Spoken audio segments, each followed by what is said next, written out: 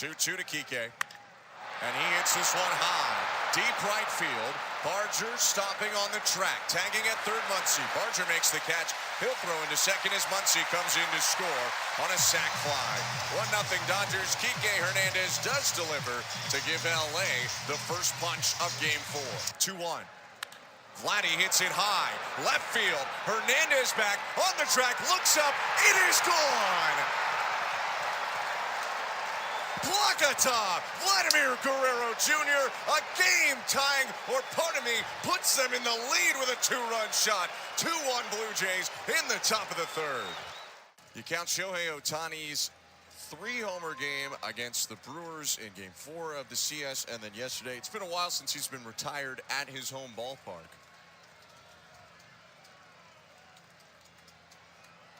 2-2. Until now, swing and a miss, strike 3. Bieber gets him on a change, 1 out. That was a great changeup. It was fading away from Shohei Ohtani. We've talked about this changeup at length. It's not a slow changeup. That changeup was 89. The fastball is about 92, 93. So not much of a difference. It's the changeup that relies on the movement. 2-1 Blue Jays. Infield shift toward third, and Clement will play no doubles at third. Hugging the line. 0-1 to Betts. And he smokes it to third, and Clement makes the catch, falling toward the chalk. Good thing he was playing no doubles, because it would have been. There's 2 outs. You probably have Fluharty, Dominguez, Varland, Bassett. Next pitch, swing and a miss, strike 3. Got him on a curve down and in. Who cares about the pen right now? Bieber's starting to deal his second strikeout of the game, 2 down in his 4th. Now he's set, runner on in the 2-0. Hit in the air, right center field. Barger on the run, curling into the gap, makes the catch. Nice play to end the bottom of the 4th. Next pitch, called, strike 3. Ohtani down, Bieber punched him out. 2 outs in the bottom of the 5th. He snuck by a heater. Fluharty twists his hips and sets. Look to Freeman. 0-2 to Edman. Swing and a miss, strike 3. Got him on a back foot sweeper. Fluharty comes in, gets the first pitch, fly out, and a 3-pitch strikeout to end the threat. On to the 7th we go. Here's pitch 8 to Jimenez. And it's lined and down in left center field. In to score Varsho. Up to third Clement. 3-1 Blue Jays as Jimenez delivers in the 7th. France twirling the bat around. 1 hit so far in this postseason, the 0-1. Bounced right side, a slow roller, in to score Clement, picked up at second by Edman in the throw to first in time for the out. Up to second goes Jimenez, and Ty France does come through in the pinch hit spot. It's not the prettiest of swings, but it's an RBI ground out to make it 4-1 Blue Jays. 37-year-old Wichita, Kansas native Blake Trinan works with a sweeper, sinker, 4-seamer, and cutter. He's 0-1 to Bichette. Swing and a rope, left field and deep, turning back Hernandez, it's over his head and off the base of the wall. In to score Andres Jimenez, around to third Guerrero, wall ball RBI, single Bo Bichette, 5-1 Blue Jays in the 7th. He tagged it out to left. There is no lead too large when you're facing the Dodgers. Big 3-run inning, trying to add to it. Barger up first and third, 2 down. Let's go Blue Jays chances. The first pitch to Barger's hit through the left side. Base hit left center. In to score Guerrero. Up to second Bichette. 6-1 Blue Jays. What an approach from Addison Barger. He knows that he doesn't have to do too much. He knows that he's not trying to hit a home, or doesn't need to hit a 3-run home run there. There was a big hole on the left side of the infield. Mookie Betts was shaded up the middle, and he just sticks the bat out, hits a hard ground ball through that hole. 1-2 to call. And he caught him, punched him out on a 4-seamer right on the bottom outside corner. What a pitch, Chris Bassett, 2 down. 8-pitch mix for the righty. Here's his 2-1. And it's hit on the ground to second. IKF on it. He throws to first. 7th inning in the books. 1-2-3 for Chris Bassett. On to the 8th we go in Game 4. 6-1 Blue Jays. Bassett's 2-strike pitch. Swing and a miss, strike 3. Elevates the cutter. Gets Freddie Freeman, 1 out.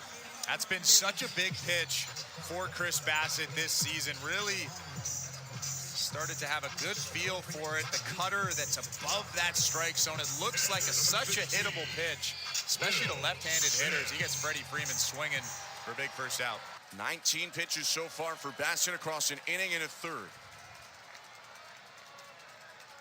He offers home a 2-2. And it's bounced towards short. Jimenez waiting. Underhand flip for one. IKF to first. Double play. 6-4-3 to end the 8th. Two stunning innings from Chris Bassitt in relief. On to the 9th we go in game 4. 1-2. On the ground at third. Clement picks it up. Hernandez goes home. Clement throws to first in time for the out. And a run will come in on an RBI ground out by Edman, but that's positive for the Blue Jays. It's 6-2, but there's only 2 outs left. One down in the 9th. 2-2. Swing and a miss, strike 3. Doubled up on it and punched him out on a curve. It was in the dirt, but Hernandez, screaming, walks back to the third base dugout rather than run down to first. 2 down.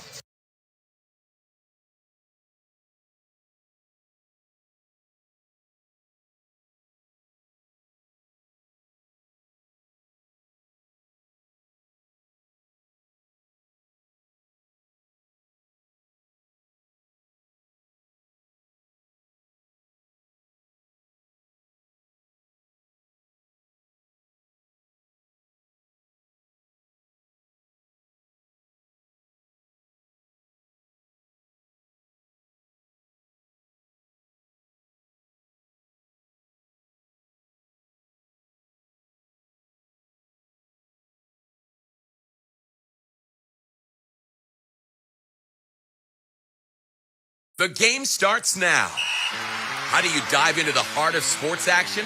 With Betano.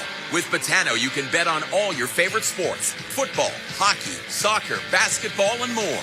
Follow the action live and bet in real time. Whether it's a big game or the match of the season, stay connected to the excitement and make every game count. Looking for a thrilling sports experience? Sign up at betano.ca. Ontario residents only. Must be 19 or older. Please play responsibly. Yeah, I don't think that you can kind of point to anybody in this lineup and say, yeah, there's just no way that I could see a situation where this guy does something, right? Like the Dodgers responded today with taking out a guy that they felt like, no, we know it can't be him. Yeah, and that's fair. We'll get to that in just a second. The Blue Jays say it can't be him, George Springer, today. He's out of the lineup yet again, but yeah, I mean, maybe I am the world's biggest sucker. Like maybe I am the sap. Maybe I'm the mark. Like I'm the fish at the table. But I think I'm a bigger sucker than you, to be honest. Like I feel like I'm like in the world of marks, you have a little bit more acumen than I do. Well, I guess I buy it hook, line, and sinker that despite it looking like he just destroyed his oblique and like his oblique, maybe he got an oblique transplant. And maybe that's the reason why he's like on the verge of maybe playing again in this series. But apparently hit off the velocity machine, was taking fly balls, was like running on the field, was doing all these things. And everybody's in conversation and so close to hour by returning. Hour. Yeah, minute by second, millisecond by millisecond, and just missing out. They've just got a trainer going like, "How about now?" Like, no, now. Yeah, now. How about now? Yeah, and it turns out he was like, "Not now," but not maybe now. as a pinch hitter. So here's how the Blue Jays line it up. George Springer once again out of the lineup. Again, they just shift everybody up, including Davis Schneider, who's back in against the lefty, leading off playing left field. Vladdy hitting second at first base. Bo Bichette back in there as the DH. Alejandro Kirk catching. Dalton Varsho in center field. Ernie Clement playing third base. Addison Barger playing right field. Isaiah Kiner-Falefa at second base. And Andres Jimenez hitting ninth, playing shortstop. The Barger one is interesting as well because he was not in the starting lineup in game one. You will recall he had a rather large hit, though, in that game when he did pinch hit and hit a grand slam of Anthony Bonda.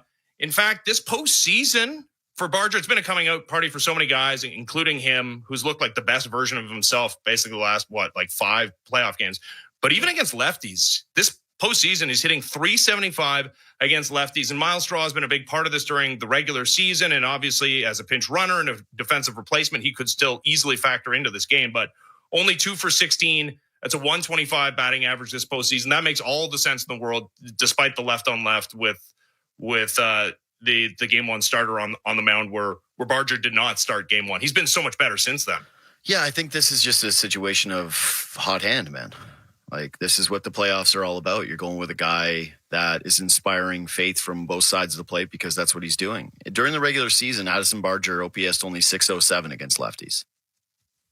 Like, he was basically a complete non-factor for those of you that don't care about OPS whenever a lefty was on the mound. So I think that it's a combination of the way that Barger looks at the plate, the power threat that he is, and maybe even a little bit of an acknowledgement by John Schneider, who has course corrected after mistakes, to say, I think I'm just going to go with one of my better players and keep one of my better players in the lineup. And then also, it should be said that, if you're pointing to someone who struggled in the postseason, and especially as of late, it's been Miles Straw. He had a great regular season.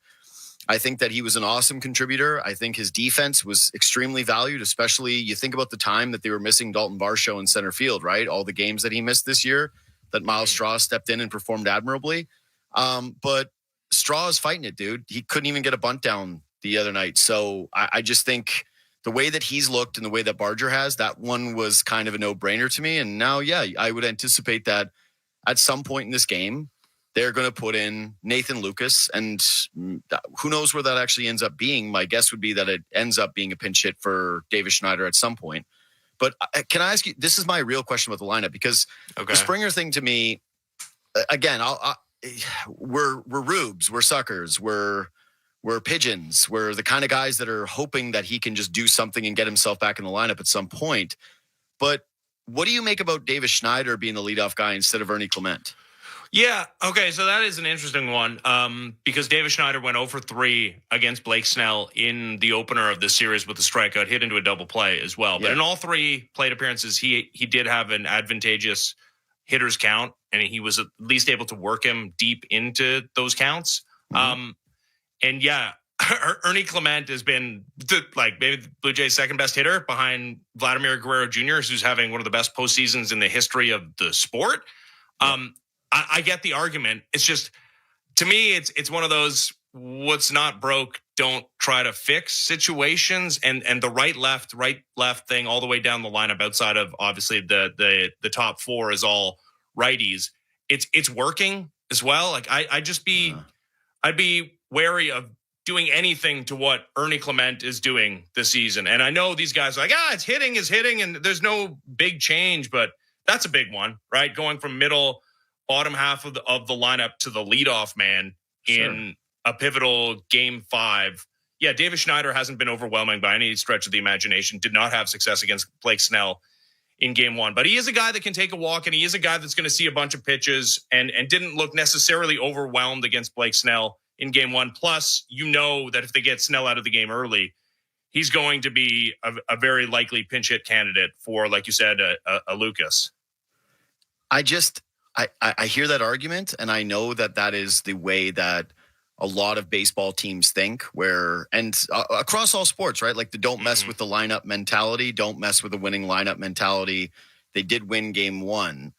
I just don't really, I think if you lose George Springer and the way that Vladdy's swinging the bat, I just don't understand really not wanting to put one of your better hitters at the top of the lineup to get more at bats to set the table for those guys. And okay, Davis works counts, but over the course of this postseason, he has 19 plate appearances and he's got 3 hits and 3 walks. And out of that, but even out of that, it's like, that's good for a 566 OPS. He had his best 2 games against the Yankees when all of the Blue Jays were mashing, right? Like that's when he actually contributed. The last 4 games, including 2 of which against the Dodgers, he has combined over the course of that stretch for 1 hit and 1 walk. So I get it. I'm not saying that this is a huge screw up. I understand the logic, obviously, but if you're telling me, hey, you've got the MLB postseason runner up for hits versus a guy who has 3 hits in, again, 19 plate appearances, it's a little surprising to me. I noted it when I first saw the lineup. I was a little surprised. I'll be honest. No, this is okay. So this thought ties into that in that Yeah, do I think over the course of 162 games, you want a guy who's as free a swinger as Ernie Clement at the top of the lineup? Sure. Not necessarily, but he is as hot as anybody in the sport. And who cares? And it's like, is Addison Barger going to hit lefties his whole career and be in the lineup every game against the best lefties? Maybe not. But right now, he's killing lefties. And you have a 3-game sample left in the season. And you got to go on what you've seen like literally yesterday or literally in the first matchup of these two teams in game 1 of the World Series. So yeah, I would not have necessarily hated. And in fact, when George Springer left the game with his oblique, I suggested that Ernie Clement jump the queue and go to the top of the lineup. The only, like, again, it's not a horrible thing to have him hitting in the middle of the lineup. The other thing that it does inhibit is for the rest of these Blue Jays hitters, especially the Vlads and the Bows who were coming up in that first inning, likely to see a number of pitches because Ernie likes to swing the first pitch, right? Like that is oftentimes his deal. And George Springer can do that as well, but also capable of working a deep count. And we know that David Schneider is more likely than Ernie Clement to see a bunch of pitches, especially in that first at bat. Yeah, again, it's not a move that has no line of thought to it, and it's not something where I'm going to be spinning out over. But Ernie Clement this season, OPS. Do you want to guess against lefties? Do you want to just throw a guess out it there? was ridiculous because he didn't hit righties at all and had an OPS over 700. He had like an OPS over 900, I think, against lefties. Yes, David Schneider David Schneider did not hit lefties during the season, only hit righties. Yeah. So Ernie Clement this season, 900 OPS against left-handed pitching. Yeah. That's over a real sample size, man. That's that's 100. That's 187 plate appearances. Like.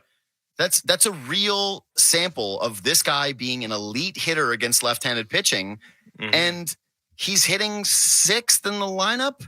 And the guys behind him are Addison Barger, who we've gone over, I think should be in the lineup, but against an elite lefty could end up leaving you wanting. Isaiah Kiner-Falefa and Andres Jimenez, who actually I shouldn't disparage him at all because you saw that he's hitting 500 with runners in scoring position. So if Ernie can get on, Andres Jimenez is like as good of a bet as anybody on this roster to drive it in. But I just can't help but look at that a little bit and say, yeah, I get righty lefty. I get that Blake Snell's not going to pitch this entire game. Yeah. But if you're asking me what the best course of action is always, it's get to the starter, get him out, get to the bullpen. And I feel as though Ernie Clement, followed by Guerrero and Bichette and Kirk, that's your best course of action against Blake Snell. So minor thing, fine. We'll see how it plays out. But I hope Ernie Clement doesn't end up with 2 hits off Blake Snell and get stranded a couple of times because the guys behind him can't move him over.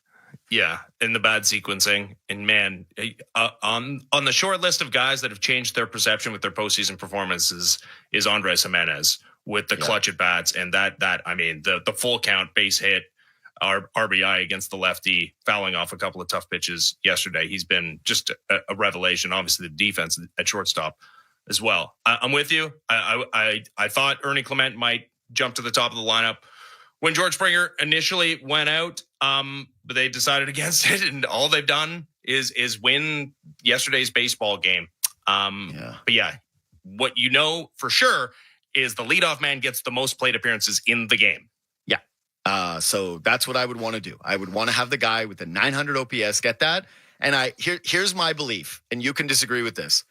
I think getting on base is more important than seeing pitches for the other guys. Yeah. that's just how I feel about it. Can I ask you a question before we go into some of the other stuff that we have planned? Do you think that this is a must-win game for the Blue Jays, considering that Yamamoto is following them in game 6 and he's gone 2 complete games and he is the one guy that basically throughout the postseason nobody can touch? Yeah, I mean, it does feel that way. Now, I will say Kevin Gausman was matching him pitch for pitch in that start until he wasn't. Yeah, right? not for Jonas Two Brothers. solo shots. And oh, my God.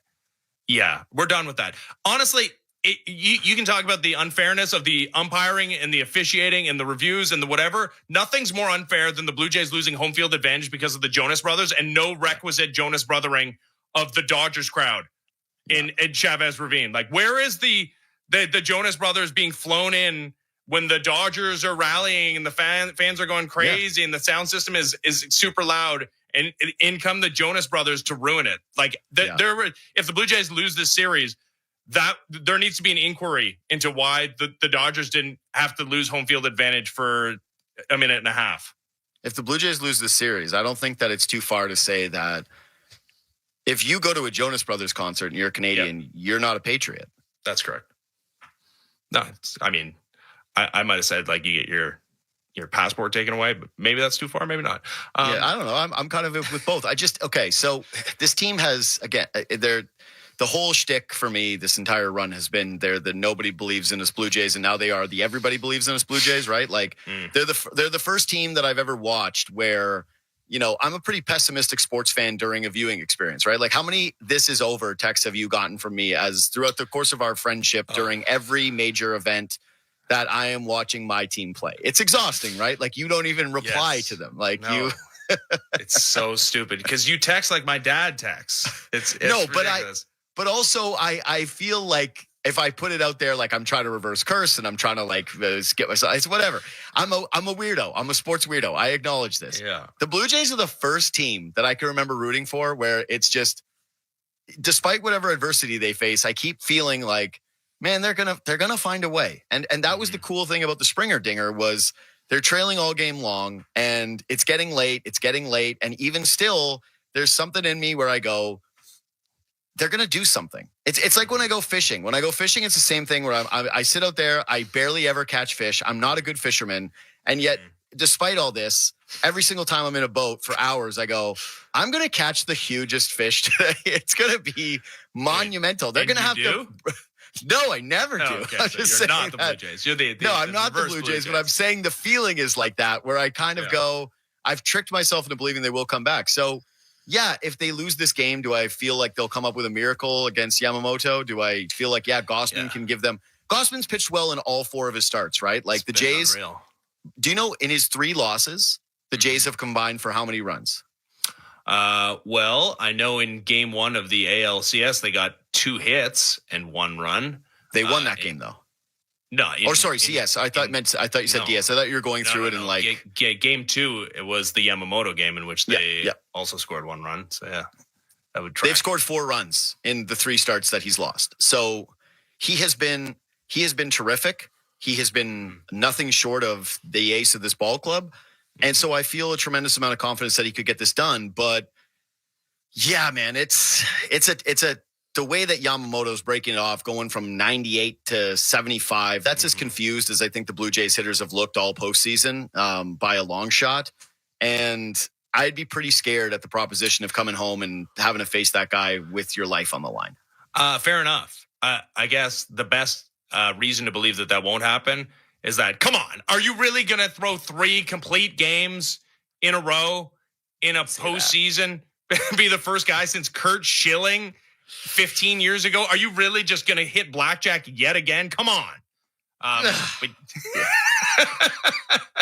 But yeah, no, it's not a great proposition. Before we move to the Dodgers and their lineup change, I just want, Bo at the plate looks completely just back, right? 109.6 miles an hour on the base hit in that 7th inning in game 4. Yeah, I don't know what it would take, where the ball would have to go for him to not end up with a single. It would have to bang around 700 different times and in a crevasse.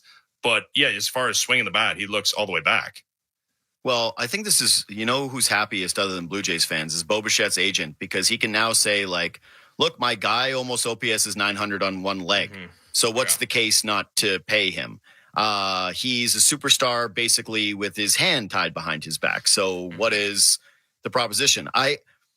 Again, there's really not much you can say that is a positive about losing George Springer, one of the best postseason hitters in MLB history, a guy who delivered the biggest hit of the postseason for the Blue Jays.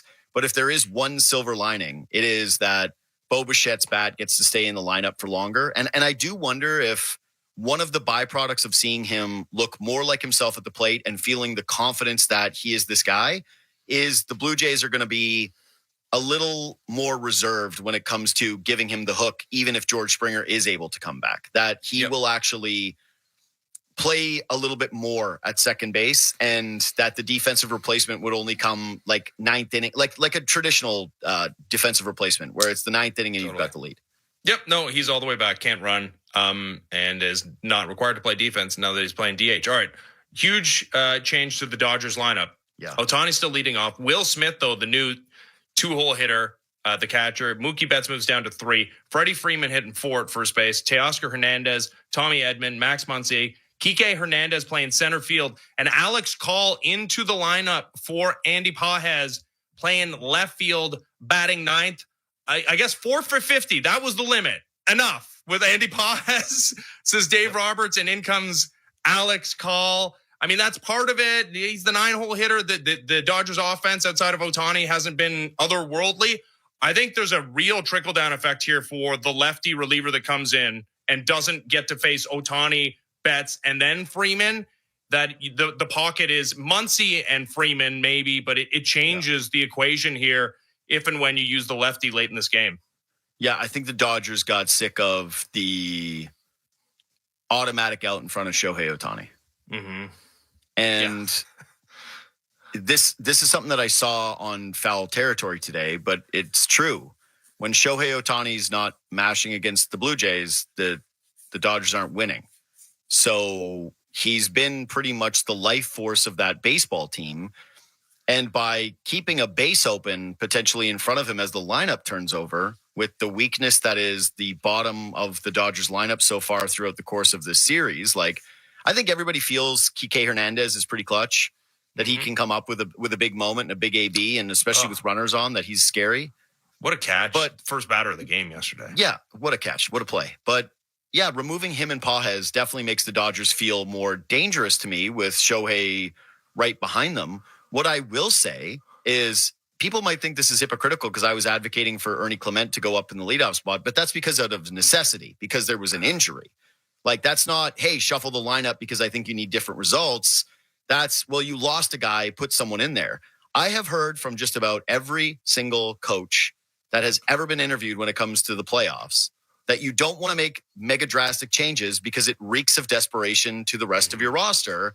And that's how I feel looking at this, is that the Dodgers are the team that's pressing here. The Dodgers are the team that feels the pressure of the moment. The Dodgers are the team that feel like they need to make an adjustment.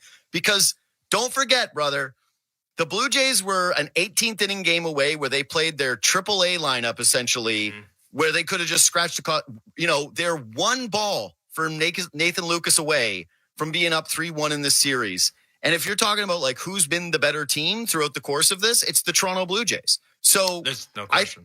I think the Dodgers have every reason to be desperate. And I think that if you're a Blue Jays fan, outside of the practicality of, hey, better hitters right in front of Shohei Ohtani, I think this is something you love to see. Do you not? Oh, yeah, 100%, because you are correct. Hey, guess what? The team with the top payroll in baseball, the overwhelming favorite, finds himself without home field advantage and staring down the 8-ball of going to Toronto with the Blue Jays a chance to end this thing on home turf. Trey Savage, we should mention, we don't have a ton of time to talk about him because we only have 25 minutes on this show, but only threw 10 splitters in game 1. His 80 pitches, somehow got through 4 innings of that inning without his best pitch. He only got 4 swings and 2 swings and misses. So that's bad. I can't imagine it's going to be that bad. And maybe there's a benefit to Ohtani, Freeman, and Teo only saw 1 splitter apiece. Mookie Betts, Will Smith didn't see one at all, and they didn't see good ones from him. It's weird because the Dodgers mashed splitters this year, but also they didn't see any splitters in the postseason. Coming into this series, only 3% of the pitches that they had seen coming into the series, only 3% of the pitches they had seen were splitters. So you would think that would tip to the advantage of Savage. The second thing I'll say quickly is Trey has faced a team the second time 4 times now this year, and only one of those times has he been hard hit in the second outing, which should bode for a lot of confidence with this kid. Can't wait to see what he has in store for his final start of the season. Game 5 of the World Series. The team that wins this thing 1 win away from the World Series. Ben Shulman, Chris LaRue with the call coming up from Dodger Stadium on the Sportsnet Radio Network. Enjoy the game, everybody.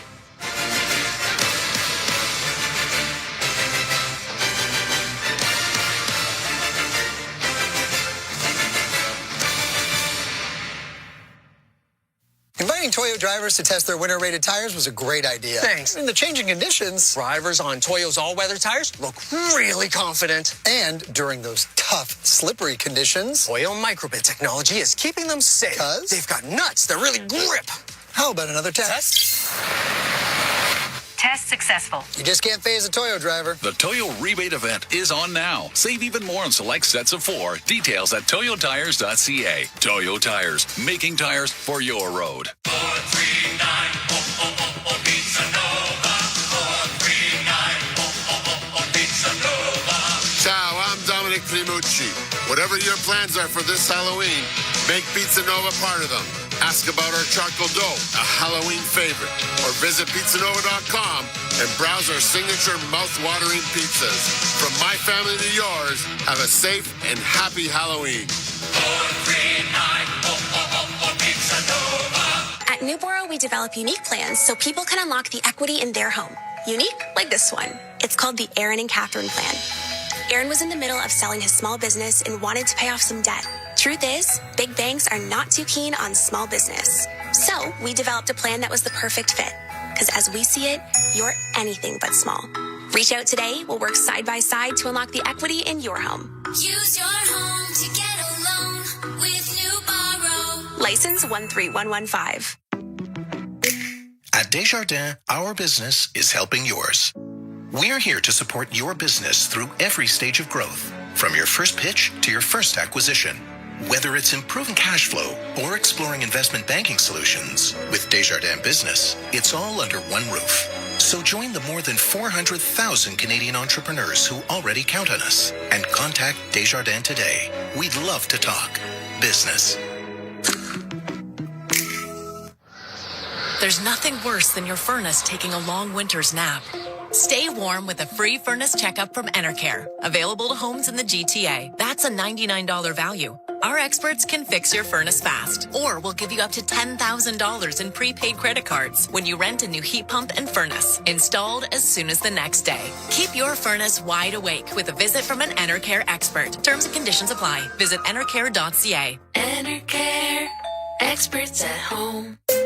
Welcome aboard Air Canada. Rocky's Vacation, here we come. Whoa, is this economy? Free beer, wine, and snacks. Sweet. Fast free Wi-Fi means I can make dinner reservations before we land. And with live TV, I'm not missing the game. It's kind of like I'm already on vacation. Nice. Air Canada. Nice travels. Wi-Fi available to Aeroplan members on equipped flights. Sponsored by Bell. Conditions apply. See aircanada.com.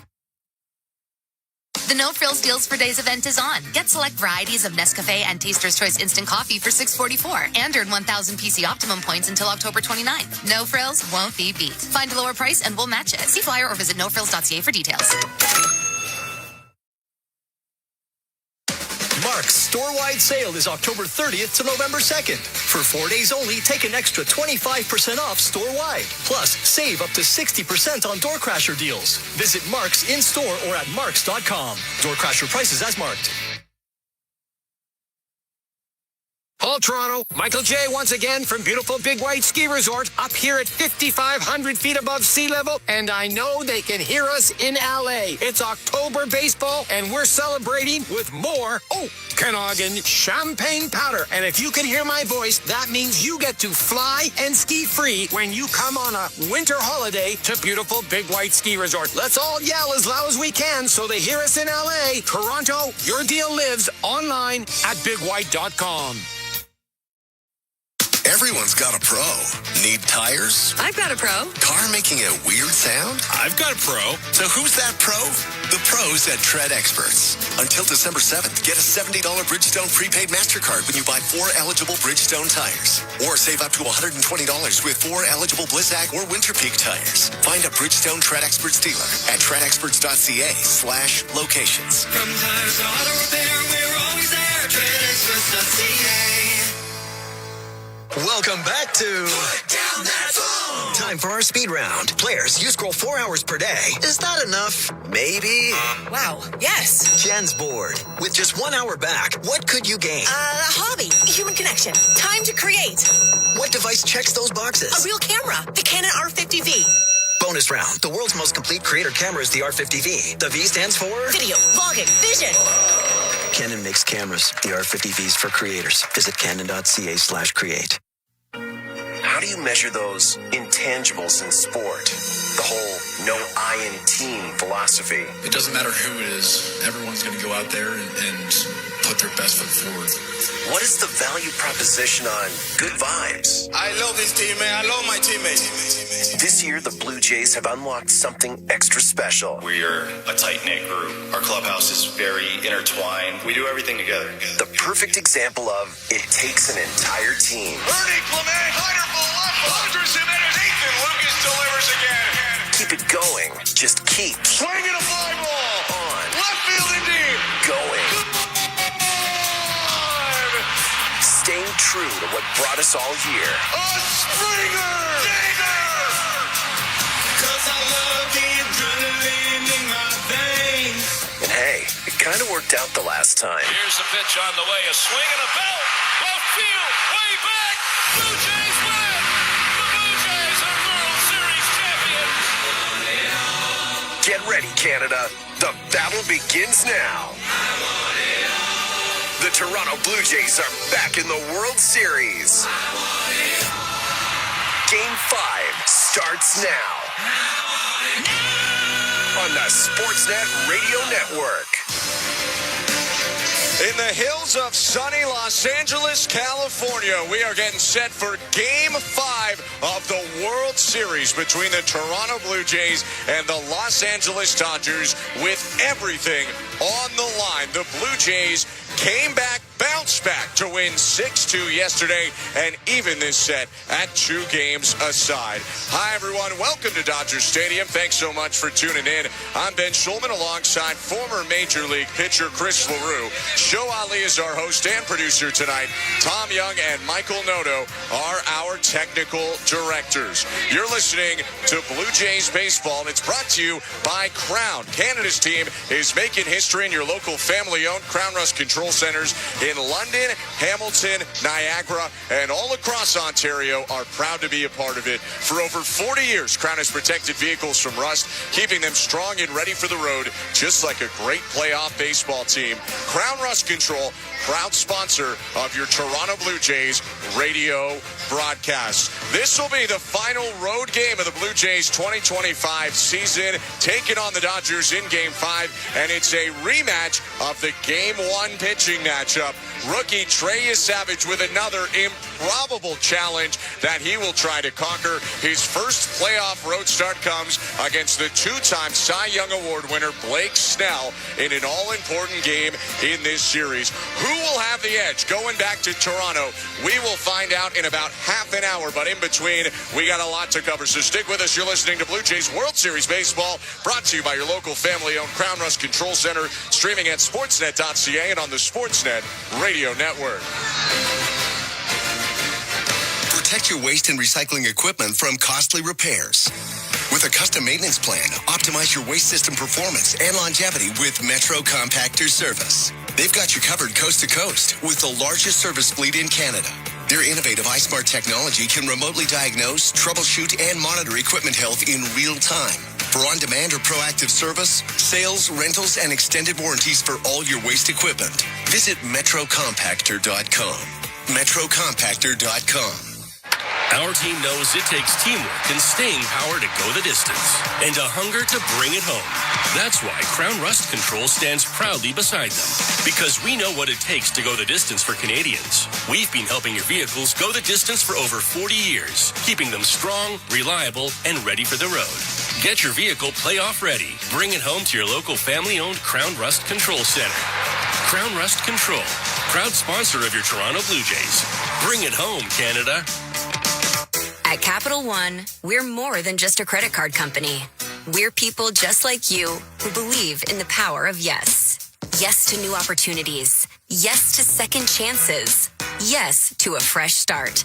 That's why we've helped over 4 million Canadians get access to a credit card. Because at Capital One, we say yes, so you don't have to hear another no. What will you do with your yes? Get the yes you've been waiting for at CapitalOne.ca/yes. Terms and conditions apply. Running out of hot water? Go Lime. No hot water? Go Lime. Paying too much for your water heater? Go Lime. Need a new tankless water heater? Go Lime. Go Lime. Go Lime offers new water heaters starting at $19.96 a month. Free install, new system, full warranty, and they even return your old tank. One price, no surprises. Go Lime.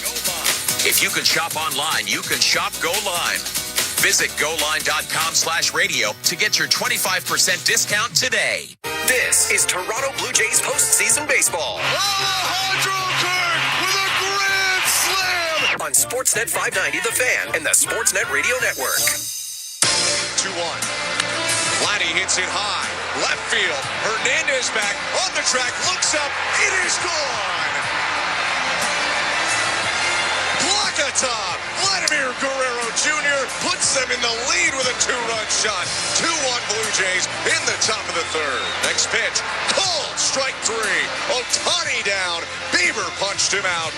2 outs in the bottom of the 5th. He snuck by a heater. Here's pitch 8 to Jimenez. And it's lined and down in left center field. In to score Marshall. Up to third Clement. 3-1 Blue Jays as Jimenez delivers in the 7th. He's 0-1 to Bichette. Swing and a rope. Left field and deep. Turning back Hernandez. It's over his head and off the base of the wall. In to score Andres Jimenez. Around to third Guerrero. Wall ball RBI single Bo Bichette. 5-1 Blue Jays in the 7th. He tagged it out to left. Let's go Blue Jays chances. The first pitch to Bargers hit through the left side. Base hit left center. In to score Guerrero. Up to second Bichette. 6-1 Blue Jays. The 2-1. Ball hits it in the air out to left. Straw going back. Makes the grab. The Blue Jays tie the series.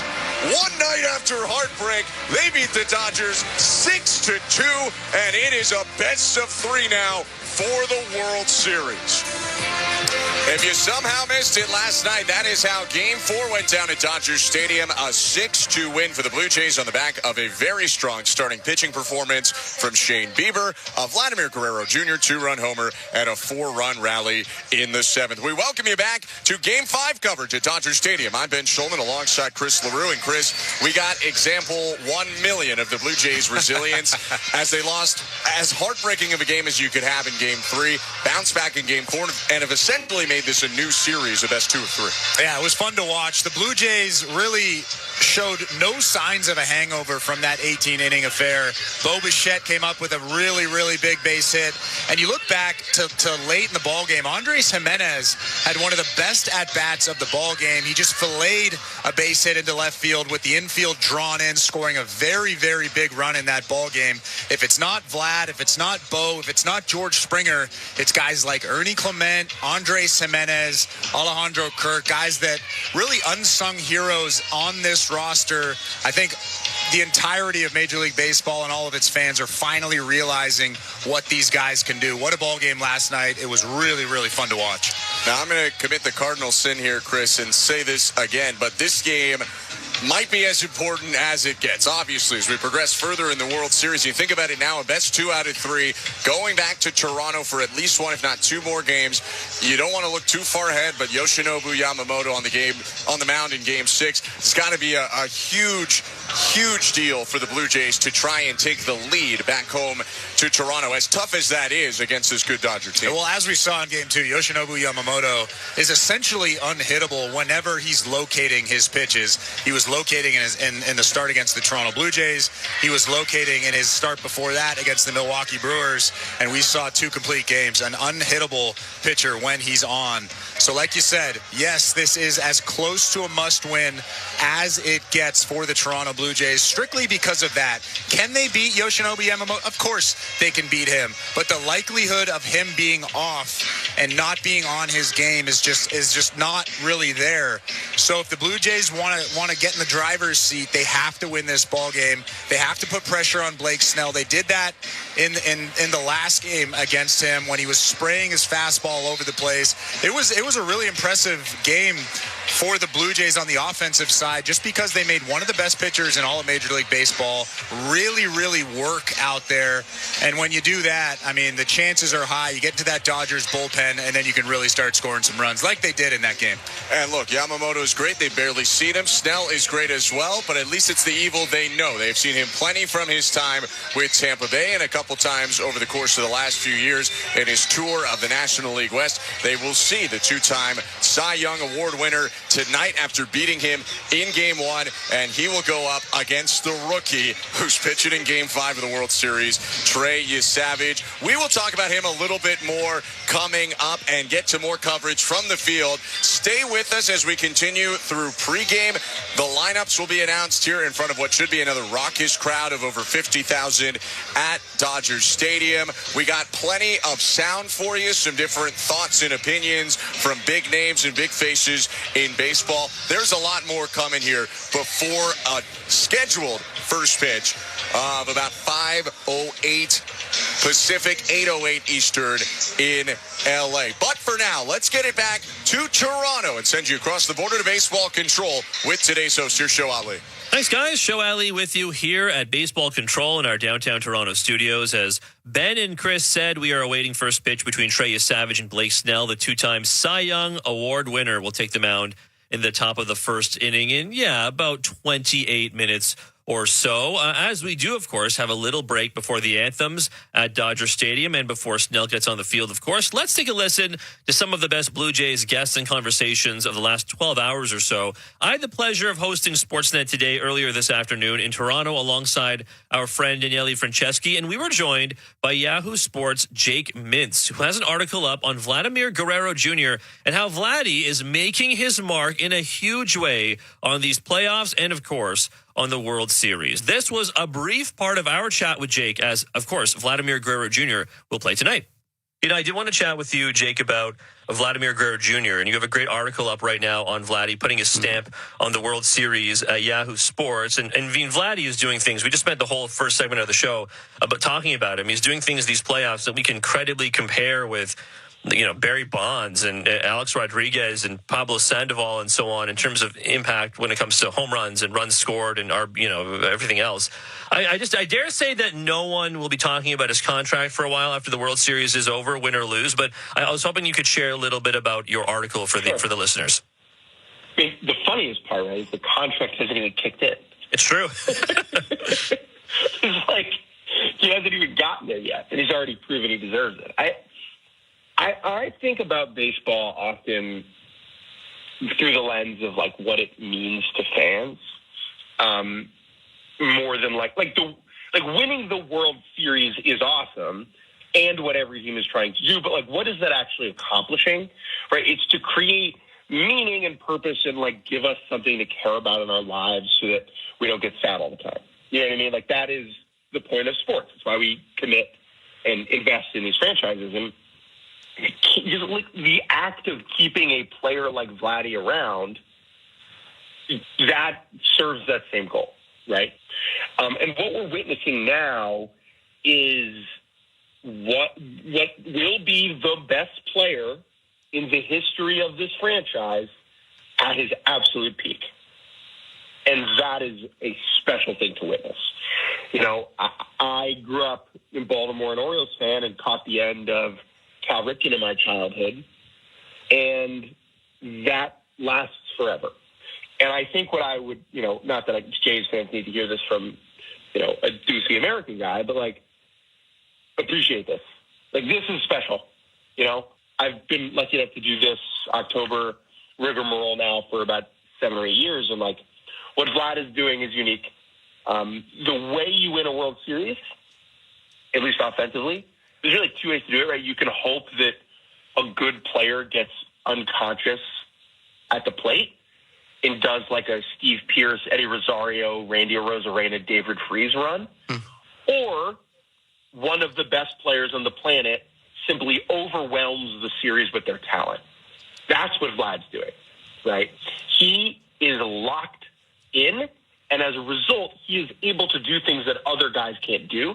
He can raise his game to and above the level of pitching that we see in October. And the whole thing is just remarkable, and I feel very fortunate to get to see it.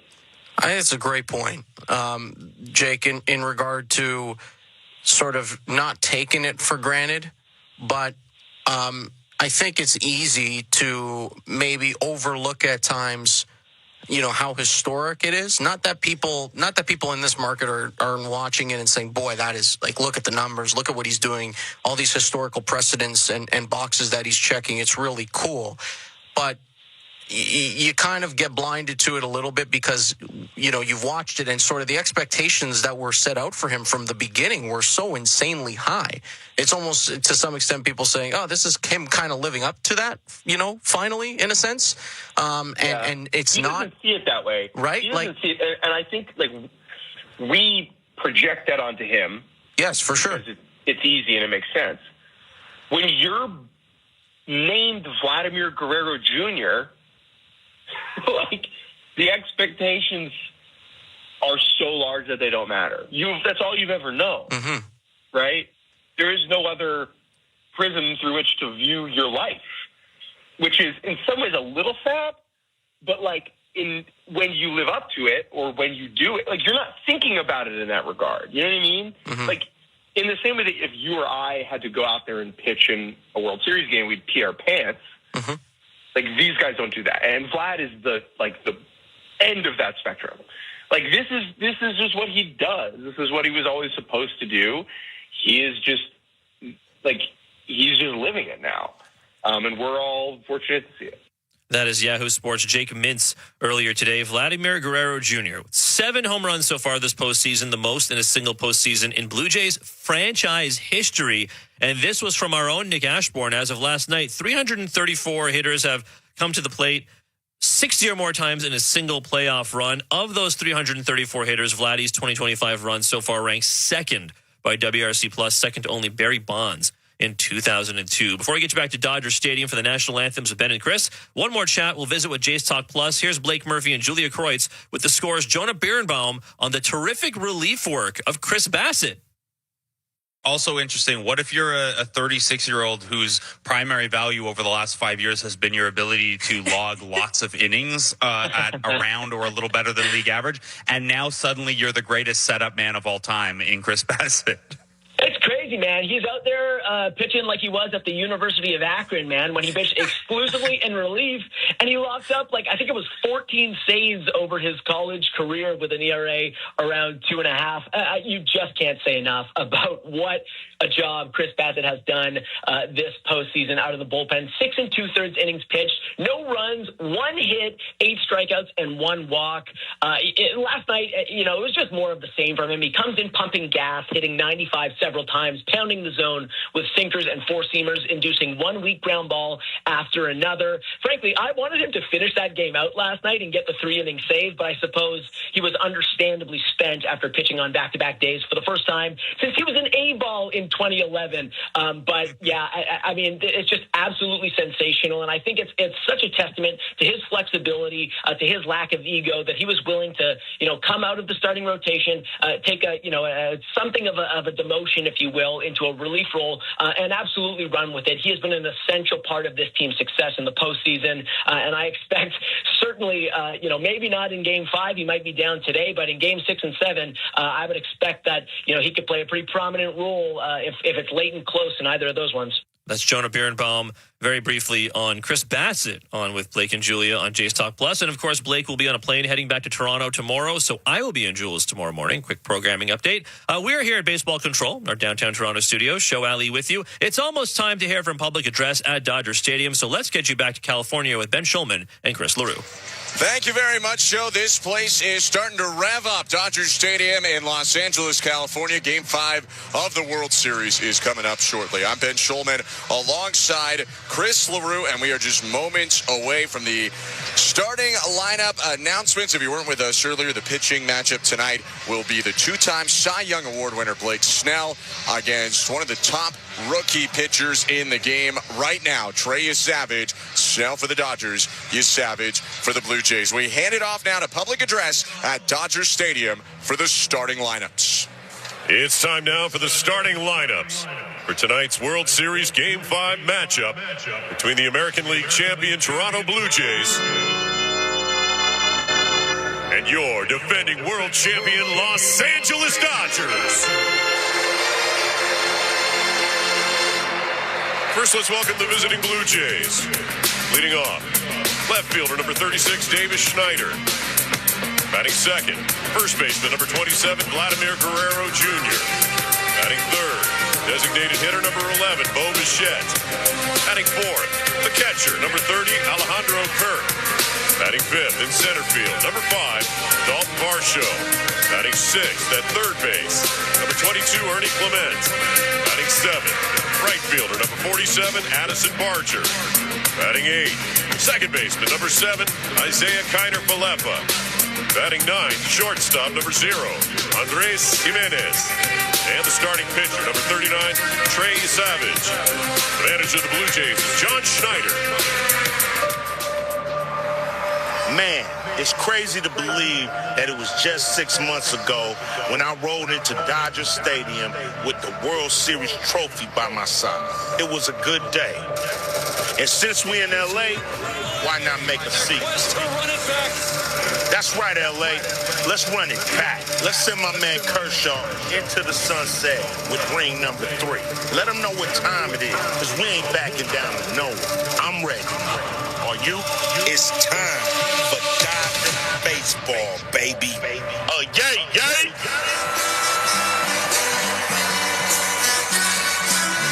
And now, the starting lineup for your defending world champion Los Angeles Dodgers. As chosen by Dodgers manager Dave Roberts. Leading off, designated hitter, number 17, Shohei Ohtani. Batting second, behind the plate, number 16, Will Smith. Batting third, the shortstop, number 50, Mookie Betts. Batting fourth, first baseman, number 5, Freddie Freeman. Batting fifth, right fielder, number 37, Teoscar Hernandez. Batting sixth, at second base, number 25, Tommy Edman. Batting seventh, third baseman, number 13, Max Muncy. Batting eighth, in center field, number 8, Kike Hernandez. Batting ninth, left fielder, number 12, Alex Call. And on the mound for the Dodgers, number 7, Blake Snell. Fans, let's hear it for your Los Angeles Dodgers.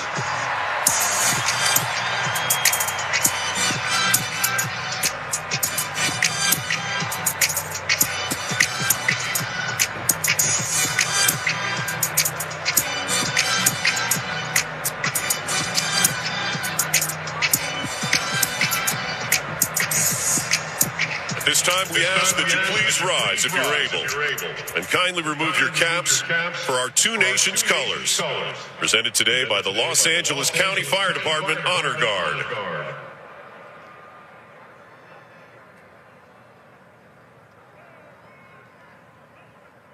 Now, fans, please remain standing for the singing of the national anthems.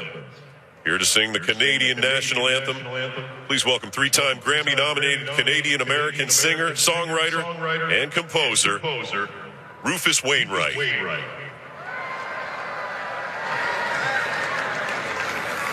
Oh, Canada, our home and native land, true patriot love that only us command, car ton bras portait l'épée, il s'est porté la croix.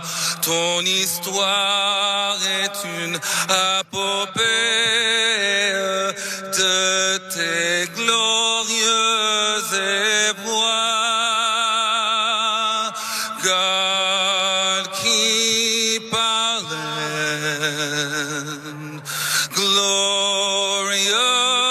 and free.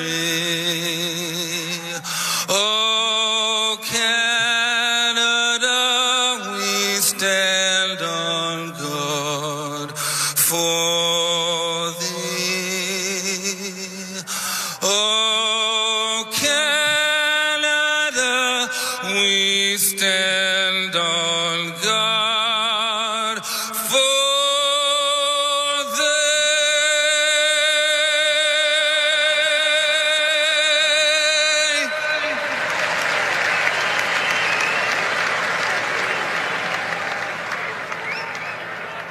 Now to sing the national anthem of the United States of America, accompanied by Dodger Stadium organist Dieter Rule.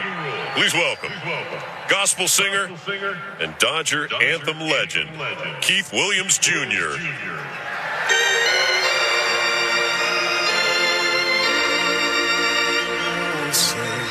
Can you see by the dawn's early light what so proudly we held at the twilight's last gleaming, whose broad stripes and bright stars through the perilous fight o'er the ramparts we once were so gallantly streaming, and the rockets red glare, the bombs bursting in air, gave proof through the night that our flag was still there. Oh, say does that star-spangled banner yet and wave o'er the land of the free and the home of the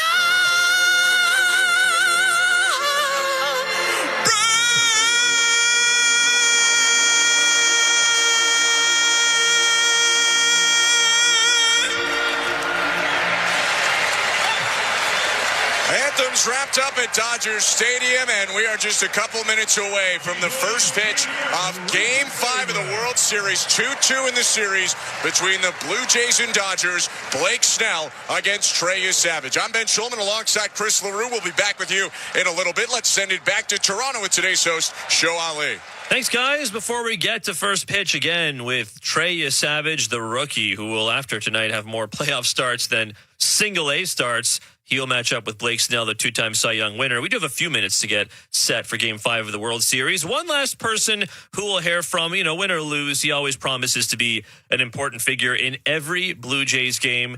The manager, John Schneider, of course, speaking to the media today as he usually does. Here's a brief visit with the skipper. He spoke about the offensive abilities of Vladimir Guerrero Jr., Chris Bassett pitching in relief, and Trey Savage making his second start of the World Series. Just wondering with Vladdy, how do you view the idea of protection with him? Like, is it guys ahead of him in the order getting on base so that they can't intentionally walk him, or is it guys behind him to create that threat of damage? I think it's both. You try to build a lineup to where, guys will be on base for certain guys. And then what is their offensive profile like? Is it contact? Is it damage? I think Vlad is going to be pitched how Vlad is going to be pitched no matter who's in front or behind him. And guys have done a good job of getting on for him. So that's kind of how we view it. I think guys, if it's Nate hitting in front of him or if it's Bo hitting, whoever's hitting in front of him, I think they understand that they're probably going to get something to hit, you know what I mean? Because he's standing on deck, and then it is kind of important who's behind him too, you know what I mean? So we've seen the bat be taken out of his hands. So you got to have guys that can do some stuff behind him. With Vladdy,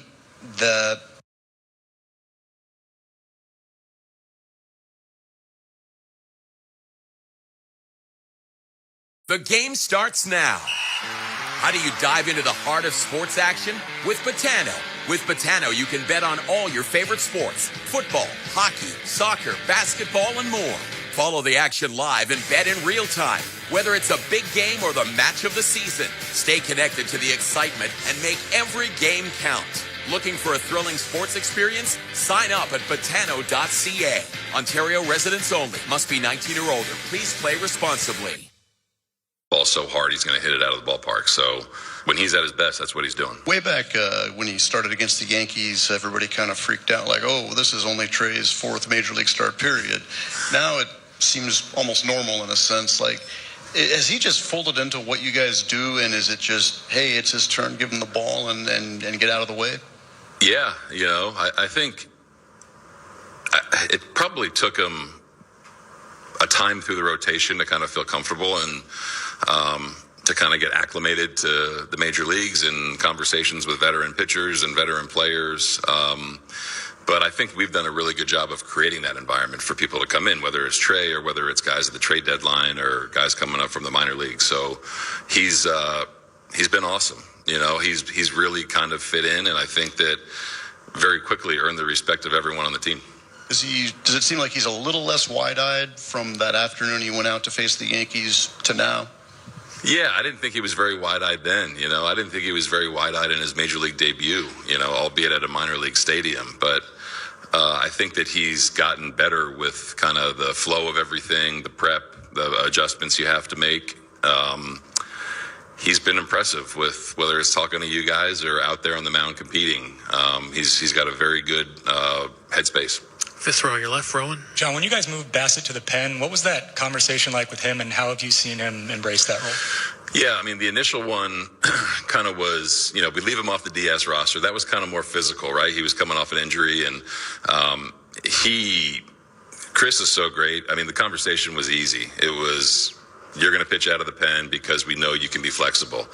And he said, I don't care if you start me. I don't care if you close me. I don't care where you pitch me. I just want to pitch. So he's really gone up, in the circle of trust, if you will. His first outing was kind of a nondescript. We were down against Seattle, but I think he's earned the right to be in any spot. You know what I mean? It's not easy to do. But I think at this stage of the season, man, you just kind of trust people. Chris has been one of our best pitchers for 3 years, and we trust that the routine that is different won't affect him, and he's throwing the ball extremely well. I know Max kind of like puts his headphones on around this time. Shane's kind of chatty as usual. What is Trey like for these kind of 2 hours before a start? He's pretty boring, he's usually playing cards with the guys. But I think once he kind of meets with Pete and the catchers, he's just very boring. He's very calm. You guys probably see him in between innings. Kind of takes a deep breath, kind of trying to stay present with where he's at. He's pretty boring, I guess is the best way to say it. Kind of just goes about his routine. He'll talk to guys. He won't bite their head off if they're trying to ask him a question or something like that. But he's just pretty steady.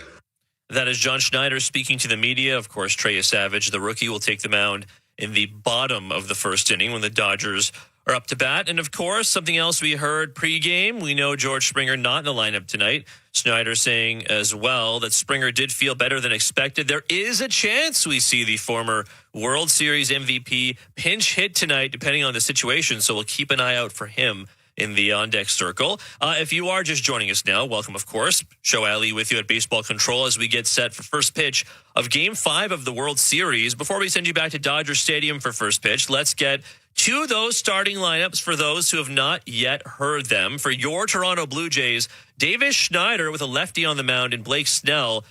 Davis Schneider's batting leadoff. He is in left field. Vladimir Guerrero Jr. is batting second. He is at first base. Bo Bichette is batting third. He is DHing. Alejandro Kirk is batting cleanup. He is catching. Dalton Varsho's in center field, batting fifth. Batting sixth, Ernie Clement. He is at third base. Batting seventh is Addison Barger in right field. Batting eighth is Isaiah Kiner-Falefa. He's at second base. And batting ninth is Andreas Jimenez. He is at shortstop. Like we said, Trey Savage makes another postseason start. He is 2-1 so far in the playoffs with a playoff ERA of 4.26 alongside 27 strikeouts.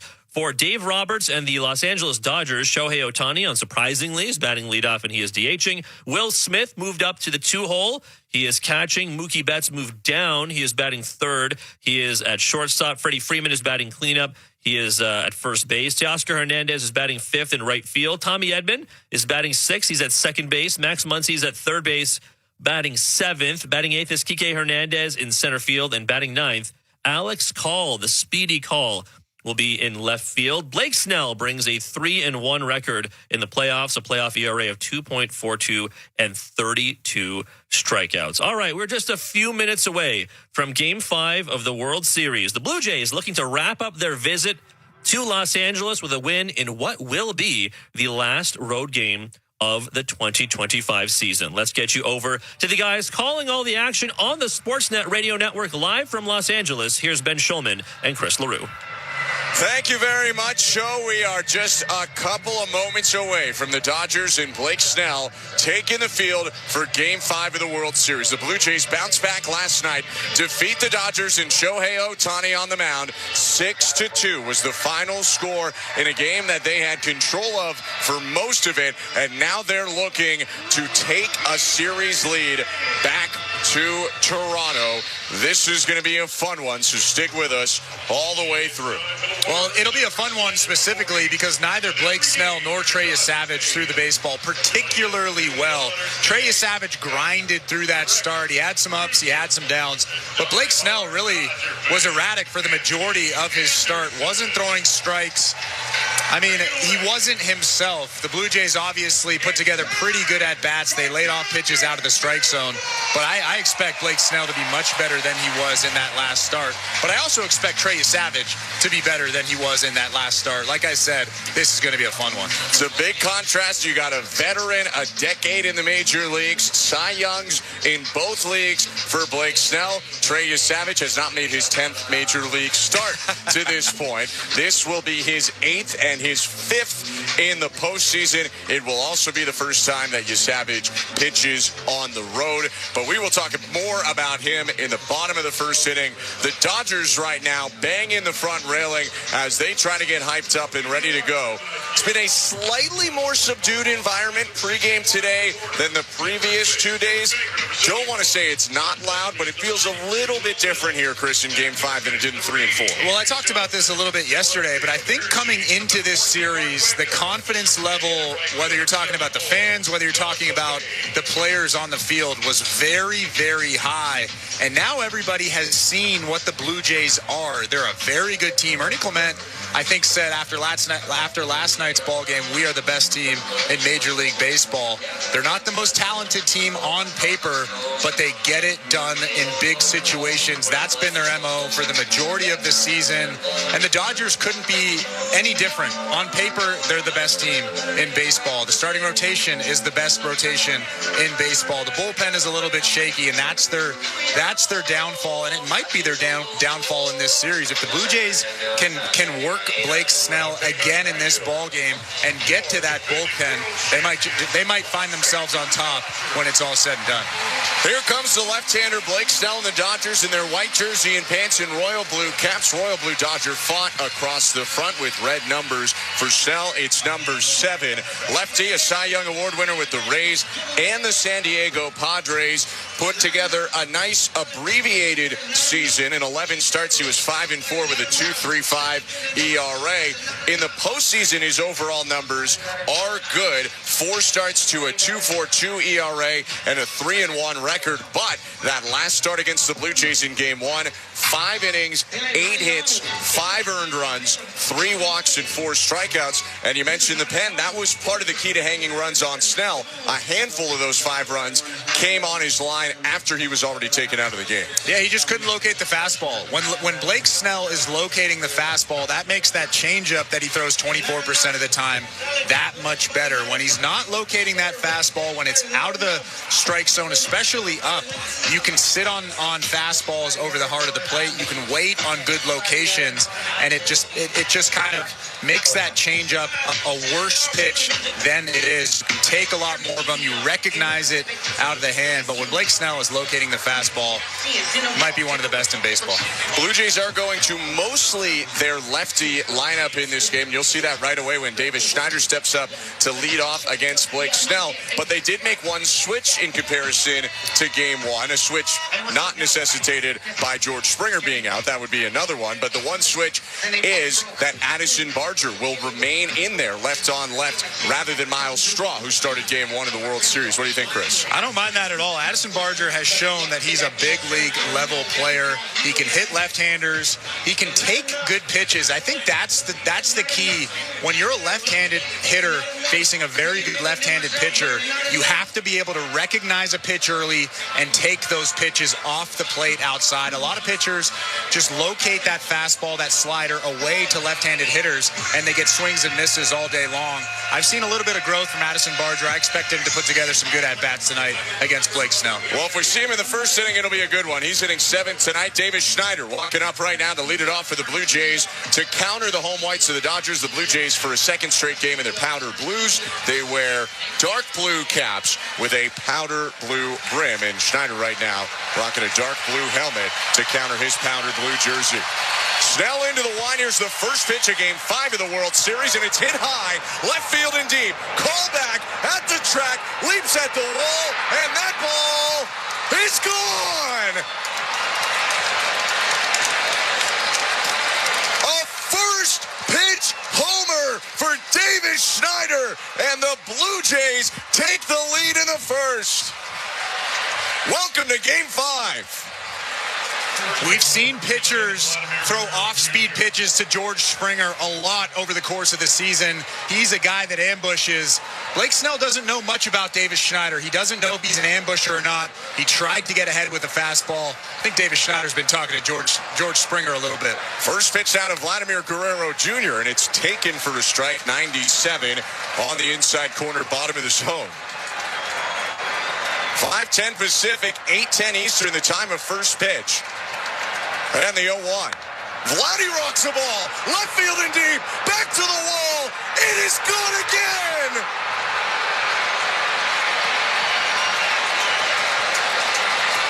Back-to-back blasts in the first. And in 3 pitches, the Blue Jays lead 2-0.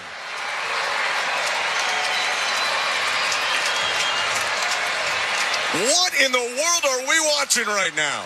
Well, Vladimir Guerrero Jr. is taking his time running around the bases, and why not? What a moment for him as he hugs Bo Bichette, getting back to that Blue Jays dugout. David Schneider is helping him out with that jacket. My goodness, what did we just witness? 96-mile-an-hour heater. He smoked it out to left nearly 400 feet. 2-0. No outs in the pitch to Bo Bichette. Big swing and a miss. Why not go for back-to-back-to-back? But it's 0-1 as he whiffed over the curve. I'm pretty sure that's what Bo Bichette was thinking right there. Blake Snell kicks in the 0-1, and Bichette smokes the liner foul, 0-2. John Schneider talked about Blake Snell in comparison to Tyler Glasnow. Said you have to grind both of them, but Snell a little more aggressive. Glasnow can pitch himself into deep counts. You want to go after Snell early. 0-2. And Bichette rolls it foul past the ankles of Carlos Fabulous. Still no balls and 2 strikes. And talk about aggression. 2 homers in the first 3 pitches of the game. It's 2-0 Blue Jays in the first. Well, they know that Blake Snell will be trying to be in the strike zone because he was so erratic in his last start. He'll probably be trying to throw more strikes. 0-2. Bounce to the plate. Check swing by Bichette on a curve in the dirt. And I can only assume that that's the game plan. Hey, this guy's going to try to throw strikes. He's going to try to be in the strike zone, at least more so than he was in his last game. Let's jump all over him. Left on right. Good start. The 1-2. Outside 2-2. 2 homers before I could tell you that game time temperature for first pitch, 31 degrees Celsius. Not a cloud in the sky in Los Angeles. You can see the big hills, mountains in the background. 2-2. Swing and a miss, strike 3. Snell bounces back with a really nice change. Strikes out Bichette, 1 down. That's the pitch right there. I know he's got a very good fastball, sits about 95 to 97 with that 4-seamer. But like I said before the broadcast, when he's locating the fastball, that changeup is almost unhittable. We see one of the best hitters in baseball in Bo Bichette way out in front of it. So 1 out, 2-0 Blue Jays, top of the first in the pitch to Alejandro Kirk. High ball 1. This first inning is brought to you by Armstrong Bird Food. Bring nature to your backyard with Armstrong, feeding Blue Jays since 1986. Visit ArmstrongBirdFood.com. Snell's 1-0. And Kirk bounces it foul off Will Smith. Rolls foul down the third baseline. And it's 1-1. Our home plate umpire tonight is Alan Porter. Jordan Baker at first, Will Little at second, and Adrian Johnson at third. 1-1. Kirk hits a liner up the middle into center, a base hit. Alejandro Kirk rounding first. And he will hold on to the bag there with a single. 3 hits and 4 batters to start this game. Didn't throw a fastball to Alejandro Kirk. A changeup and 2 sliders. He threw a good changeup to him on the second pitch of the at-bat, and then kind of hung that one over the middle of the plate. Did a good job just staying back and finding a way to get the barrel to it. Now he's standing at first base with just 1 out in the inning. Just to wrap up on the umps, crew chief Mark Wagner in left, John Tumpain in right field. Here's Dalton Varsho, and the pitch. Hit on the ground to second. This could be 2. Picked up at second. Edman flips to Betts for 1. Throw to first in time. That was close. Varsho immediately looks to the Blue Jay dugout, and DeMarlo Hale sprints to the phone.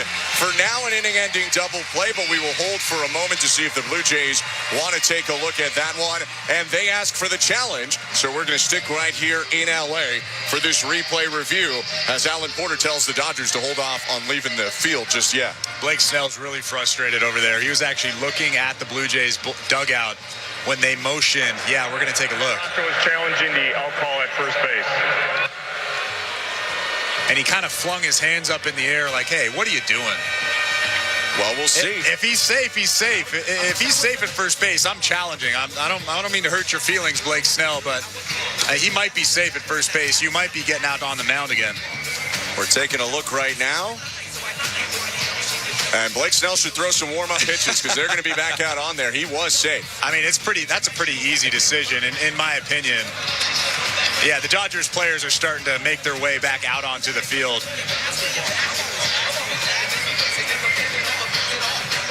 It's 2-0 Blue Jays right now. Here's the call. Overturned. The runner is safe. Toronto will retain their challenge. So the Blue Jays retain their 2 challenges. The call on the field is overturned, and Varsho is on first with a fielder's choice. Third baseman number 22, Ernie. 2-0 for the Blue Jays. Ernie Clement coming up with a runner on first, 2 outs. John Schneider re-mentioned today how important the first inning was against Blake Snell in Toronto in Game 1. A little bit different than this first inning. They made him throw 29 pitches and did not score, but they felt that inning really set up everything else they did in the game. They blitzed him here for back-to-back homers to begin the game. And now trying to add on with Clement coming up, a lefty masher, and Varsho leading off first. Slight knee bend for Clement, waves the bat above his right shoulder, and the pitch is taken outside. A changeup just missed, ball 1. This is actually a very different version of Blake Snell than we saw in his last start. 14 pitches, 10 strikes, so he's actually filling up the strike zone quite a bit. Just not the right parts of the zone all the time in this first. He kicks and tosses to first. Varsho back in there standing up. Often a stolen base threat. Varsho, with the hamstring injury in the middle of the year, has not run nearly as much this season. Showed some speed, though, running down to first base. He can do it. I just wonder if he doesn't want to take any excess risk, potentially. Blue Jays in general have only attempted 1 stolen base this postseason. 2-0 with 2 outs and Varsho on first. 1-0, Snell to Clement. He kicks and fires. There goes Varsho. Pitch is taken high, a ball throw to second, and he's out. DeMarlo Hale races to the phone again, and we will stay here for a moment, although Varsho is starting to walk back toward the Blue Jay dugout. So I think he thinks he was out. John Schneider waiting, and DeMarlo Hale asks for a challenge. So hold your horses again, Blake Snell. We got another review. I'm not sure they're going to get the overturn, but they're going to take a look and see. I think the crowd's going to love this.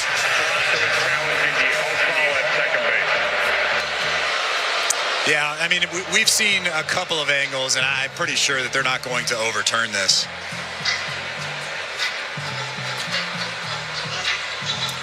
Blake Snell and the Dodgers waiting in between fair territory in their third base dugout. There'd have to be an angle that we haven't seen yet. To me, he looks out. It's very close. I mean, if the call was safe on the field, maybe you don't have an overturn, but I don't think you can overturn that call. I think the angle we're getting right now is a little bit better than the first angle we got, but honestly, both angles show that this play or this call probably won't be overturned. If the call on the field was safe, it might not be overturned either.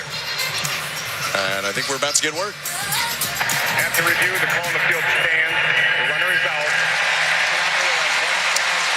So the call stands, and the top of the first finally comes to a close, but not before 2 runs on 3 hits for the Blue Jays, and none left on. Back-to-back homers from Davis Schneider and Vladimir Guerrero Jr. make it 2-0 Toronto before Trey Savage throws a pitch. We'll see the rookie on the hill when we come back. You're listening to Blue Jays World Series Baseball, brought to you by your local family-owned Crown Rust Control Center, streaming at sportsnet.ca and the Sportsnet Radio Network.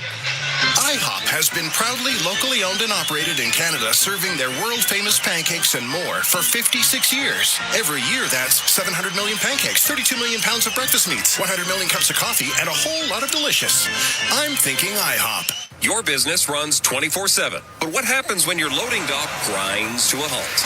Get back in business fast with Bagley Overhead Doors and Docks. Your overhead door problem is our problem, and we're good at fixing problems. Repairing your overhead door, dock, or have truck restraints that require service? No problem. We also offer preventative maintenance inspections to eliminate the chaos and expense of unplanned emergencies. Bagley Overhead Doors and Docks. Trusted for over 60 years. Visit BagleyOverheadDoors.com today.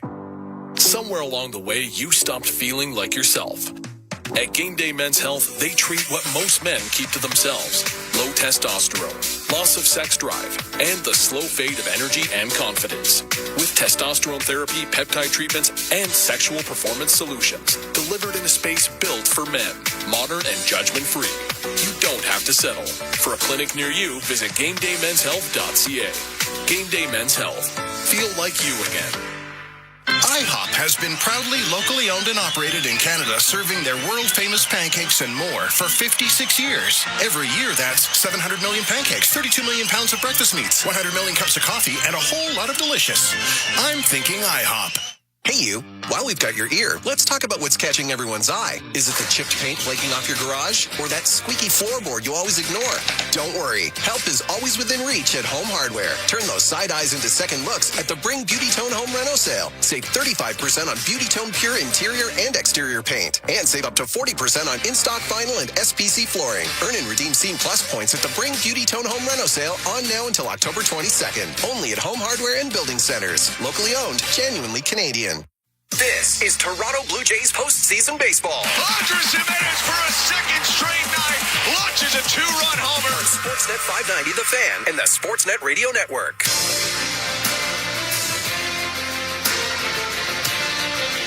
You missed a line in the top of the first in Game 5 of the World Series. In L.A., the Blue Jays lead 2-0. Davis Schneider and Vladimir Guerrero Jr. hitting back-to-back home runs to begin this game. Trey Savage will look for a quieter start to his outing, although he'll begin with Shohei Ohtani in Savage's second start of the World Series. Rookie right-hander brings the glove up to his face. Into the wide, he kicks and offers. And Ohtani takes low ball 1 on a four-seam fastball. In his last start against the Dodgers, he threw 80 pitches, but only 44 of those pitches were strikes. Look for him to fill up that strike zone a little bit more in this game. Right on left matchup, 1-0 to Ohtani.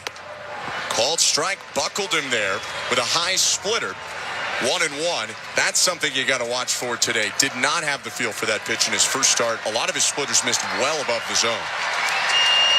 Right-handers 1-1. Swing and a miss.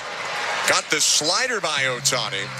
Landed middle in, but Ohtani out in front, 1-2. That was a good pitch, too. Right underneath the hands of Shohei Ohtani. Perfectly located. Doesn't look like he's scared out there at all.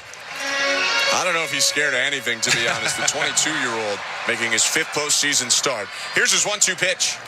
Bounced to the plate. Got too far on top of the slider, and Cricket bowled at home, 2-2. Yeah, that's one of those results where the pitcher is probably saying, don't leave this over the middle of the plate. Don't hang this. You overcompensate, and you throw about a 40-footer. Ohtani last night 0 for 3, a walk and 2 Ks. But went 4 for 4 and reached 9 times in Game 3. Savage with a 2-2. And it's grounded foul. Similar spot for the slider as strike 2, and Ohtani bounced it off to the right. We welcome you to the Don Valley North Lexus broadcast booth in the Vin Scully press box. I'm Ben Schulman alongside Chris LaRue. Show Ali is our host and producer. Tom Young and Michael Noto, our technical directors. Kick in the 2-2. Bounce back to the hill. Savage leaps, pops out of his glove. He catches it again and shovel passes it over to first in time for the out. Even trying to get Ohtani when he somewhat fumbled it. Savage stays cool, and he's chuckling as he goes back to the hill, 1 out. What do you call that type of pass in football from the shovel quarterback? Pass, shovel pass. Yeah, that was a shovel pass. I haven't seen that. I don't think I've seen that this season. That tells you just how comfortable he is out in front of 50,000 people on that mound at Dodger Stadium. Just a game to Trey Savage, despite all of the pressure and expectations that could be there. That's a big first out, getting Ohtani. Here's Will Smith, bumped up in the Dodger order. Wind from Savage, offering to Smith. In there for a strike. Point to the right by Alan Porter. Rejigged Dodger lineup for 2 reasons. They haven't produced a ton so far in the postseason, especially since they blitzed the Reds in the wild card. 0-1. Swing and a fly ball, left field and deep. No, not as deep as we thought. Curling in Schneider after sprinting back. He makes the catch toward the line, 2 outs. So they've changed some things, and Andy Paez is not in there anymore. Alex Call has been brought in, but also Dave Roberts said before the game, because of how Savage pitches to righties versus lefties, they're treating him like a lefty starter, even though he throws with his right hand, and that's the effect of the splitter. Well, he threw 2 really nice fastballs right there. Good velocity. And we saw the fluctuation in velocity in his last start, 94, 95. That's good to see out of that right arm. Here's a righty hitter, and Mookie Betts with 2 outs and the bases empty. The pitch. Fastball, called strike. Challenged him with 95, bottom middle, 0-1. When you're locating that fastball at the bottom of that strike zone, that makes that split finger almost unhittable.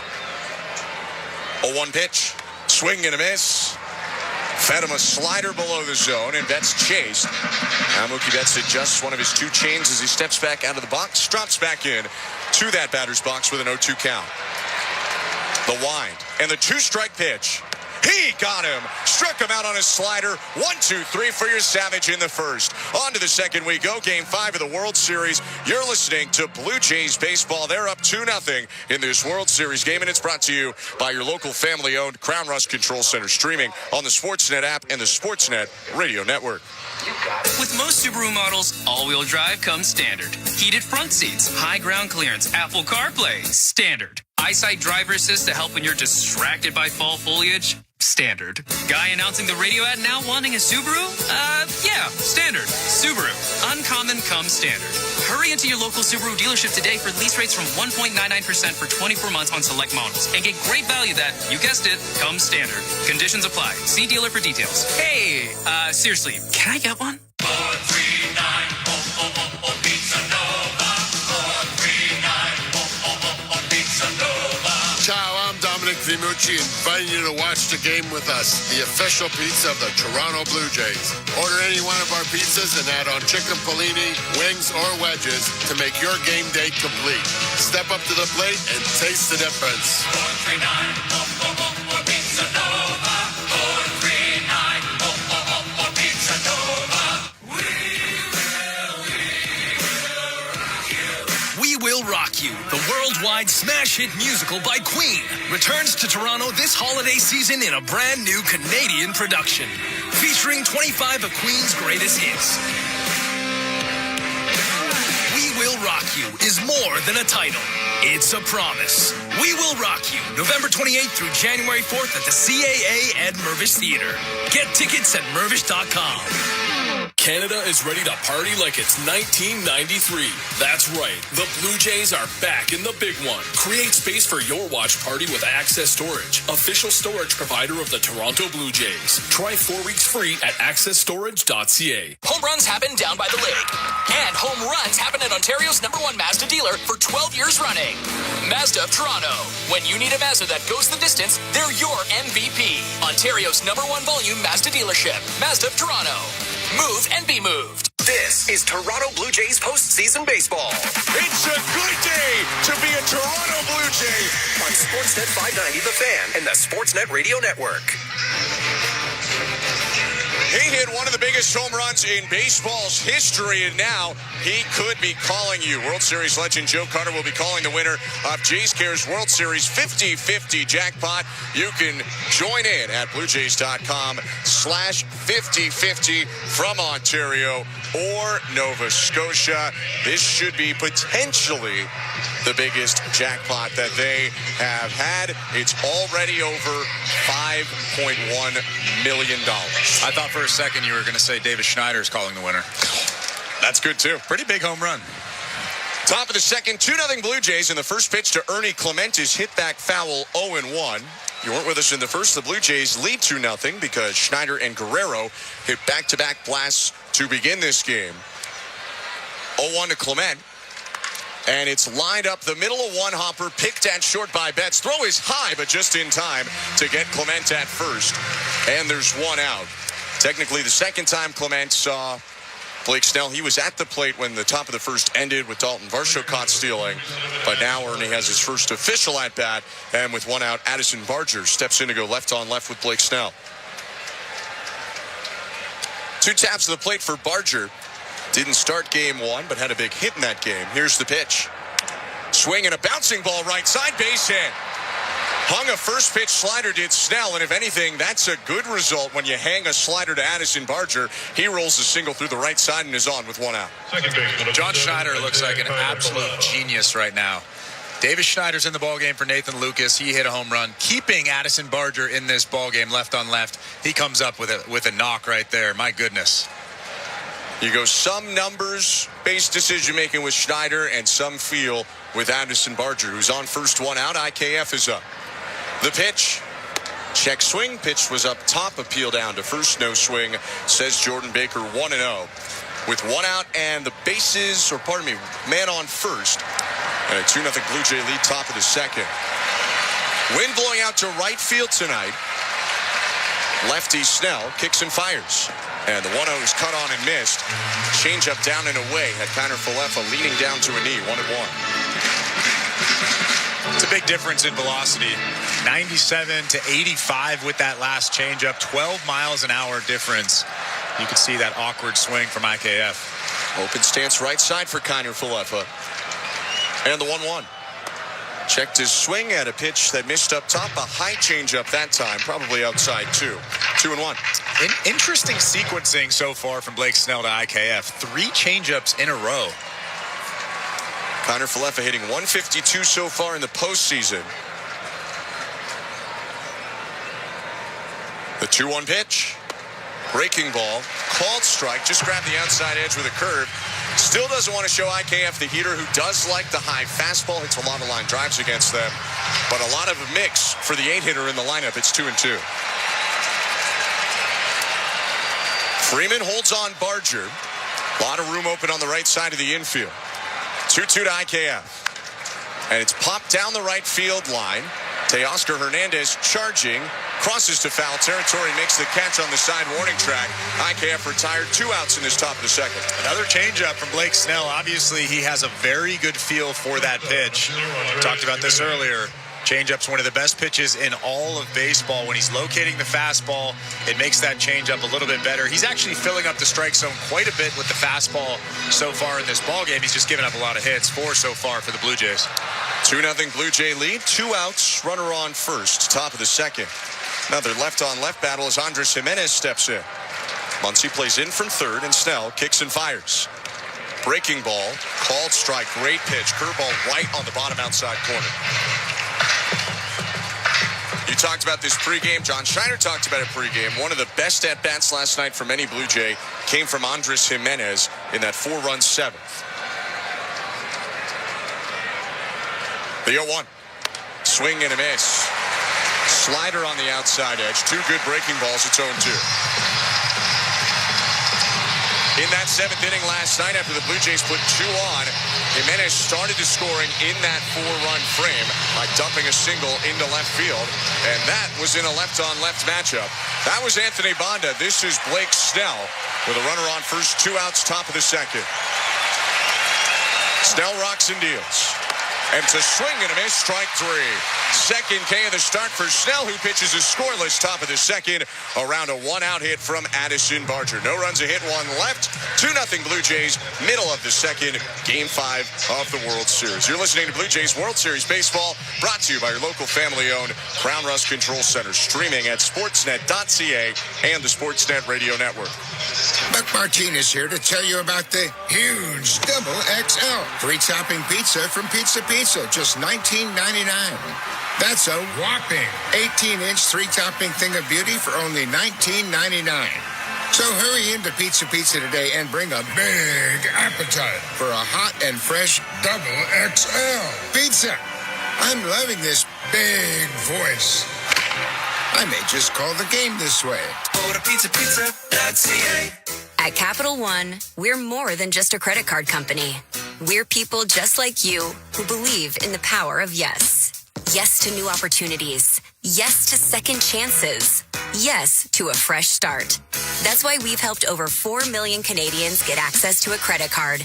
Because at Capital One, we say yes, so you don't have to hear another no. What will you do with your yes? Get the yes you've been waiting for at CapitalOne.ca/yes. Terms and conditions apply. Hey you, while we've got your ear, let's talk about what's catching everyone's eye. Could it be your faucet that drips all night long? Or your toilet that never seems to flush right the first time? Don't worry, help is always within reach at Home Hardware. Get everything you need and turn those side eyes into second looks at the Bring Beauty Tone Home Reno sale. Save 20% on select Moen faucets and save 10% on American Standard toilets. Earn and redeem Scene Plus points at the Bring Beauty Tone Home Reno sale on now until October 22nd. Only at Home Hardware and Building Centers. Locally owned, genuinely Canadian. Protect your waste and recycling equipment from costly repairs. With a custom maintenance plan, optimize your waste system performance and longevity with Metro Compactor Service. They've got you covered coast to coast with the largest service fleet in Canada. Their innovative iSmart technology can remotely diagnose, troubleshoot, and monitor equipment health in real time. For on-demand or proactive service, sales, rentals, and extended warranties for all your waste equipment, visit metrocompactor.com. metrocompactor.com. This is Toronto Blue Jays postseason baseball. Shane Bieber's retired the last 7 Reds he's faced. On Sportsnet 590 The Fan and the Sportsnet Radio Network. Welcome back to the Don Valley North Lexus broadcast booth. I'm Ben Schulman. To my left is former Major League pitcher Chris LaRue. Show Ali, our host and producer Tom Young and Michael Noto. Our technical directors. 2-0 Blue Jays. Game 5 of the World Series. This series knotted up at 2 games aside. Trey Savage had a 1-2-3 bottom of the first, including punching out Mookie Betts to end the inning and getting a comebacker off the bat of Shohei Ohtani. Now he faces Freddie Freeman to start the bottom of the second. The right on left pitch. Called strike right at the knees with the splitter. 0-1. Freeman saw Savage twice in game 1. 0-for-1 with a ground out and a walk. 0-1 pitch. Swing and a miss. Went to the slider, 5 miles an hour harder, but it still had arm side movement because of that high release point and pronation of the arm of Trey Savage. It's 0-2.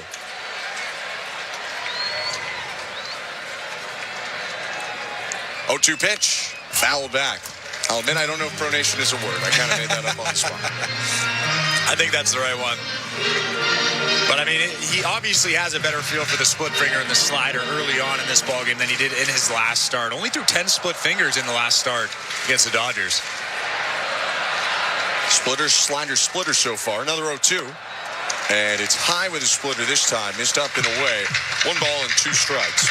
Freeman leads off this inning, then Teoscar Hernandez and Tommy Edman. One of the lineup moves for Dave Roberts was moving Freeman down to cleanup.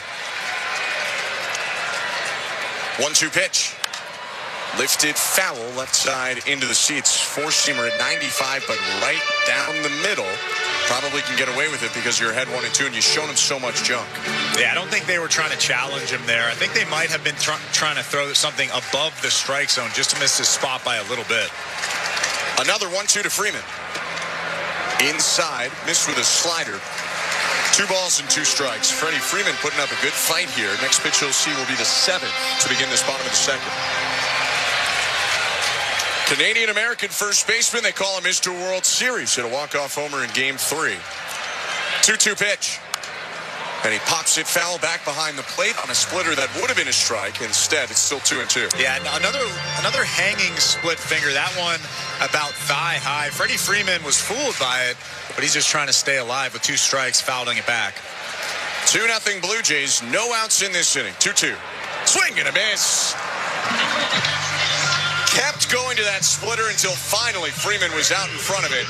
And that's his second strikeout of the start. 1 out in the bottom of the second. It is very difficult as a major league pitcher to make Shohei Ohtani look bad, to make Mookie Betts look bad, and to make Freddie Freeman look bad. Trey Savage has done all 3 of those things in this ballgame so far. Now do that when you're 22. You're making your 8th start at this level. Here's your Savage to Teoscar Hernandez. And the pitch called outside. 50-50 fastball there. That goes for ball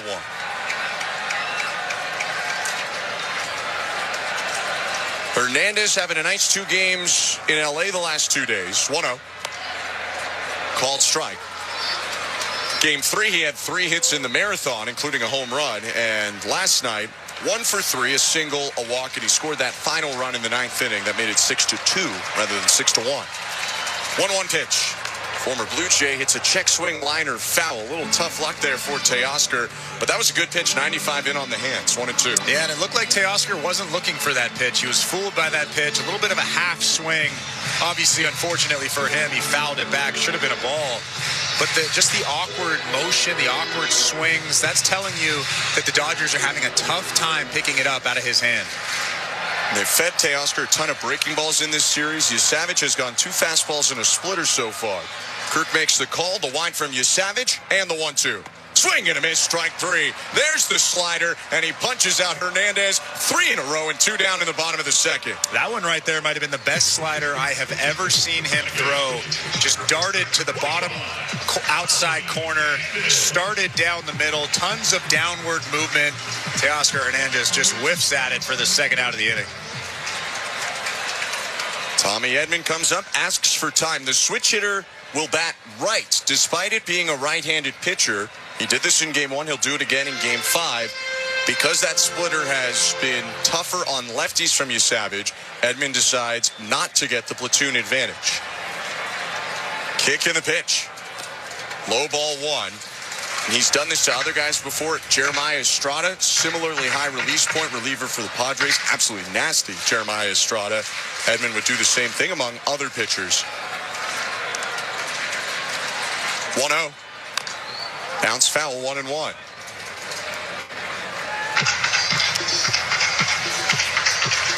It didn't necessarily translate for him in Game 1 of the series. He had an infield hit on a swinging bunt, but that wasn't good contact, and then Savage punched him out. But Edman feeling more comfortable from this side against the righty. 1-1 offering. Swatted back foul. Heater right at the top of the zone at 95. 1-2. Still good velo, though. We saw a lot of 92, 93 in his last start. We're seeing a lot of 94, 95 early in this start. Regular rest for Savage. His 1-2 pitch. Swing and a miss, strike 3. Trey Savage strikes out this side. He's punched out 4 in a row in 2 6-up, 6-down innings in L.A. On to the 3rd we go. 2-0 Blue Jays in Game 5. You're listening to Blue Jays World Series Baseball, brought to you by your local family-owned Crown Rust Control Center. Streaming on the Sportsnet app and the Sportsnet Radio Network. Your business runs 24/7. But what happens when your loading dock grinds to a halt? Get back in business fast with Begley Overhead Doors and Docks. Your overhead door problem is our problem, and we're good at fixing problems. Repairing your overhead door, dock, or have truck restraints that require service? No problem. We also offer preventative maintenance inspections to eliminate the chaos and expense of unplanned emergencies. Begley Overhead Doors and Docks. Trusted for over 60 years. Visit BegleyOverheadDoors.com today. Somewhere along the way, you stopped feeling like yourself. At Game Day Men's Health, they treat what most men keep to themselves. Low testosterone, loss of sex drive, and the slow fade of energy and confidence. With testosterone therapy, peptide treatments, and sexual performance solutions. Delivered in a space built for men. Modern and judgment-free. You don't have to settle. For a clinic near you, visit GameDayMen'sHealth.ca. Game Day Men's Health. Feel like you again. At Capital One, we're more than just a credit card company. We're people just like you who believe in the power of yes. Yes to new opportunities. Yes to second chances. Yes to a fresh start. That's why we've helped over 4 million Canadians get access to a credit card. Because at Capital One, we say yes, so you don't have to hear another no. What will you do with your yes? Get the yes you've been waiting for at CapitalOne.ca/yes. Terms and conditions apply. Buck Martinez here to tell you about the huge double XL free topping pizza from Pizza Pizza, just $19.99. That's a whopping 18-inch three-topping thing of beauty for only $19.99. So hurry into Pizza Pizza today and bring a big appetite for a hot and fresh double XL pizza. I'm loving this big voice. I may just call the game this way. Hola, soy Andrés Jiménez. This is Toronto Blue Jays postseason baseball. En la cadena de Radio Sportnet.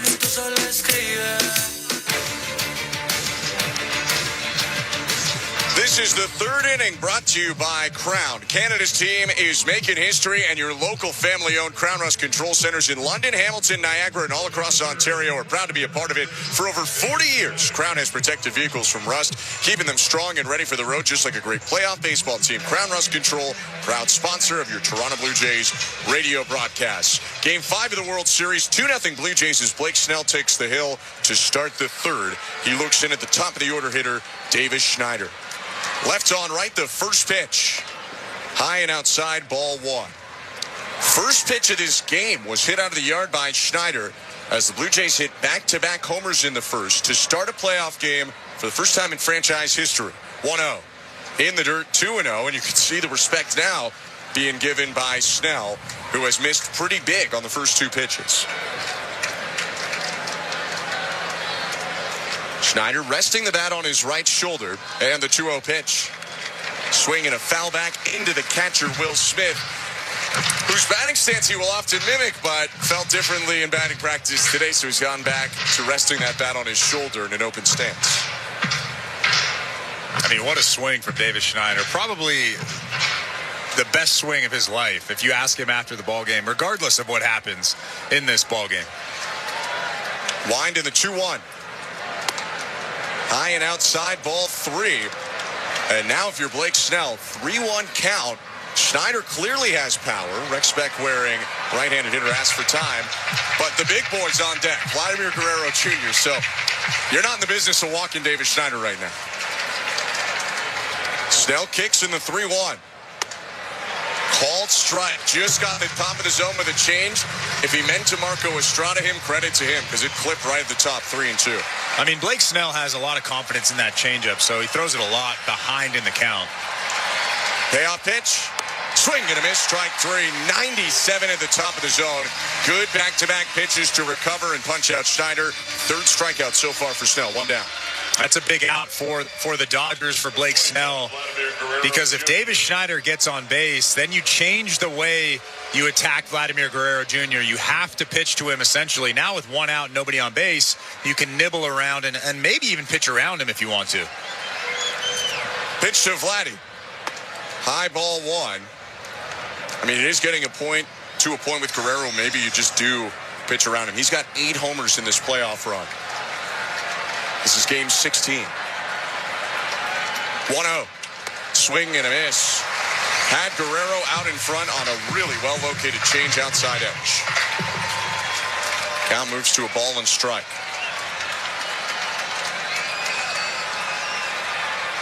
Left on right, Snell deals home. Guerrero bends the knee, takes it in the dirt.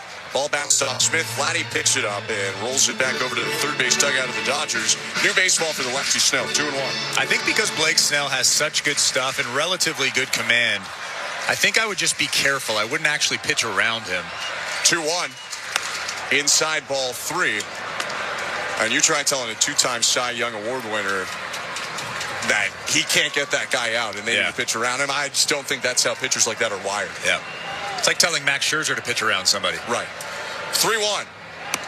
Down and in ball 4. He at least nibbled around the edges as he misses with a curveball, and Guerrero's on for the second time tonight. That just looked to me like they weren't pitching around him, like I said, but they were just being very careful with the sequence, with the location, not trying to throw balls, but just trying to be careful. And Vladimir Guerrero Jr. ends up at first base with one out. But now you have to deal with Bo Bichette, who's swinging the bat a little bit better. Snell did punch out Bichette in the first, but Bo has looked really solid in the 2 games in L.A. Snell staring at Guerrero, and the pitch home. Swing and a bouncing ball left side of the infield. Betts fields, throws to second one, and a stretch at second by Edman. He reeled it in for the out, but he was on his hands and knees. Bichette, who's not running well, would have been easily out at first if the throw was on the money. Instead, it's a fielder's choice. Bo on first, and Vladdy jogs across the line back to the first base dugout. Yeah, that was a weird one. Mookie Betts had a lot of time to throw that ball to second base. He just threw it off to the left. Tommy Edman wasn't really ready for it. He ends up on the ground, and Bo Bichette ends up at first base. I mean, Bo is just not running full speed, not even close to it right now. He's on first, 2 outs, the pitch to Kirk. Swing and a foul back, 0-1. Another burner at the plate right now. A guy having a great postseason at the plate right now. 16 for 60 with 5 home runs and 13 RBIs. Kirk 1 for 1 today. Singled to center in the first. Kick in the 0-1 pitch. Grounded foul. Reached for a pitch below the zone. A slider. 0-2.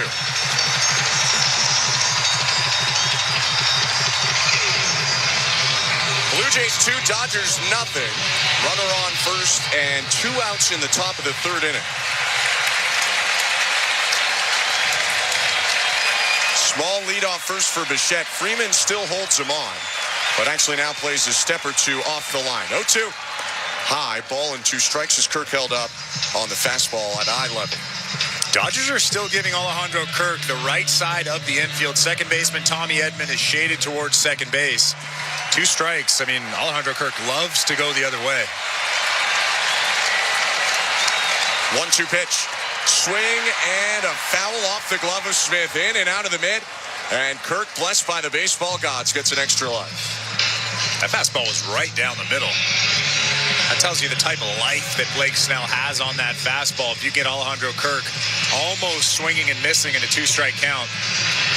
Kirk will ask for time. You mentioned just before that pitch, 2-strike hitting for Kirk.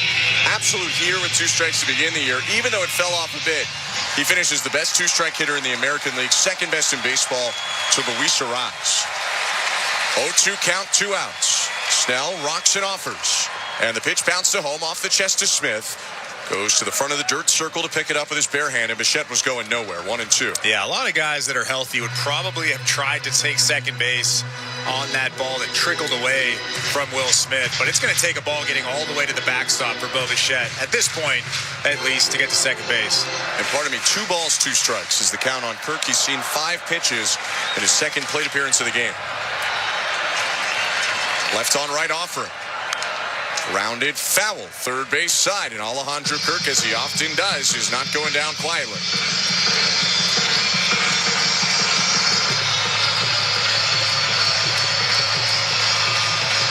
Although the Blue Jays have hit Snell well so far, they actually haven't driven up his pitch count much, so this has been a valuable 6-pitch plate appearance for Kirk.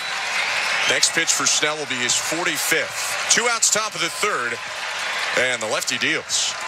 Swing and a miss, strike 3. Pitch in the dirt, picked up by Smith. He tags Kirk with his bare hand and ends the inning.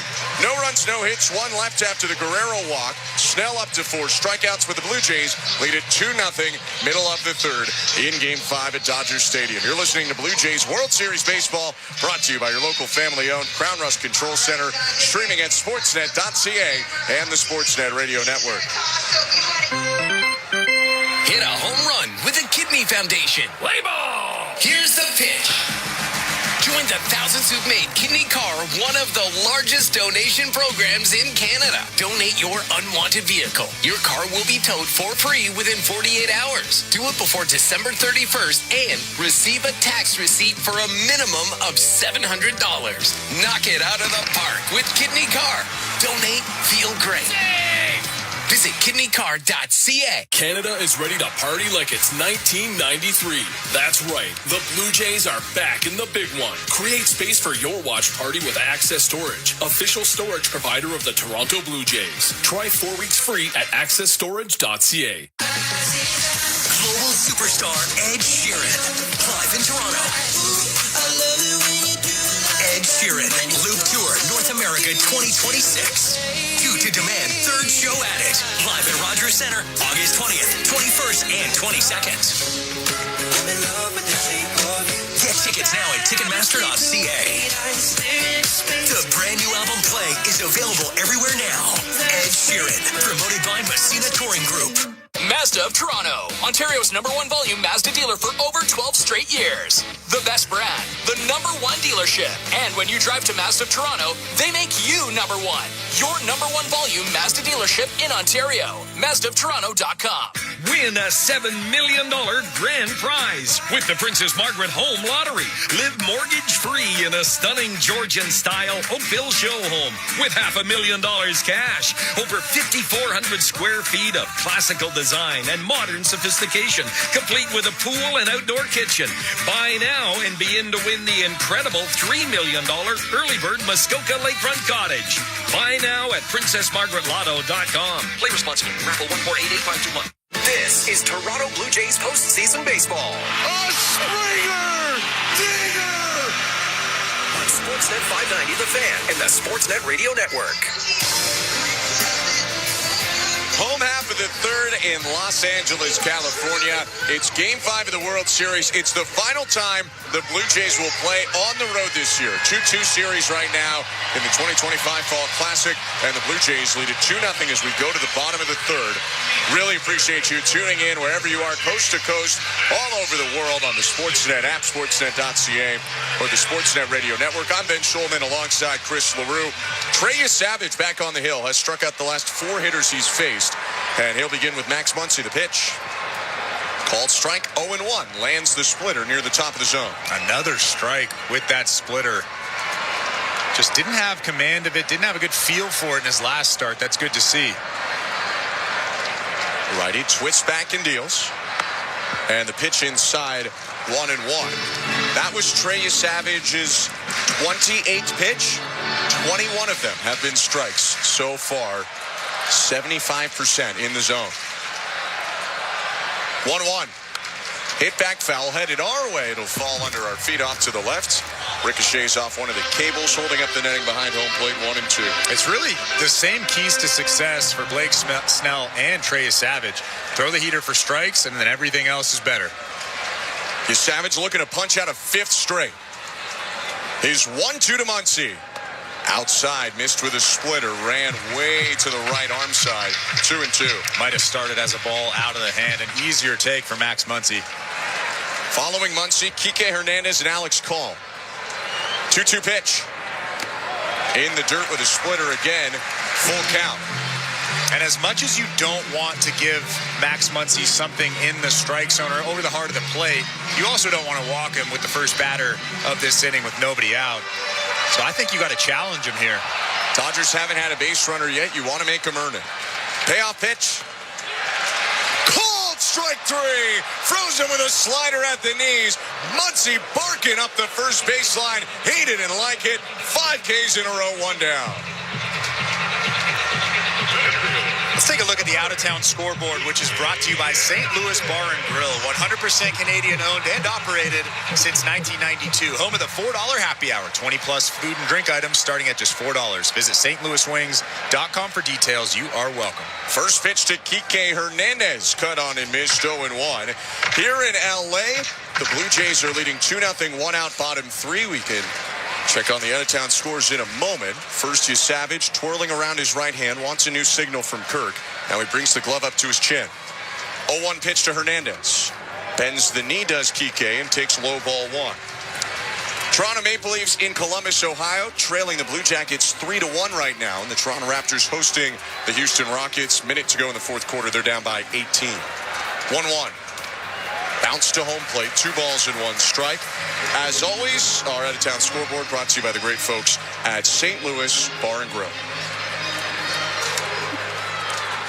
Hernandez playing center field with the lineup changes for the Dodgers, was in left previously. 2-1. And he smokes it. Left field and deep. That ball is way gone.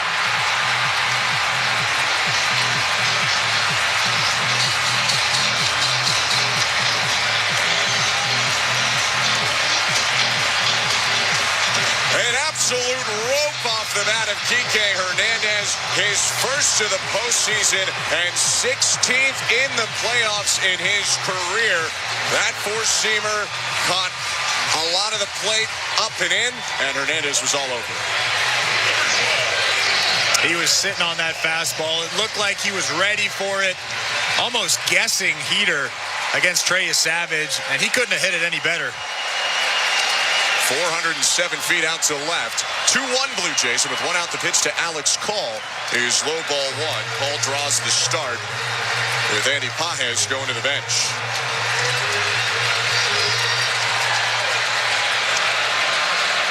One out, bases empty. First baseman Guerrero plays in the 1-0. Check swing, called strike.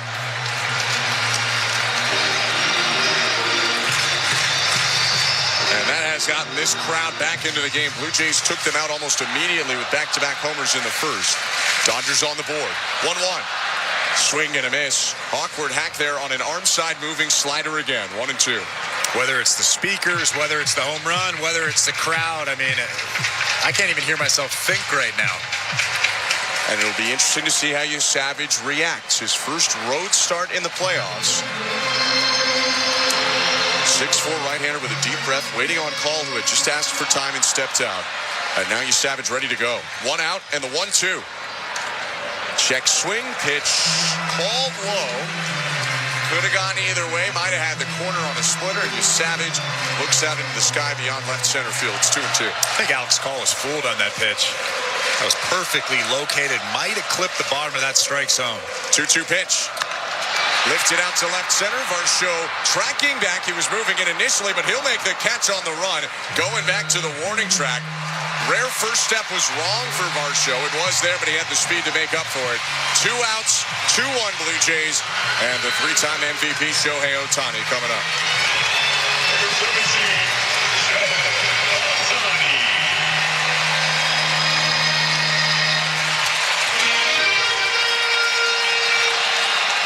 Bases are empty, so you can do what you want with Ohtani. Go after him or pitch around him as you choose. Got him to hit a comebacker in the first inning. Right on left pitch. Bounce to home plate, ball one. They chant MVP for him. Rightfully so. Not only is he a 3-time MVP and the NLCS MVP, looks like he'll be a 4-time MVP coming up in a couple of weeks with how his season went. Wind in the 1-0. Called strike. Ohtani backed away from that splitter.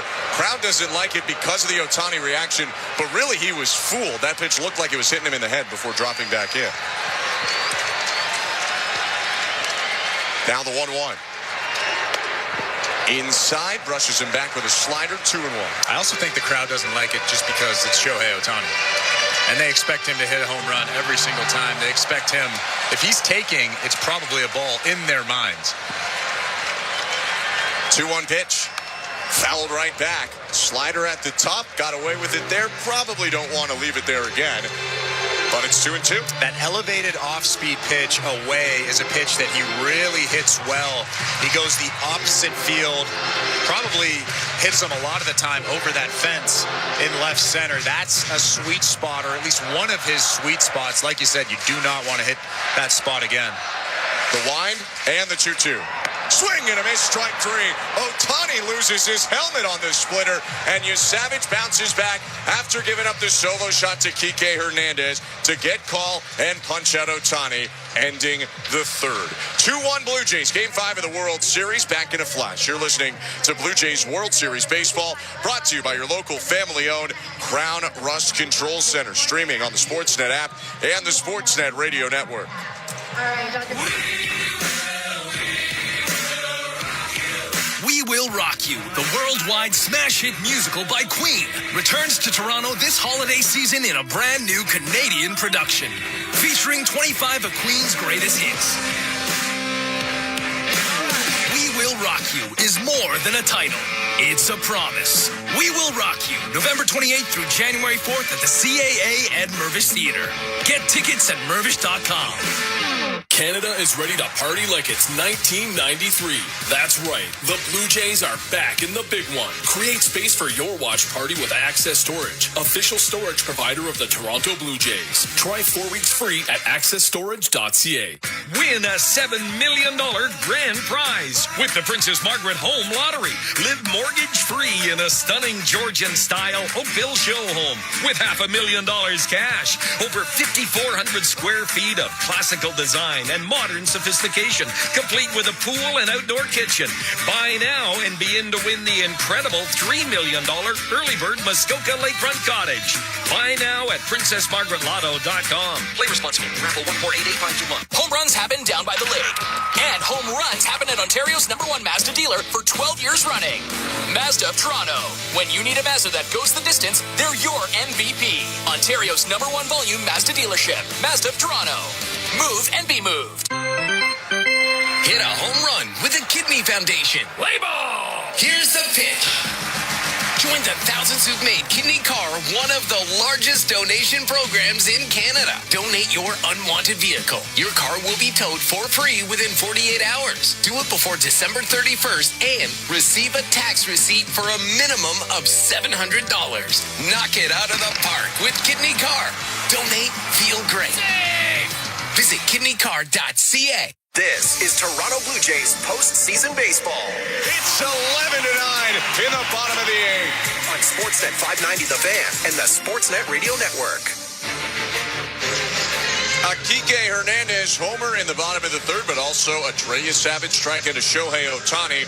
And we welcome you back to Dodger Stadium for the top of the 4th. The Blue Jays lead the Dodgers 2-1, Game 5 of the World Series. Trey Savage has been fantastic so far through 3 innings. He made that one mistake in the ball game for the solo shot, but other than that, he's been the best I've seen him this season.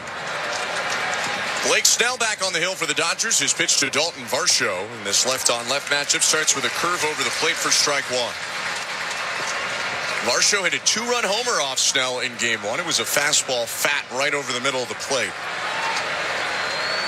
0-1 outside. And actually, those were the first runs of this World Series for the Blue Jays. And the Varsho homer came in the 4th inning of that game.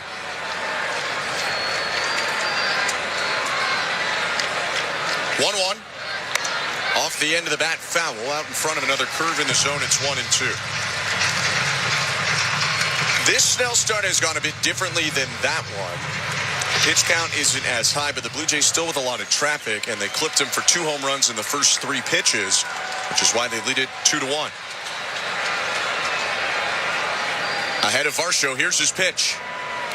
Bounce to home, 2 balls, 2 strikes. Snell's made a lot of good pitches in this ball game so far, but he's also missed a couple of times, and that's the key to success against Blake Snell. Yes, he's going to make his pitches, but when he makes his mistakes, you have to be all over them, and so far, Blue Jays have done that twice.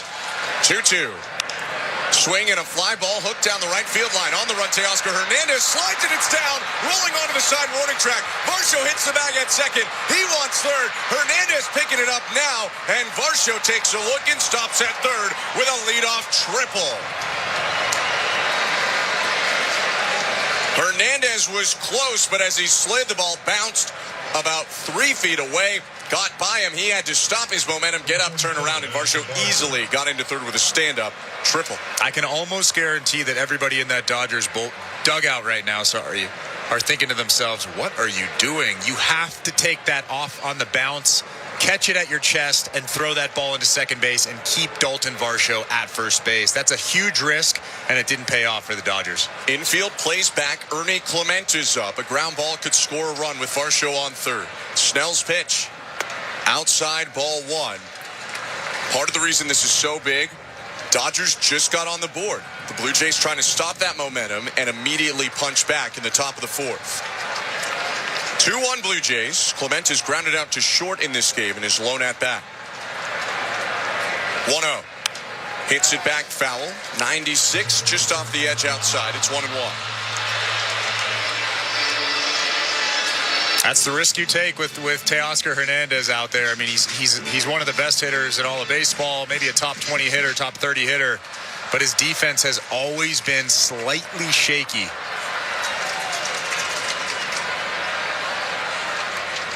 The 1-1.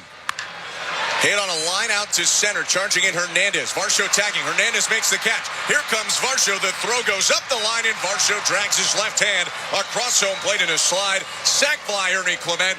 3-1 Blue Jays with one out in the top of the fourth. And right on cue, the Blue Jays take advantage of that miscue by Teoscar Hernandez. Ernie Clement staying on that pitch, doing everything he can to try to lift it out to the outfield. Actually hit it pretty well right at Kike Hernandez in center field, but Dalton Varsho, way too much speed, gets there pretty easily, scores the third run of the ball game for the Blue Jays. The utility man Hernandez sent out to center field in this game. Below average arm strength for him. First pitch to Addison Barger with one out is in the dirt, ball one. Andy Paez has his ups and downs in center field, but he does definitely have a big arm. But to make an offensive change, they take him out. Who knows if Paez gets him anyway with Varsho's speed. 1-0 to Barger. Down and away, 2-0. Check swing, appeal to third, no swing, says Adrian Johnson. So it is 2 balls, no strikes. What a huge momentum swing. The Dodgers just got that big home run from Kike Hernandez, then the miscue by Teoscar Hernandez. Blue Jays are back up 2 runs. 3-1 with one out and the bases empty. Night sky starting to form above Dodgers Stadium. 2-0 pitch. Breaking ball, called strike. Curveball clipped the bottom. It's 2-1. That's some respect right there. You're getting a 2-0 breaking ball left on left. I mean, Addison Barger obviously has shown that he's got a ton of power. Wind to the 2-1 pitch. In the dirt, ball 3. Talking to Barger about matching up with Snell today. Obviously, he acknowledges it's not an easy matchup. It's left on left with a 2-time Cy Young Award winner. But he didn't hate that there's some cut on the Snell fastball. Could cut right into the barrel of the left-handed hitter. 3-1 pitch. Grounded foul. Jumped on a slider on the inside edge. Pulled it into the sidewall. Full count. He got a 2-0 curveball, a 3-1 slider. Not only does that show that Blake Snell has respect for the power of Addison Barger, but it also just shows that he's a good pitcher and he pitches backwards, even though he's got that big stuff. Barger asked for time, adjusted his white batting gloves, now holds his two-tone bat up, light handle, black barrel. The payoff pitch.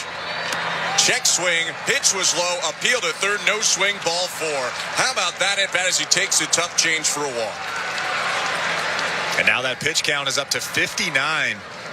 35 strikes thrown. He's become a little bit erratic over the last inning and a half or so, but wasn't that bad from Addison Barger. One of the tougher at-bats, left on left against a guy who normally dominates left-handed hitting. Barger's been on both times, hitting a walk. One out, IKF is up. 3-1 Blue Jays, top of the fourth. Snell's pitch. Kiner Falefa bends the knee and takes a strike. We welcome you to the Don Valley North Lexus broadcast booth. I'm Ben Schulman alongside Chris LaRue. Show Ali, our host and producer, Tom Young, Michael Noto, our technical directors.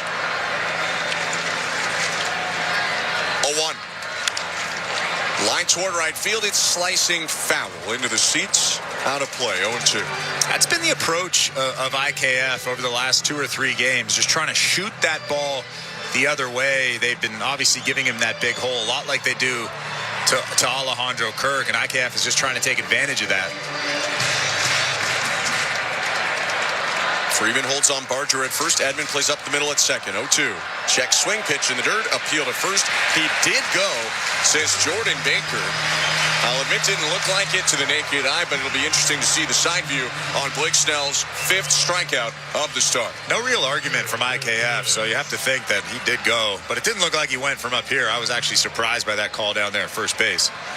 Native of Honolulu, Hawaii. I'm not sure IKF is much of an arguer anyway. He's a pretty relaxed guy. Didn't get a side view. And here's the pitch to Andres Jimenez. Swing and a miss, strike 1.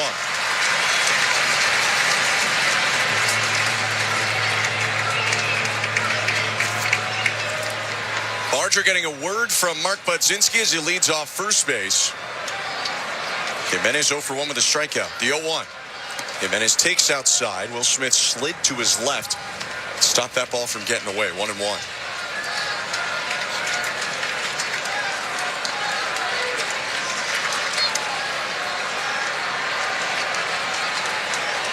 Snell steps on the first base side of the rubber. Ball behind his back. Now he brings his hands together, chest high. 1-1. Off the end of the bat, foul over the screen, 1-2. Update on the St. Louis Bar and Grill out-of-town scoreboard. The Toronto Raptors fall for a fourth game in a row, 139-121 at home to the Houston Rockets. All of our out-of-town scores are brought to you by St. Louis Bar and Grill. 1-2 count, 2 outs, 3-1 Blue Jay lead, top of the fourth. Left on left, Snell to Jimenez. Check swing pitch in the dirt, appeal to third, and he did go again. Not so sure, but back-to-back strikeouts for Snell. We end the top of the fourth. Blue Jays get a run on the Varsho triple, followed by Ernie Clement's sac fly. And on to the bottom of the fourth we go. It's 3-1 Blue Jays, Game 5 of the World Series. You're listening to Blue Jays Baseball, brought to you by your local family-owned Crown Rust Control Center, streaming at sportsnet.ca and the Sportsnet Radio Network. Protect your waste and recycling equipment from costly repairs. With a custom maintenance plan, optimize your waste system performance and longevity with Metro Compactor Service. They've got you covered coast to coast with the largest service fleet in Canada. Their innovative iSmart technology can remotely diagnose, troubleshoot, and monitor equipment health in real time. For on-demand or proactive service, sales, rentals, and extended warranties for all your waste equipment, visit metrocompactor.com. metrocompactor.com. Hey you, while we've got your ear, let's talk about what's catching everyone's eye. Is it the chipped paint flaking off your garage? Or that squeaky floorboard you always ignore? Don't worry, help is always within reach at Home Hardware. Turn those side eyes into second looks at the Bring Beauty Tone Home Reno sale. Save 35% on Beauty Tone Pure interior and exterior paint. And save up to 40% on in-stock vinyl and SPC flooring. Earn and redeem Scene Plus points at the Bring Beauty Tone Home Reno sale on now until October 22nd. Only at Home Hardware and Building Centers. Locally owned, genuinely Canadian.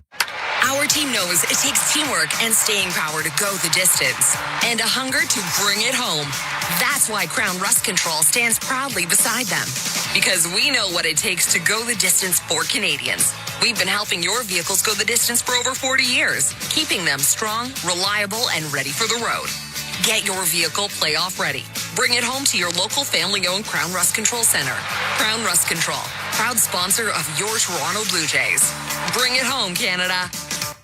Buck Martinez here to tell you about the huge double XL free topping pizza from Pizza Pizza, just $19.99. That's a whopping 18-inch three-topping thing of beauty for only $19.99. So hurry into Pizza Pizza today and bring a big appetite for a hot and fresh double XL pizza. I'm loving this big voice. I may just call the game this way. Order pizzapizza.ca. Hi, this is Jeff Hoffman. This is Toronto Blue Jays postseason baseball on the Sportsnet Radio Network.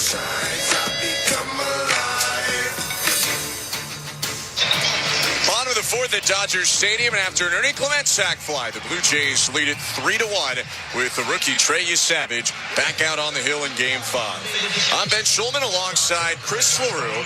Savage gets 2, 3, 4 in the Dodger order this inning. It's Smith, Betts, Freeman. Savage has allowed 1 hit on a solo homer to Kike Hernandez and punched out 6 in 3 innings. 47 pitches for the righties so far. Right on right. He offers to catcher Will Smith. Called strike. If you were with us last inning, on my end, want to put a hand up. Went back, looked at the check swings of IKF and Jimenez. Fair calls. Probably could have gone either way on their check swing strikeouts. 0-1. And it's up and in, spinning away from that fastball. At 93 was Will Smith. It's 1-1. Missed his spot by quite a bit, but that's going to have an effect on Will Smith. He's not going to be able to lean out over the plate. I think the Dodgers are actually looking at this play to see if Will Smith was hit. They're not going to. But that, even though he missed the spot, the effect was still the same. Now that might open up the outside part of the plate. Smith stands tall in his stance, hands at eye level, holds the bat toward the sky. 1-1. Swing and a miss. And it did open up the outside part of the plate. Just an awkward swing on a slider that was down and away. Although we see a lot of awkward swings for batters that are facing Trey Savage. So it might not be just that he threw a fastball inside. Hunting his 7th strikeout so far. Savage kicks and fires. And he got him. Struck him out on a slider. 1 out. I mean, it's getting ridiculous at this point. He's made one mistake to Kike Hernandez, but other than that, he's been on for the majority of this game. He struck out Shohei Ohtani twice. He struck out Will Smith right there. But the thing that I like the most is he's just getting on top of the slider, getting on top of the split finger, and the fastball velocity has been pretty steady. His pitch to Mookie Betts. Hit back foul, 0-1. One thing we've talked about with Savage, he's unique, and a lot of teams, pretty much all the teams that he's faced so far this year had not seen him before. Only the Rays saw him twice in the regular season. Dodgers, this is their second time facing him. 0-1. Outside. But because he didn't have his splitter last time out, and his fastball velocity fluctuated a lot, sure, you saw the angle, and that's an advantage, but they didn't really get the full Trey Savage experience, the Dodgers. 1-1. Called strike 1 and 2. Now he's punched out 7 to reach 34 strikeouts in the postseason, a rookie record in the major leagues. That's pretty crazy. And he's got, what, a month and a half in the big leagues? Unbelievable for Savage. 22-year-olds 1-2. Make it 35 in the postseason. Strikes out Betts on his splitter. 2 down. They might have seen him in game 1, but they did not see this guy. This is almost like they're facing a completely different guy with a completely different repertoire. I mean, it's just been so incredible. Not only the pitches, not only the location, the strikeouts, all that stuff, just the composure out there. This is a difficult place to pitch. 2 outs, Freddie Freeman up 8 Ks for Savage, and his first pitch ripped at and missed 0-1. And just when you're thinking off-speed pitch, split finger as a hitter, he flips in that fastball, that good four-seam fastball right at the hands. Freeman, a strikeout victim in the second, is 0 for 1. Right on left, the pitch. Foul tip into the glove, 0-2. Another fastball. He blew that one by Freeman at 95. And I'm sure Freddie Freeman was thinking, well, he just threw a four-seam fastball in. He's probably going to go away. Nope, challenge fastball. 2 outs, bases empty. 2-strike pitch. Bounced to home plate, and it hit Freeman. Slider was spiked, got Freddie Freeman on the outside of his right leg, and a lifeline to Freeman there as he's on first after being behind 0-2. Another one of those pitches where it tells me he's trying to do too much. He's telling himself, don't leave this over the plate. Don't spin this over the middle of the plate. I'm going to bury this pitch. You choke it off, and you probably bounce it 40 feet, and he did that right there. Freeman leads off first. Teoscar Hernandez up, who can tie this game with 1 swing. Bottom of the 4th, 2 outs. The pitch on the ground up the middle, ranging Jimenez, stumbling, tried to flip it, no look to second, but it was offline and not in time. Well-placed grounder means Teoscar's on first with an infield hit. Freeman up to second. Not really the fault of Savage on that one, but 2 on 2 out. No, that's weak contact. Andres Jimenez was playing Teoscar Hernandez to pull. He was kind of shaded towards the third base bag a little bit. Normally, he would probably make that play and throw Teoscar Hernandez out at first base, but because of the defensive alignment there, didn't really get a chance. Yeah, he was stumbling onto the grass. No chance to go to first. Tried to make a hero play to second, and it's first and second, 2 outs. Savage in the stretch, Tommy Edman up, right on right. The pitch, blocked by Kirk as it bounced off to the left-handed hitting side of home plate, 1-0. We saw the impact yesterday that the Blue Jays feel the Dodgers could have relaying signs from second base to home plate, which is fully allowed, obviously, by the way, just to be clear. Max Muncy was on second in the 9th. Louis Varland intentionally walked him over to third base so that Muncy couldn't see into the glove. This will be the first time tonight that Savage throws a pitch with a guy on second, and immediately after his first pitch, Kirk has gone out there to talk to him. Could be related, could be unrelated, but you got a lot of veterans with a lot of experience at picking up pitch grips within a glove and helping guys know what pitch is coming next. I like what Alejandro Kirk is doing right now. He went out to have a chat with Trey Savage, and he's slowly walking back to home plate, giving Trey Savage a breather out there, letting him compose himself. This crowd has gotten loud over the last 2 or 3 minutes. First and second, 2 outs, 3-1 Blue Jays, bottom 4, the 1-0. Edman cuts and misses. Slider over the out of third, it's 1-1. Struck out Edman on a splitter in the second. 1-1 pitch. Popped up. Middle of the infield. IKF calls for it. Jimenez waves him off, and the shortstop leans left to make the catch and end the inning. A little two-out trouble with a hit batter and an infield hit, but Savage nodding into Alejandro Kirk as he stalks off the hill through 4 innings. Top of the 5th coming up next, Game 5 of the World Series. It's the Blue Jays 3 and the Dodgers 1. You're listening to Blue Jays World Series Baseball, brought to you by your local family-owned Crown Rush Control Center, streaming on the Sportsnet app and the Sportsnet Radio Network. Hey, it's Gurdeep Ahluwalia. Experience a legacy that lasts at Don Valley North Lexus. Right now, lease a 2026 NX 350 premium package from just $628 per month for 28 months at 3.9%. Plus, qualified Lexus loyalty guests receive a 1.5% rate reduction for rates as low as 2.4%. See DonValleyNorthLexus.com for details. At Don Valley North Lexus. A division of Wayne's Auto Group. Global superstar Ed Sheeran, live in Toronto. Ed Sheeran, Loop Tour, North America 2026. Due to demand, 3rd show at it. Live at Rogers Center, August 20th, 21st, and 22nd. Get tickets now at Ticketmaster.ca. The brand new album Play is available everywhere now. Ed Sheeran, promoted by Messina Touring Group. Hit a home run with the Kidney Foundation. Play ball! Here's the pitch.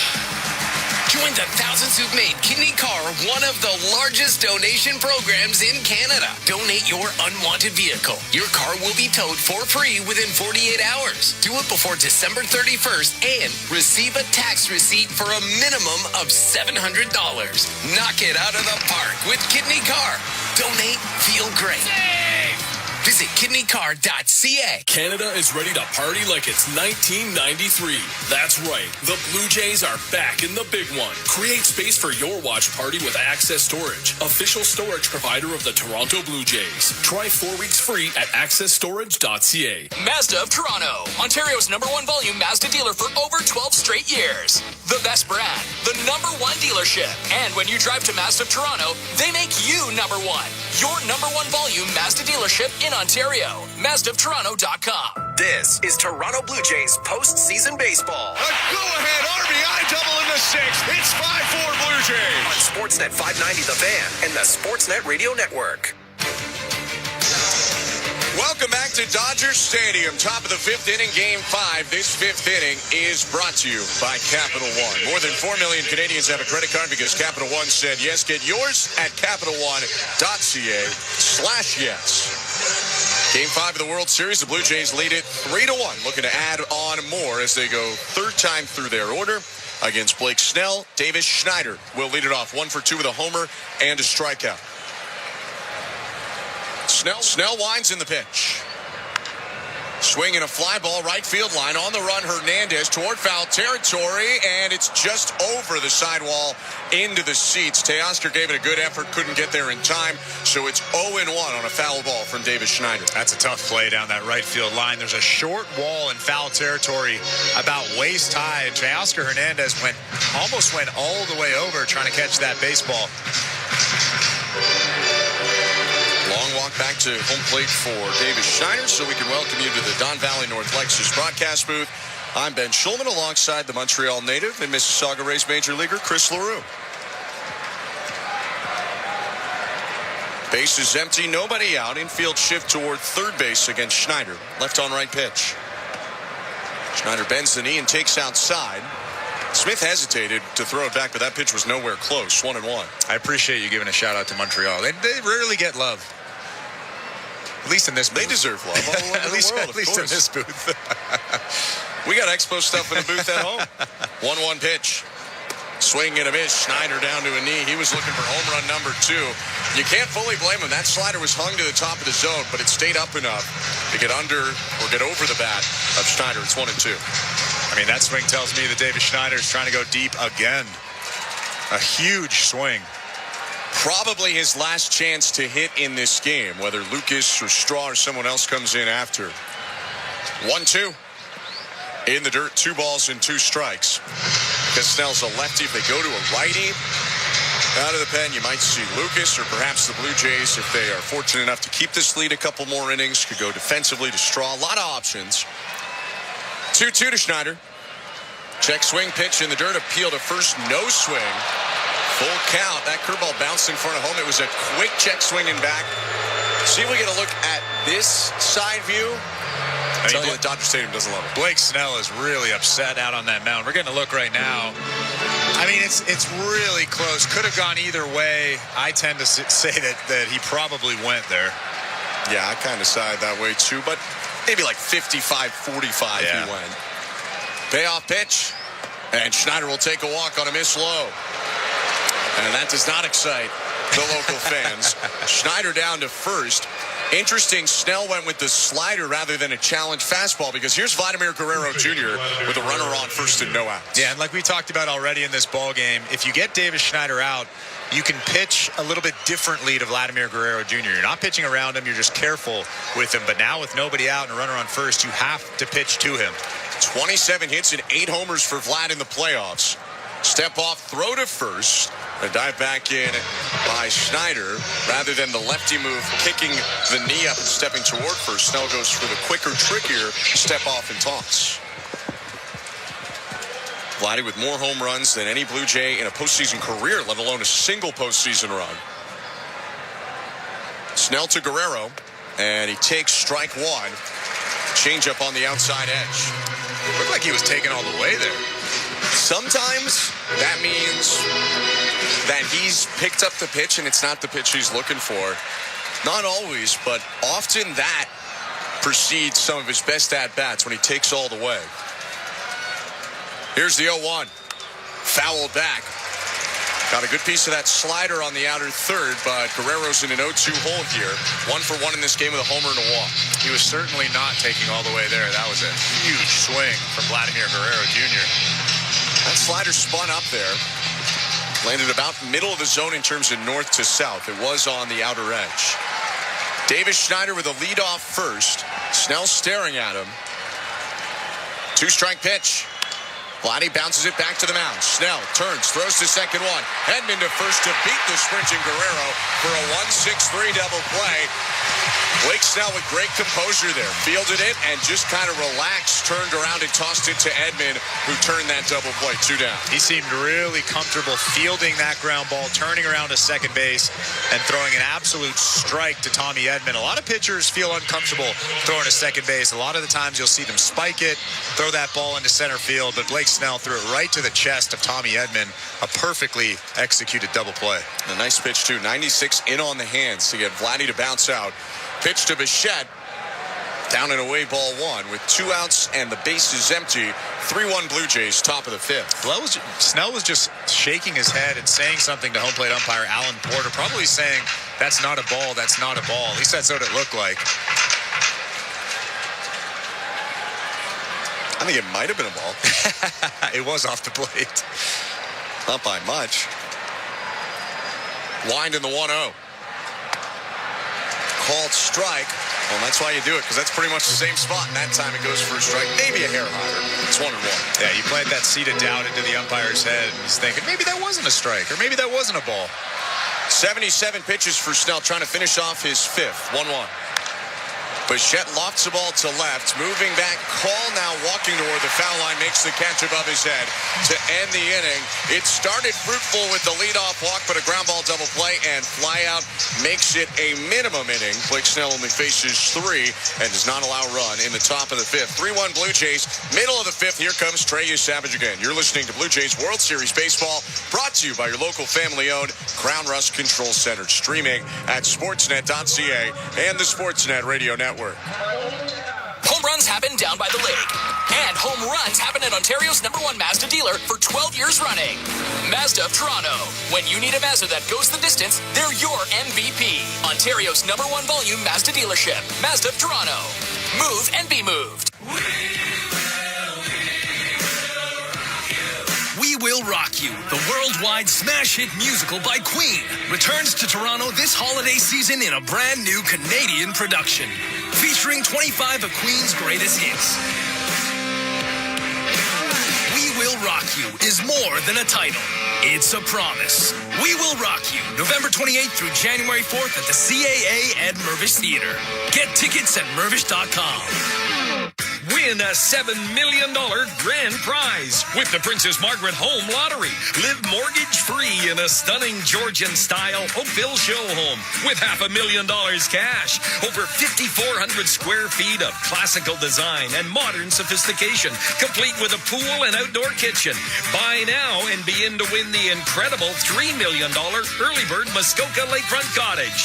Buy now at PrincessMargaretLotto.com. Play responsibly. Raffle 1488521. Canada is ready to party like it's 1993. That's right. The Blue Jays are back in the big one. Create space for your watch party with Access Storage, official storage provider of the Toronto Blue Jays. Try 4 weeks free at accessstorage.ca. With a Subaru, a vehicle that's built to last comes standard. Heated front seats? Standard. High ground clearance? Standard. Eyesight driver assist to help spot the scooter delivery guy texting, merging, and eating all at once? Standard. Parallel parking perfectly while someone watches? Uncommon. But in a Subaru? Standard-ish. Subaru. Uncommon comes standard. Hurry into your local Subaru dealership today for lease rates from 1.99% for 24 months on select models. And get great value that, you guessed it, comes standard. Conditions apply. See dealer for details. This is Toronto Blue Jays postseason baseball. The Blue Jays are the AL East champs. On Sportsnet 590, The Fan, and the Sportsnet Radio Network. Blue Jays baseball is brought to you by Crown Rust Protection. Thank you so much for tuning in tonight. It's been a fun one so far. Bottom of the fifth, game 5 of the World Series. Blue Jays 3 and the Dodgers 1. Following the back-to-back homers to begin the game, both starters have been really impressive. And now we'll see the rookie Trey Savage again, who's allowed a run on 2 hits, 3 base runners total in 4 innings, and he has struck out 8 in his 4 innings of work. Starts the bottom of the 5th with Max Muncy. Kick in the pitch. A little bit high, ball 1 on his first pitch of the inning. Outside of the 8 punchies, I think the most impressive thing is he hasn't walked anybody yet. He can stay in that strike zone. He's going to continue to be good. 1-0 pitch. Called strike. He hit Freddie Freeman, but that was a rare big miss when he spiked a slider in front of home and it bounced into Freeman's thigh. His 1-1. Down and in, 2-1. That was an 0-2 count, wasn't it? It was. Freddie Freeman, yeah. 65 pitches for Savage, 44 strikes. That's about 68% so far. Trying to even this count. Here's his 2-1 to Muncy. Smacked foul into the front fence of the Blue Jay first base dugout. He tagged it, but that's what they wanted. Kirk set up on the inside edge for the slider, and Muncy could only pull that foul. 2-2. Generally speaking, about 65% strike rate is pretty good. 70 is elite, so 68 is really good. 2-2. Hit on the ground right side. Picked up at second by IKF. Throws to the covering Savage for the out. Really heads up from the 22-year-old. Vladdy went after it. Ended up lifting his glove because he didn't have as good of a chance as IKF. IKF delivered a nice throw to Savage on the run. 1 out. And a really heads-up play from IKF. He gave Trey Savage a little bit extra time to get to the bag, try to find the bag without that ball coming towards him. I mean, that's just a veteran move, but what a great play from Trey Savage. It's really difficult to get to first base and catch that ball, try to find the base, a big first out. So 1 down now, bottom of the 5th, and here's Kike Hernandez, the reason the Dodgers are on the board. He hit a solo homer in the 3rd. The pitch. Low ball 1. So fastball elevated on the inner 3rd, and Hernandez appeared to be looking for that pitch. He was out in front and smoked it out to left. His first home run of the playoffs. 1-0. And he pops up a slider foul. Hung that slider, but got away with it, did Savage. It's out of play. It's 1-1. Kike won't get that pitch again. There's no way that Kike will get a 4-seam fastball at the top of the strike zone on the inner 3rd. Right on right matchup. 1-1 pitch. Swing and a miss. Tight slider outside edge. Foul tipped by Kike Hernandez. It's 1-2. I mean, they're obviously staying away from him. They now know that he's a good fastball hitter. He's a good elevated fastball hitter. Why throw that pitch? Stay down and away with that slider. Hernandez had asked for time. We take a peek at the infield defense. No doubles from Ernie Clemente at third. He's back and close to the line. In general, a heavy shift toward third base. 1-2. Swing and a miss, strike three. Got him on a splitter in the dirt. 9 Ks in 4 2/3 for Trey Savage. 2 down. Look at Trey Savage just marching around that mound, stomping those feet. Tons of confidence out there, tons of swag. I mean, obviously, when you've struck out 9 guys in Game 5 of the World Series and we're in the 5th inning, you're allowed to do that. What a ball game so far for him. 2 outs and the base is empty. The pitch to Alex Call. High ball 1, 3-1 Blue Jays in the bottom of the 5th. About 18 months ago, he's getting ready for finals at East Carolina, and now he's in the World Series. Trey Savage. Right-handers 1-0. Popped up. Foul behind home plate, first base side, or rather straight back. Kirk on the back warning track watches it fall out of play into the second row of seats. I've talked about how cool it is to be broadcasting a World Series game in year 2 of my career. How do you think he feels pitching in Game 5 of the World Series in month 2 of his career? And just in the scope of his life, I think for everyone, the first year either that you're out of high school or out of university, or you just start working and being a person, that's a big change in your life. 1-1. Called strike 1 and 2. He's done it in 5 different cities across 2 countries in the course of 6 months to now be the Game 1 and 5 starter in the World Series against at least 3 Hall of Famers in the Los Angeles Dodgers lineup. In month 2. I think we can emphasize that. It's unbelievable. Trying to finish the inning. His 1-2 pitch. Bounce to home, off of the left side of Kirk. It rolls behind the back of Call. Down the third base lines. 2 balls, 2 strikes. Got to get Alex Call. Shohei Ohtani is standing on deck right now. Yeah, if Call reaches, Ohtani would be the tying run. Bottom of the 5th, 75 pitches for Savage. 9 Ks. His 2-2 to Alex Call. High ball 3. Call antsy on the splitter, kind of danced around after. Releasing some of that energy he had to hold up to make sure he didn't go. It's full count. 110 games for Call this year. 5 homers between Washington and LA. See if he challenges him with a heater. 3-2 pitch. Check swing, pitch in the dirt, appeal to first. He went! 10 Ks in 5 innings for Trey Savage. On to the 6th inning we go. Blue Jays 3, Dodgers 1. Game 5 of the World Series. You're listening to Blue Jays Baseball, brought to you by your local family-owned Crown Rust Control Center, streaming on the Sportsnet app and the Sportsnet Radio Network. Buck Martinez here to tell you about the huge double XL free topping pizza from Pizza Pizza, just $19.99. That's a whopping 18-inch 3-topping thing of beauty for only $19.99. So hurry into Pizza Pizza today and bring a big appetite for a hot and fresh double XL pizza. I'm loving this big voice. I may just call the game this way. Order pizzapizza.ca. At Capital One, we're more than just a credit card company. We're people just like you who believe in the power of yes. Yes to new opportunities. Yes to second chances. Yes to a fresh start. That's why we've helped over 4 million Canadians get access to a credit card. Because at Capital One, we say yes, so you don't have to hear another no. What will you do with your yes? Get the yes you've been waiting for at CapitalOne.ca/yes. Terms and conditions apply. Somewhere along the way, you stopped feeling like yourself. At Game Day Men's Health, they treat what most men keep to themselves: low testosterone, loss of sex drive, and the slow fade of energy and confidence. With testosterone therapy, peptide treatments, and sexual performance solutions delivered in a space built for men, modern and judgment-free. You don't have to settle. For a clinic near you, visit GameDayMen'sHealth.ca. Game Day Men's Health. Feel like you again. With most Subaru models, all-wheel drive comes standard. Heated front seats, high ground clearance, Apple CarPlay, standard. Eyesight driver assist to help when you're distracted by fall foliage, standard. Guy announcing the radio ad now wanting a Subaru? Yeah, standard. Subaru. Uncommon, comes standard. Hurry into your local Subaru dealership today for lease rates from 1.99% for 24 months on select models. And get great value that, you guessed it, comes standard. Conditions apply. See dealer for details. Hey, seriously, can I get one? Hi, this is Tyler Heineman This is Toronto Blue Jays postseason baseball. on the Sportsnet Radio Network.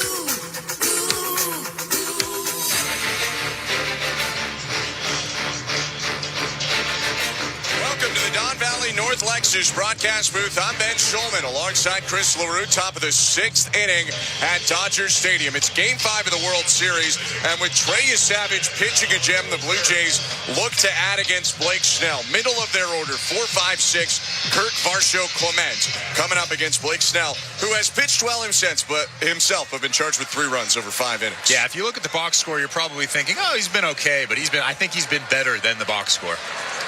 Left-hander offers to Alejandro Kirk. High ball 1.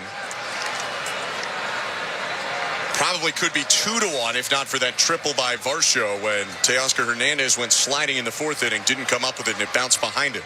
1-0. In the dirt, 2-0. Snell's pitch count is starting to rise, though. That last pitch was his 80th, and you're starting to see some movement in the Dodger pen. No one's moved a muscle, really, in the Blue Jay pen. 2-0 pitch. Fastball. Called strike right at the top at 95. 2-1. Blake Snell threw 100 pitches in his last start on the 24th. Trey Savage threw just 80 pitches, although he wasn't as good as he has been tonight. Wind in the 2-1 offering. Swing and a miss. Kirk chases a slider just above the zone, 2-2.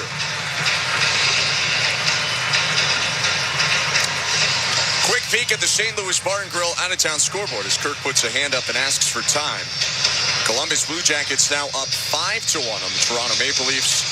Early stages of the 3rd period in that game. Snell steps, kicks, and fires. 2-2 is inside, full count. That's a good take. Blue Jays need to add on here like we've talked about so many times in this series. No lead is safe with this lineup that the Dodgers have. Payoff pitch. Smoke down the left field line. Backhanded at third by Muncy. Skips the throw to first. Freeman makes the pick. Actually going to the foul side. Backing up to field it on a long hop. 1 out. Kirk hit it hard, but Muncy was playing no doubles right there for it. I wonder why Max Muncy seemed to rush that throw. He knows that Alejandro Kirk is batting. He knows that he doesn't run very well down the first baseline, but he seemed to rush that throw and it actually almost got away from Freddie Freeman at first base. Freeman just so sure-handed over there. 1 out in the pitch to Dalton Varsho. Inside, ball 1. Often lefties feel incredibly uncomfortable against Blake Snell. You imagine Varsho feels a bit better. Triple off him this game, homer off of him in game 1. 1-0 pitch. Swing and a miss. Good slider below the zone. Although that triple should have been a single. 100 years from now, they'll never know.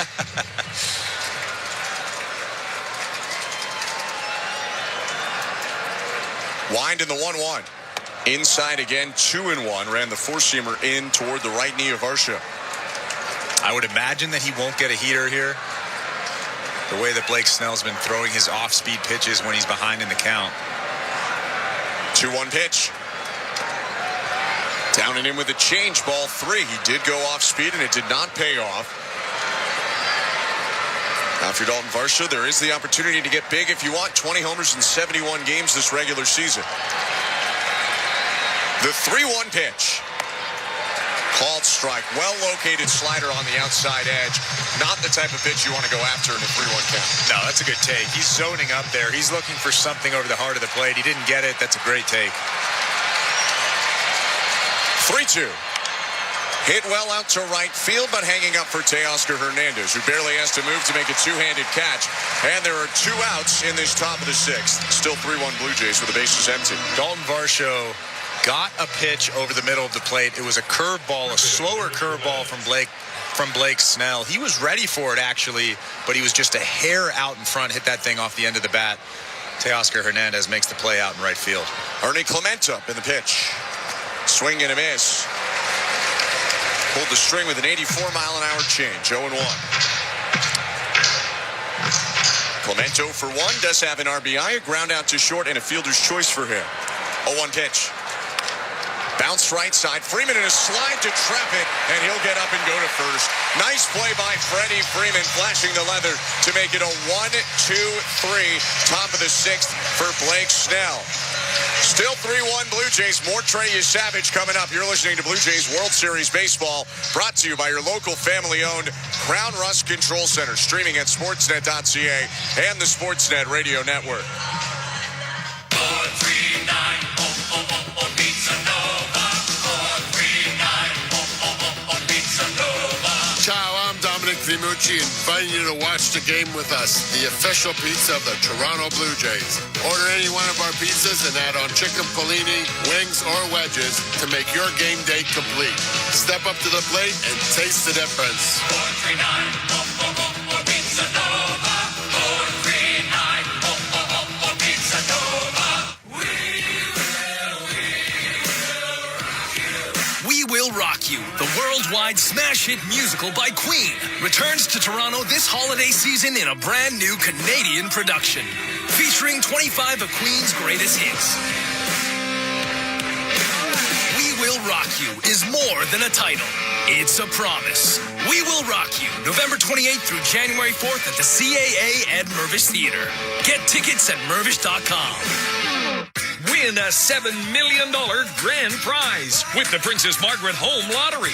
Live mortgage-free in a stunning Georgian-style Oakville show home with $500,000 cash. Over 5,400 square feet of classical design and modern sophistication, complete with a pool and outdoor kitchen. Buy now and be in to win the incredible $3 million early bird Muskoka Lakefront Cottage. Buy now at PrincessMargaretLotto.com. Play responsibly. Raffle 1488521. Hey, it's Gurdeep Ahluwalia. Experience a legacy that lasts at Don Valley North Lexus.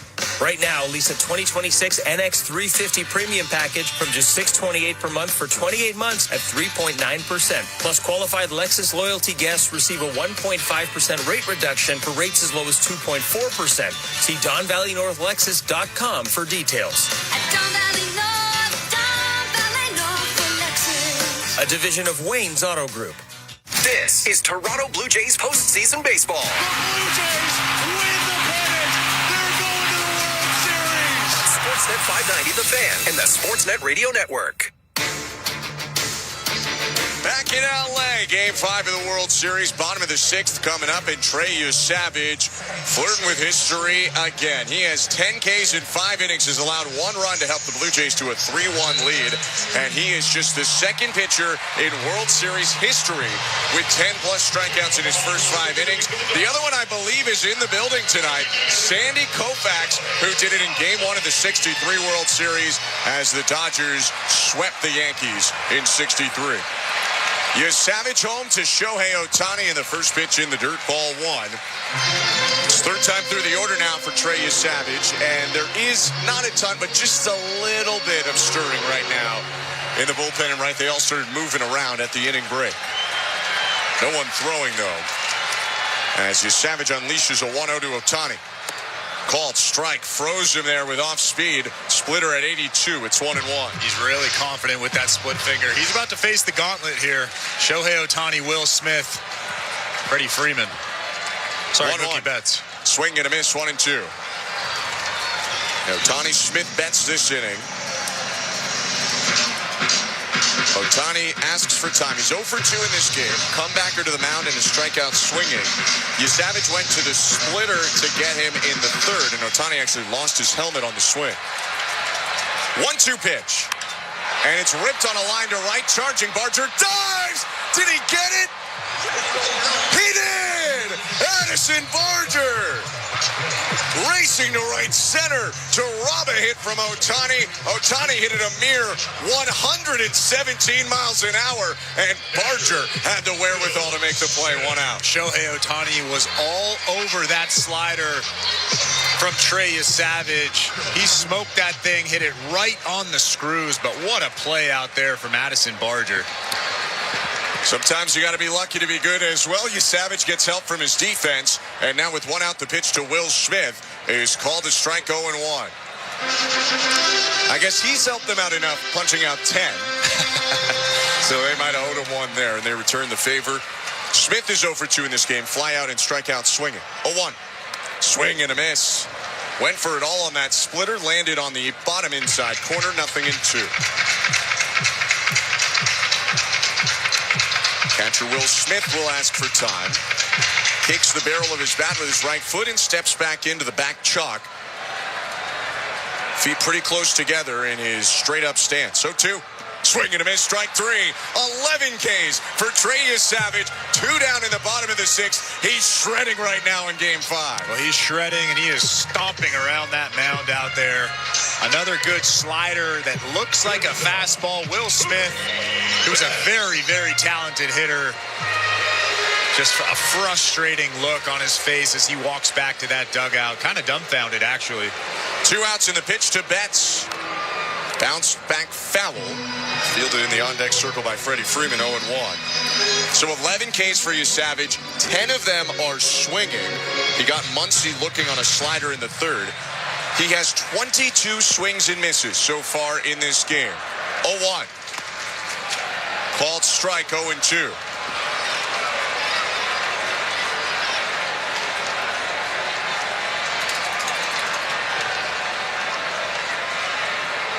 Right-hander shakes off his sign, trying to strike out Betts and end the inning. 2 out, space is empty. 3-1 Blue Jays. The 2-strike pitch. Down and away. Couldn't get the chase. 1-2. Want to mention, because we don't know when the inning could come to a close here, Savage has just tied a rookie record in a single game in the World Series. His 11 Ks matching Don Newcomb in 1949. 1-2. Bounce to the plate. 2 balls, 2 strikes. Couple of decent names he's matched. Koufax, Newcomb. I mean, I'm looking at Sandy Koufax right now. He's sitting right near that Dodgers dugout. So, he's thinking, hey, I remember in 1963 when I did this. When Koufax had that game, he had 10 Ks through 5, just like Savage. He ended up punching out 15 in a complete game win against Whitey 4. 2-2. On the ground, it's Chopper to 3rd. Charging Clement takes it on the high hop, slings to 1st, and that's a 1-2-3 bottom of the 6th for Trey Savage. On to the 7th we go. 3-1 Blue Jays. You're listening to Blue Jays Baseball, brought to you by your local family-owned Crown Rust Control Center, streaming on the Sportsnet app and the Sportsnet Radio Network. IHOP has been proudly locally owned and operated in Canada, serving their world-famous pancakes and more for 56 years. Every year, that's 700 million pancakes, 32 million pounds of breakfast meats, 100 million cups of coffee, and a whole lot of delicious. I'm thinking IHOP. Protect your waste and recycling equipment from costly repairs. With a custom maintenance plan, optimize your waste system performance and longevity with Metro Compactor Service. They've got you covered coast to coast with the largest service fleet in Canada. Their innovative iSmart technology can remotely diagnose, troubleshoot, and monitor equipment health in real time. For on-demand or proactive service, sales, rentals, and extended warranties for all your waste equipment, visit metrocompactor.com. metrocompactor.com. Hey you, while we've got your ear, let's talk about what's catching everyone's eye. Could it be your faucet that drips all night long? Or your toilet that never seems to flush right the first time?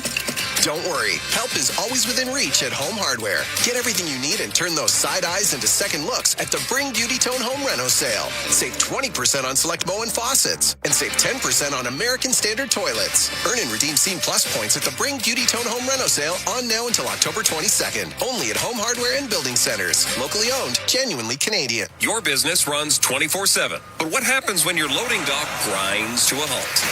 Get back in business fast with Begley Overhead Doors and Docks. Your overhead door problem is our problem, and we're good at fixing problems. Repairing your overhead door, dock, or have truck restraints that require service? No problem. We also offer preventative maintenance inspections to eliminate the chaos and expense of unplanned emergencies. Begley Overhead Doors and Docks. Trusted for over 60 years. Visit BegleyOverheadDoors.com today. IHOP has been proudly locally owned and operated in Canada, serving their world-famous pancakes and more for 56 years. Every year, that's 700 million pancakes, 32 million pounds of breakfast meats, 100 million cups of coffee, and a whole lot of delicious.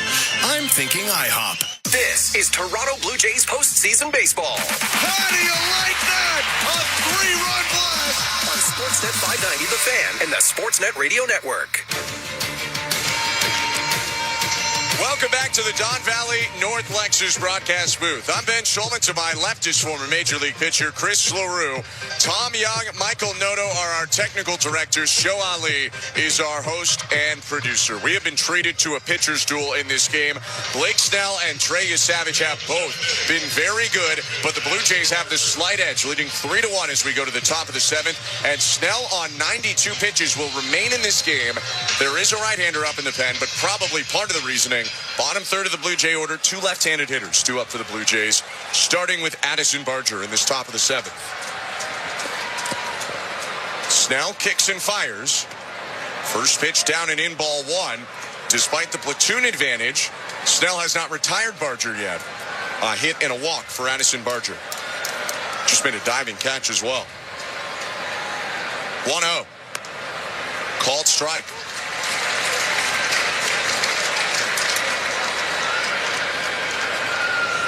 About a half season in the big leagues last year, and Barger didn't make the team out of camp this year, and he's been so big for them. 1-1. Outside and low, 2-1. And that was not making the team after putting together a really good spring. He was the odd man out. Yeah, I remember we talked about him in spring training, and everybody was kind of wondering if he would make that team. Unfortunately, he didn't. He went down to Buffalo, work on some things, although it didn't look like he needed to work on some things. Came back up. He had a heck of a season, and he's really hit the ground running. Open stance left side on the toes of his right foot. The 2-1. Popped it up. Back behind the plate. Smith, holding his mask in his right hand, curls back to home because that ball is into about the 7th row of seats behind home. How to play foul, 2-2.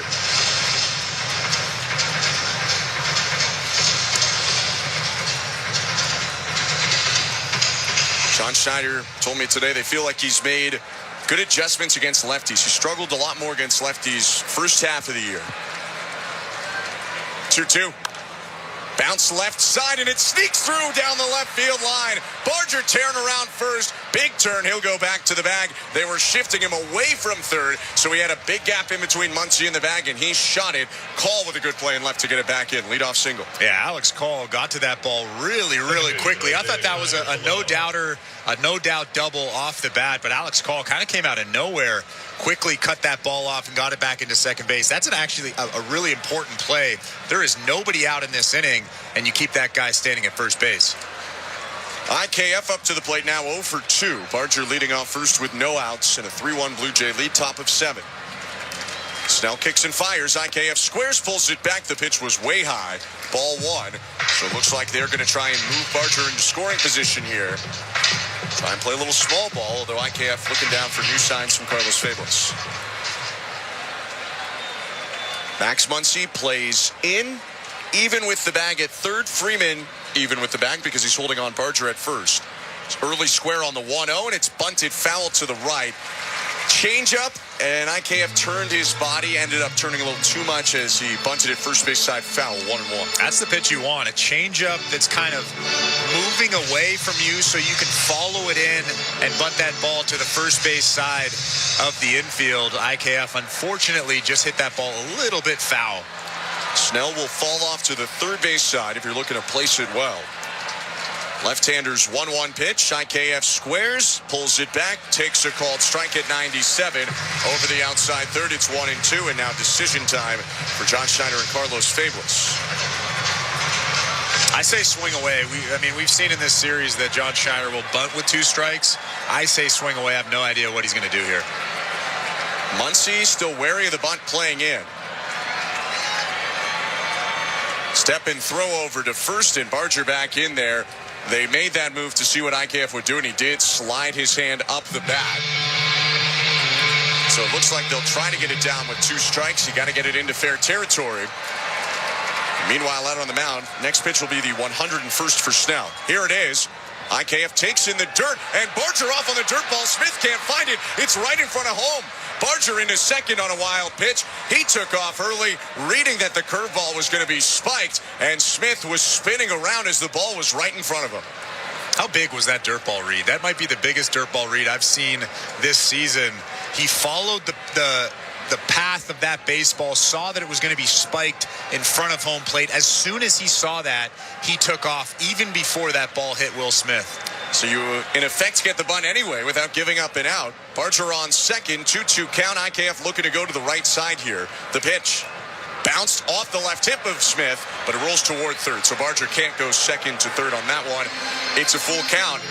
And this plate appearance where IKF was trying to give himself up has turned into one where Snell's got to get in the zone. I bet if IKF can get to first base, we'll see Andres Jimenez bunt. I would imagine. Yeah, because then you got the top of the order coming up, so almost even more reason to do it. Meanwhile, Edgardo Enriquez gets loose in the Dodger pen in left field. Kick of the payoff pitch. Hooked on the ground towards short, backhanded Betts. Sidearm throw to first in time. Really nice play by Mookie Betts. Barger had to remain at second because it was hit to the left side. There's one out. IKF still did the job. He worked that at bat. He forced Blake Snell to throw curveballs in the dirt. He was a really tough out. And then Addison Barger, of course, with the great dirt ball read, he gets to second base still with one out in this inning. Now we'll see if Andres Jimenez can come up clutch again. 3-1 Blue Jays. Runner on second, one out, top of the seventh inning.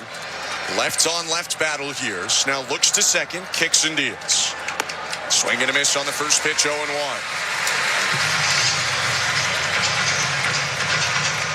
We bounce very quickly to the St. Louis Bar and Grill out-of-town scoreboard. 6-2, the Columbus Blue Jackets lead the Toronto Maple Leafs. Dying stages of that game in Columbus. 0-1 upstairs. All of our out-of-town scores are brought to you by the folks at St. Louis Bar and Grill. Again, 6-2 Blue Jackets over the Leafs. 3 minutes to go. Only NHL game of the night. Here in LA, game 5 of the World Series. 1-1 count, one out, and Barger on second. Snell rocks and deals. Check swing on a pitch down and away. No appeal. It's 2-1. Snell has run the pitch count up to 106. Yeah, this might be his last batter with David Schneider standing on deck, a right-handed hitter. He threw 100 pitches in his last game. And that's 103 straight games now for Blake Snell through 103 in the NLCS. 2-1. Swing and a miss, 2-2. Still got the good slider even at this later stage of his start. And Andres Jimenez asks for time, looking out into the night sky, thinking about what he wants to do here in a 2-2 count. Snell has only thrown more pitches than this once this year. On September 17th, he threw 112 against the Phillies in 7 shutout innings. Dave Roberts was just actually signaling to the outfield to come in a little bit. 2-2 to Jimenez. Bouncer headed toward first, hooks foul. Freeman was over to field it, but on the wrong side of the chalk, so he'll toss it away to the attendant down the right field line. Still 2-2, and we'll see pitch 109 from Blake Snell. And there's a couple of reasons why Dave Roberts wants the infield to come in. Number one, there's 2 strikes, so Andres Jimenez is cutting down the swing. You want to cut off that bloop base hit, but also you want to give yourself a chance to throw that guy out at home if it's a single. It's Barger on second, one out. Another 2-2 from Snell. Pitch outside, snap throw back to second, bounced, and back in time was Addison Barger with a head first dive. Yank of the four-seamer, and Smith went for the rare catcher back pick to second base. Barger got in there easily, and Betts had to become a wall there on that skipped throw. That wasn't a good throw. That was a bounce maybe 10 feet in front of second base. Mookie Betts with a fantastic play, keeping Barger at second. Snell set. Next pitch is 110. Here it is. Up and in, ball 4. Missed with a curveball. Jimenez flips the bat and heads down to first with a walk. Andres Jimenez actually wasn't sure if that was going to be called a strike or not. He was looking at the umpire, backing towards first base, and then realized it was a ball, flipped the bat behind him, and he took off to first base. It's funny, though, because it wasn't that close, but given past events, maybe just wanted to be extra sure about what is a walk and what is not. So Andres Jimenez on for the first time tonight. And we didn't know if David Schneider would get another chance to hit, but he will. Before he does, Mark Pryor, the Dodger pitching coach, the former great pitcher himself, out there talking to Snell. I mean, it is an interesting move just because Davis Schneider already has a home run off of Blake Snell. But Blake Snell has looked good, even though he's deep into this start, 110 pitches. This is the last start of his season. Just let it eat to Davis Schneider. And then if Davis Schneider gets on base, you bring in the righty to face Vladimir Guerrero Jr. Edgardo Enriquez is ready to go in the pen and left field if they need him. There is light tossing in the right field pen. Sir Anthony Dominguez up for the Blue Jays. One out, top of the seventh. Jimenez on first and Barger on second. Snell with pitch 111 of his night. Deals home to Davis Schneider. Called strike. Buckled Schneider with a change, 0-1.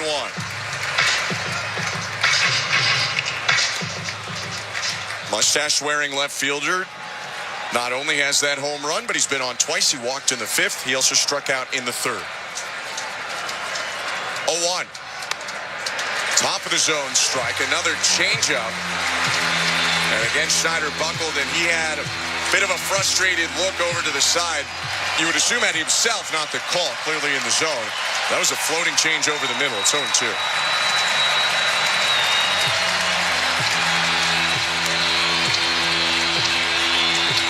Snell has punched out 6 tonight, although none since the 4th inning.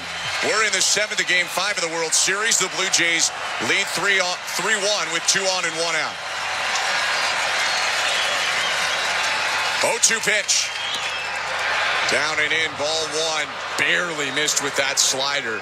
Can't make much better a pitch than that if you're Blake Snell, 1-2. I don't know if he was fooled or I don't know if he knew that ball was below the zone, but Blake Snell wanted that pitch. A little bit of a hop out there on that mound after that ball was called a ball. Barely missed.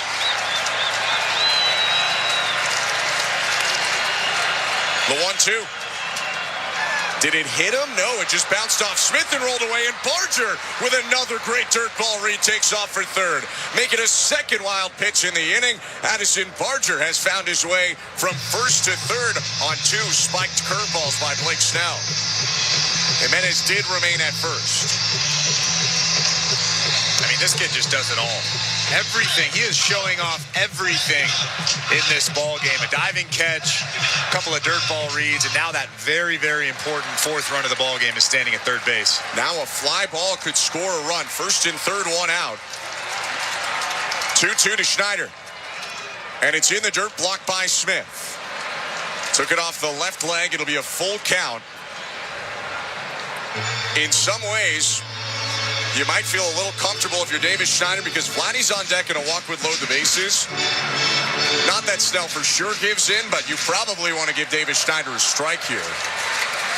Knowing Blake Snell, he is not going to give in right here. I would imagine. Left-hander set. 3-2 pitch. Swing and a miss, strike 3. Great change.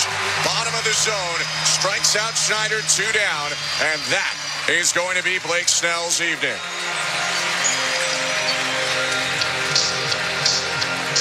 He gave up the back-to-back homers to begin the game after the first 3 pitches. Pretty much dominated. Big credit to Blake Snell, who leaves with the Dodgers still in this one. It's 3-1 Blue Jays. First and third, 2 outs, top of the 7th. Time now for a pitching change. Brought to you by Home Hardware, the official home improvement retailer for the Toronto Blue Jays. Locally owned, genuinely Canadian. Vladdy coming up next against Edgardo Enriquez. Let's go back to baseball control. Here's today's host, Joe Ali.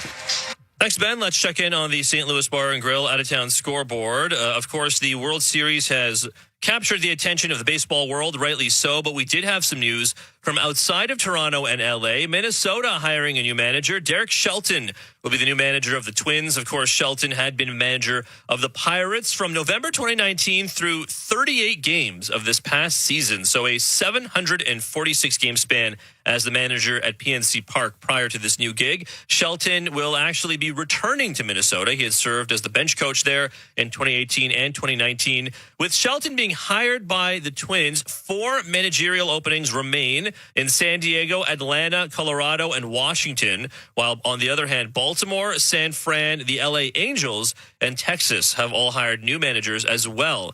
as Minnesota since the conclusion of the regular season. Ben had mentioned earlier the Raptors score. They were back at home tonight at Scotiabank Arena to take on the Rockets after a 1-3 start in which they had been giving up an average of 120 points over the course of the 3-game losing streak they were on. Unfortunately, tonight they got rolled by the Rockets, a 139-121 loss. 6 Raptors scored double-digit points in the loss. Scotty Barnes leading the way with 31. Brandon Ingram had 29 as well. Emmanuel Quickly, 15 for him. Rookie Colin Murray-Boyles, 13. Well, Sandro Mamukelashvili and RJ Barrett with both at 10. Raptors now giving up 127.8 points per game after the loss, their 4th straight. They are 1-4. Blue Jays baseball, as always, brought to you by Crown Rust Protection. Back to Dodger Stadium we go with the call on the Sportsnet Radio Network. Here's Ben Schulman and Chris LaRue. Thank you very much, Joe. Dave Roberts digging into his bullpen for a young, hard-throwing right-hander from Venezuela. 6'4", Edgardo Enriquez is on. Sinker, four-seamer, cutter, and slider for the righty in his 2nd season. We saw him in the World Series in that marathon Game 3. He threw 2 hitless innings, struck out 2, and hit a batter. But now the hard-throwing righty faces Vladimir Guerrero Jr. with runners on 1st and 3rd and 2 outs. And it's 3-1 Blue Jays, top of the 7th. Vladdy trying to cash in Barger. Enriquez kicks and deals, and Guerrero takes up high ball 1. Command issues at times for the righty, especially in AAA more than the majors, but he did not have those issues in Game 3 of the World Series. He's got huge stuff. Jimenez on first, Barger on third. 1-0 pitch, right on right. Here is the kick, and he offers. Swing and a miss. That's 100 at the top, gets past Guerrero, 1-1. That's the pitch that Vlad was looking for, that four-seam fastball. It might have been a hair above that sweet spot for Vlad to get a hold of it. Vlad is 1 for 2, home run, walk, and a ground ball double play. He could stay back and bounce one through the right side. A lot of room there, 1-1.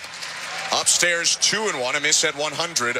High again. I would imagine now that they're behind in the count 2-1, they might think about being careful with Vlad. I know that Bo Bichette is standing on deck, and you don't want to walk the bases loaded because then you have to throw strikes. But I'm still careful in this situation.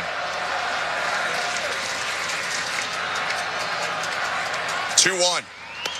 Inside with a breaking ball. First slider we've seen from Enriquez, only 82. Big change of pace, but he missed well inside. Ball 3. Yeah, that just tells me that they are being careful with him, especially after falling behind in the count 2-1. Vlad taps the plate. You imagine he could sit fastball here in a hitter's count. Open stance from the right side. Waving the bat. 3-1. Swing and a foul off. Got 99 on the outer third. Went after it. And it goes into the seats right side. So it's a full count with 2 outs. Meaning Jimenez will be off on the pitch from first. Barger won't be from third. This is why you play the game right here. 50,000 plus on their feet. 3-2 count, 2 outs. A gigantic run standing at third base in Game 5 of the World Series. A mix of Blue Jay and Dodger blue. Tons of dark blue towels waving. 3-1 Blue Jays, first and third, 2 outs. Enriquez set at the chest. His payoff pitch to the backstop. Coming home, Barger. He'll score on the walk. Vladdy up to first. Jimenez into second. He yanked it way outside at 100, and it's 4-1 Blue Jays on the 3rd Dodger wild pitch of the inning. How about Addison Barger? 2 dirt ball reads and then scores on a wild pitch. My goodness, what an inning. Just manufacturing a run. That is the definition of manufacturing a run right there. Doing everything you can to move up a base. And then he scampers home for the 4th run of the ball game. Blue Jays up 4-1 now. Jimenez on second and Guerrero on first. They want to add more. Bichette to the plate. Enriquez looks at second in the pitch. Called strike at 100. 0-1. Barger bounced a single to beat the shift, hitting it through the left side. And then the other 270 feet he got to get home were all on wild pitches. That run will be charged to Snell. 0-1. Down and in, almost hit Bichette on the leg with 101. We're starting to see some of those command issues here. A little bit of frustration on the body language of Enriquez out there. I mean, he's behind, or no, he's not behind, but that pitch was really nowhere near the strike zone.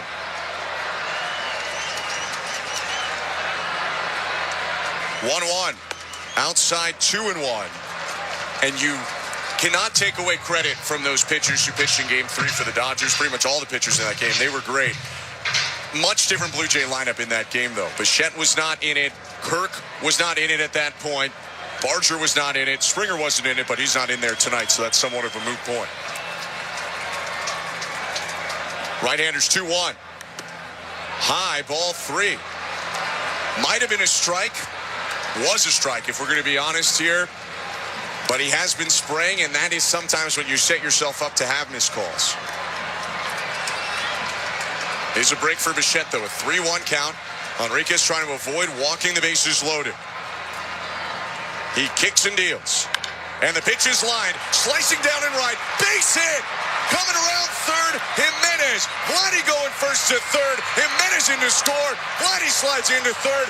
RBI single, Bo Bichette. It's the Blue Jays 5. The Dodgers 1 in the top of the 7th. Well, we've been talking about this over the last couple of games. Bo Bichette is starting to look like himself. That right there is Bo Bichette taking a tough pitch on the outside part of the plate and absolutely smoking it on a line out to right field. When he's at his best, he's not pulling the ball.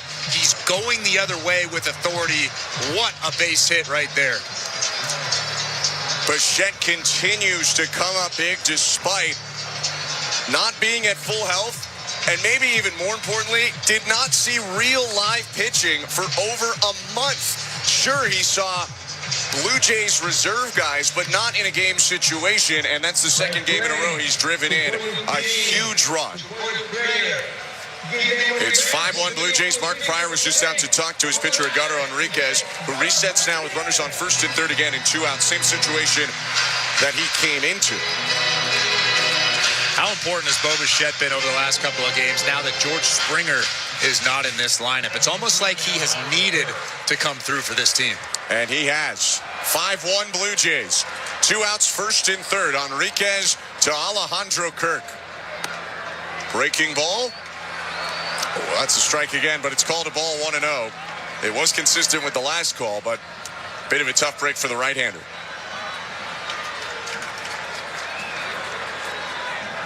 By the way, the line on Snell is complete. We'll get to that in a moment if we can. 2 outs in the inning.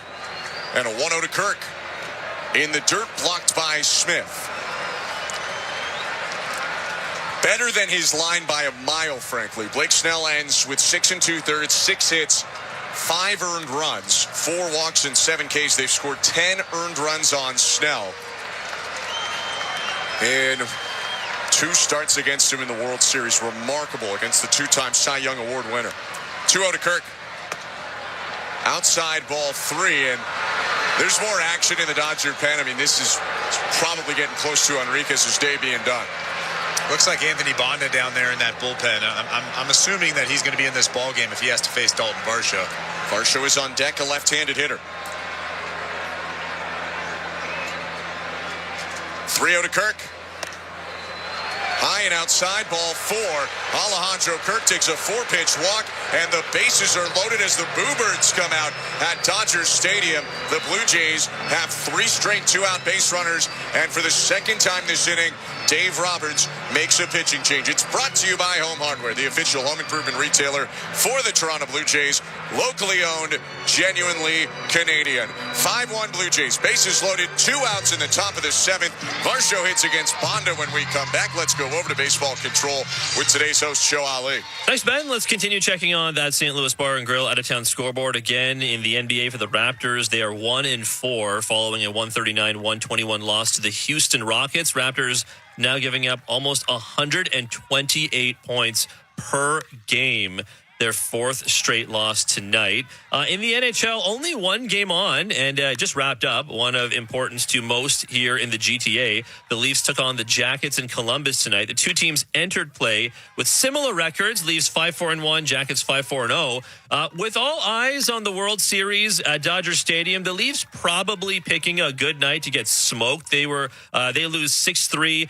They were without William Nylander, and Steven Lorentz had gotten injured. He had not returned for the third period. One of the goals for the Leafs was, in fact, from John Tavares, and that was his 500th career goal. You can tune in to Leafs Talk on Sportsnet Plus and Sportsnet's YouTube page with Sam McKee and Brent Gunning. Blue Jays baseball, as always, is brought to you by Crown Rust Protection. Let's get you back to the action at Dodger Stadium on the Sportsnet Radio Network. Here's Ben Schulman and Chris LaRue with the call.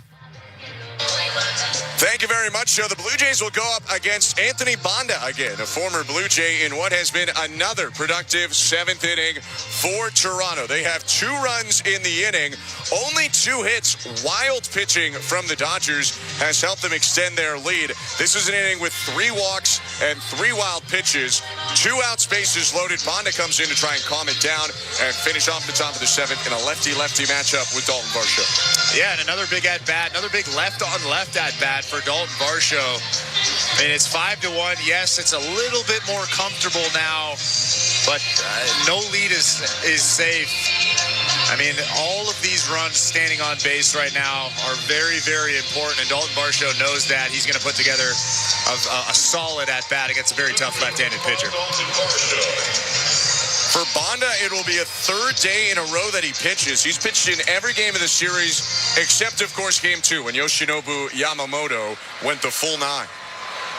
Vladdy on 3rd, Bichette on 2nd, Kirk on 1st, and Varsho at the plate. The pitch, check swing, called strike, 94 on the inside edge with a sinker.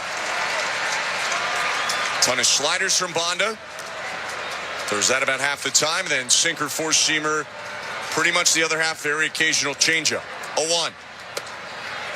Outside, trying to go across the plate with a sinker, barely missed, 1-1. It's a pretty good take right there, especially in an 0-1 count. Patience has been key for the Blue Jays in this inning. 1-1.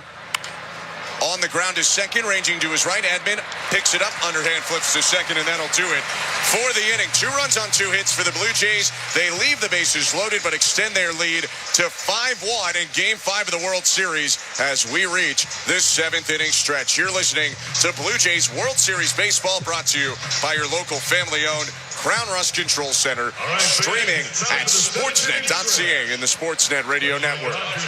Your business runs 24/7, but what happens when your loading dock grinds to a halt? Get back in business fast with Begley Overhead Doors and Docks. Your overhead door problem is our problem, and we're good at fixing problems. Repairing your overhead door, dock, or have truck restraints that require service? No problem. We also offer preventative maintenance inspections to eliminate the chaos and expense of unplanned emergencies. Begley Overhead Doors and Docks. Trusted for over 60 years. Visit BegleyOverheadDoors.com today. Our team knows it takes teamwork and staying power to go the distance, and a hunger to bring it home. That's why Crown Rust Control stands proudly beside them, because we know what it takes to go the distance for Canadians. We've been helping your vehicles go the distance for over 40 years, keeping them strong, reliable, and ready for the road. Get your vehicle playoff ready. Bring it home to your local family-owned Crown Rust Control Center. Crown Rust Control, proud sponsor of your Toronto Blue Jays. Bring it home, Canada. At Capital One, we're more than just a credit card company. We're people just like you who believe in the power of yes. Yes to new opportunities. Yes to second chances. Yes to a fresh start.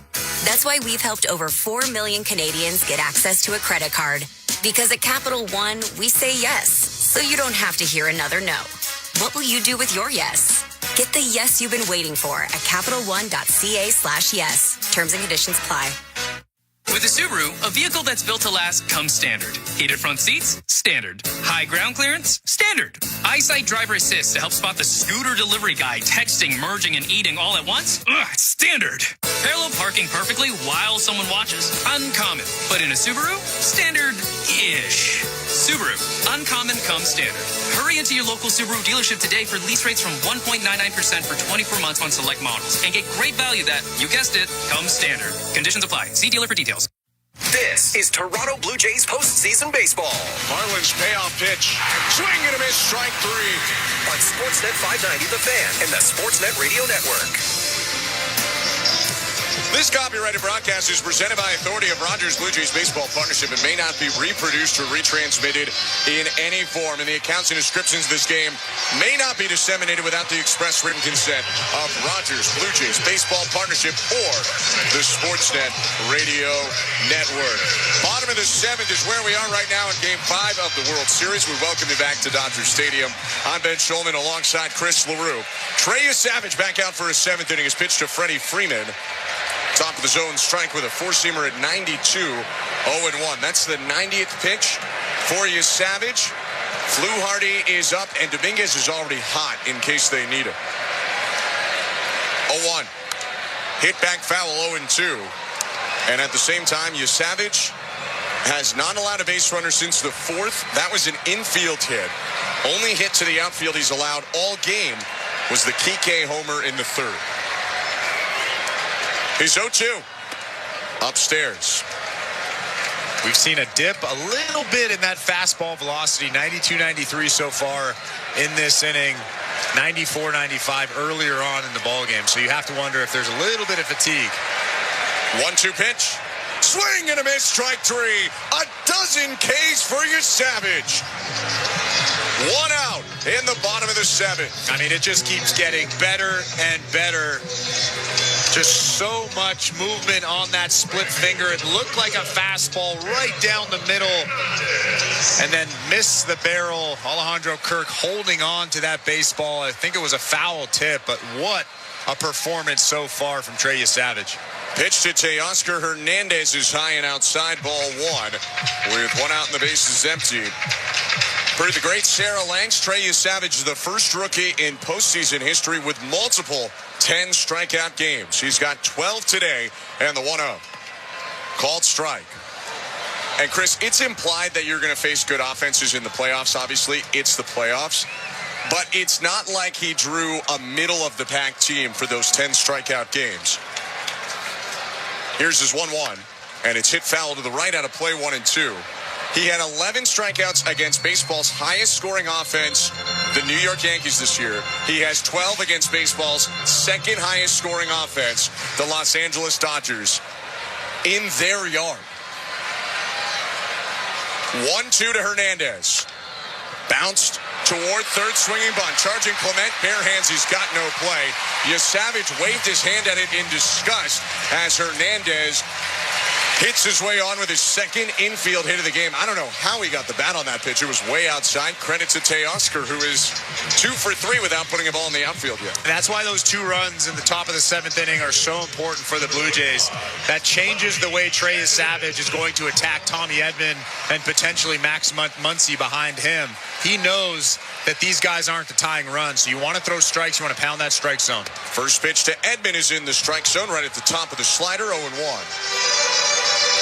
There's still double barrel action in the Blue Jay pen in right field. Fluharty and Dominguez, although Dominguez just walked off the back of the bullpen rubber. He's been thrown a while. 0-1. Swing and a miss. Got him to whiff at a slider low, 0-2. It's so interesting. Even late into this outing for Trey Savage, he doesn't look anything like he did in Game 1 of this World Series. Everything is on. We knew before he was called up that this is what he could be. Who knew that he would be doing it in Game 5 of the World Series? And he's thrown 99 pitches, a major league career high, 0-2. Down and away. 1 ball and 2 strikes. Previous high at the big league level, 94 pitches in a late season start against the Tampa Bay Rays, the second time he saw the Rays. So he's crossed the 100 plateau for the first time at the big league level, at the professional level overall. Kick in the 1-2. In the dirt, 2 balls, 2 strikes. Actually wasn't a bad pitch. Good take from Tommy Edman. You could see him following that split finger in all the way, bending at the knees, and it bounced just behind home plate. The velocity's dipped, the execution has not. For Trey Savage, looking for a ground ball with 1 out and Hernandez on first. 2-2. High ball 3. That time the slider slipped on him, full count. This is where you challenge Tommy Edman. You don't want to mess around here. And it could be Savage's life in this game on the line. If he walks a guy like Edman, puts 2 on for Muncy, Blue Jays could make a change. 3-2 pitch. Grounded foul. Slider got arm side movement and ran inside. Edman beat it away to stay alive. That was pitch 103 for the 22-year-old.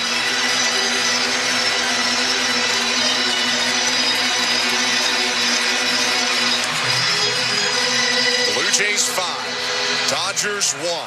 1 out, bottom of the 7th, Game 5 of the World Series. 3-2.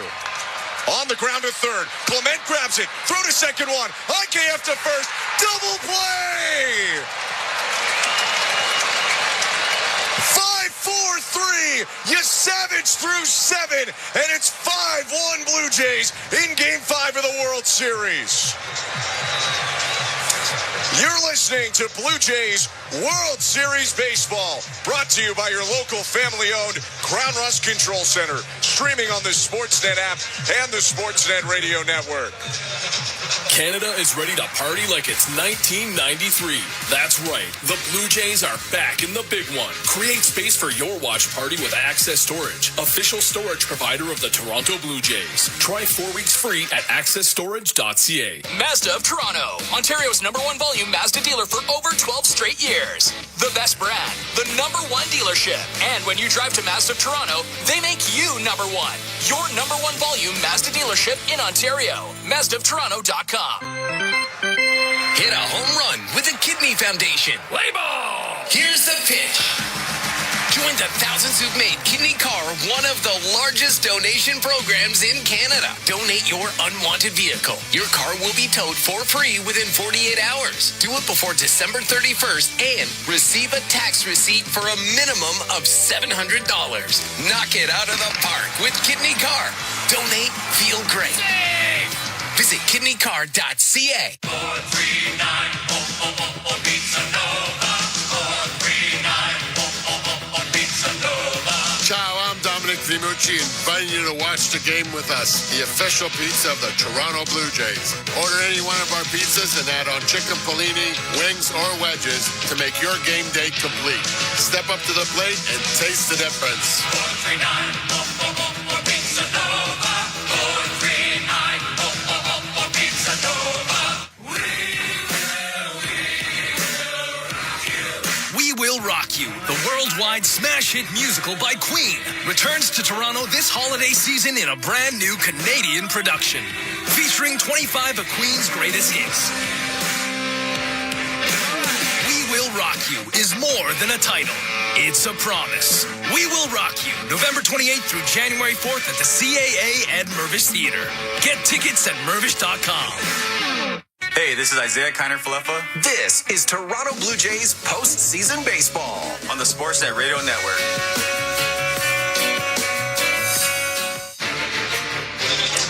Welcome to the Don Valley North Lexus broadcast booth perched above Dodger Stadium in the Vin Scully press box. I'm Ben Schulman alongside former Major League pitcher Chris LaRue. Show Ali, our host and producer tonight. Mike Noto and Tom Young, our technical directors. Under the night sky and the lights at Dodger Stadium, the Blue Jays lead 5-1. Top of the 8th inning coming up. Trey Savage gets the ground ball double play to end the 7th.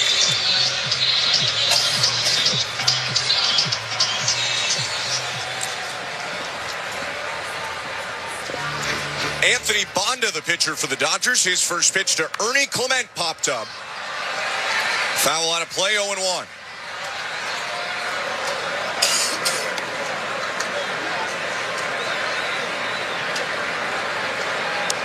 How about Trey Savage, Chris?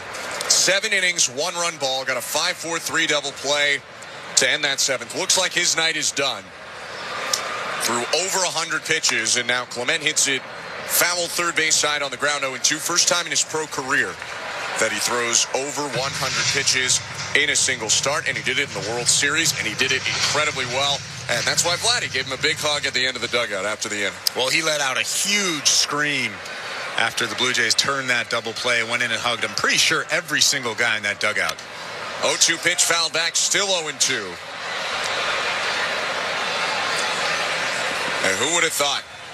This has been a 6-7 year build for the Blue Jays, Bichette Guerrero, Kirk around it most of the time, especially Bichette Guerrero. Who would have thought the guy they drafted? 0-2.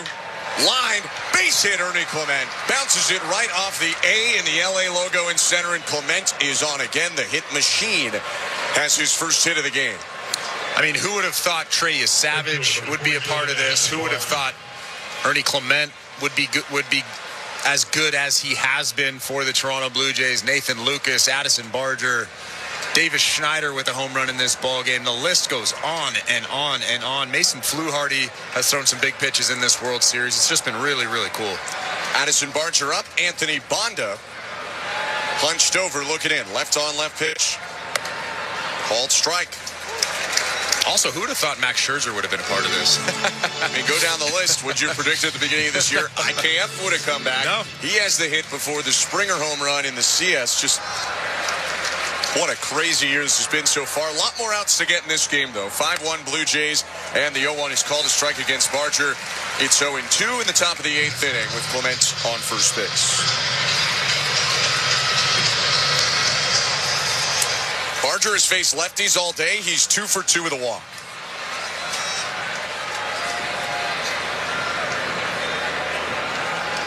Bonda's 2-strike pitch to Addison Barger. Long look, kicks, and throws over to first. It does look like down there in that Blue Jays bullpen that Mason Fluharty has sat down, and Sir Anthony Dominguez will be coming into this ball game in the bottom of the 8th inning. I think that's the right choice. Fluharty, too, has gone back-to-back days. 0-2. In the dirt, off the glove of Smith. There goes Clement for second. Another wild pitch.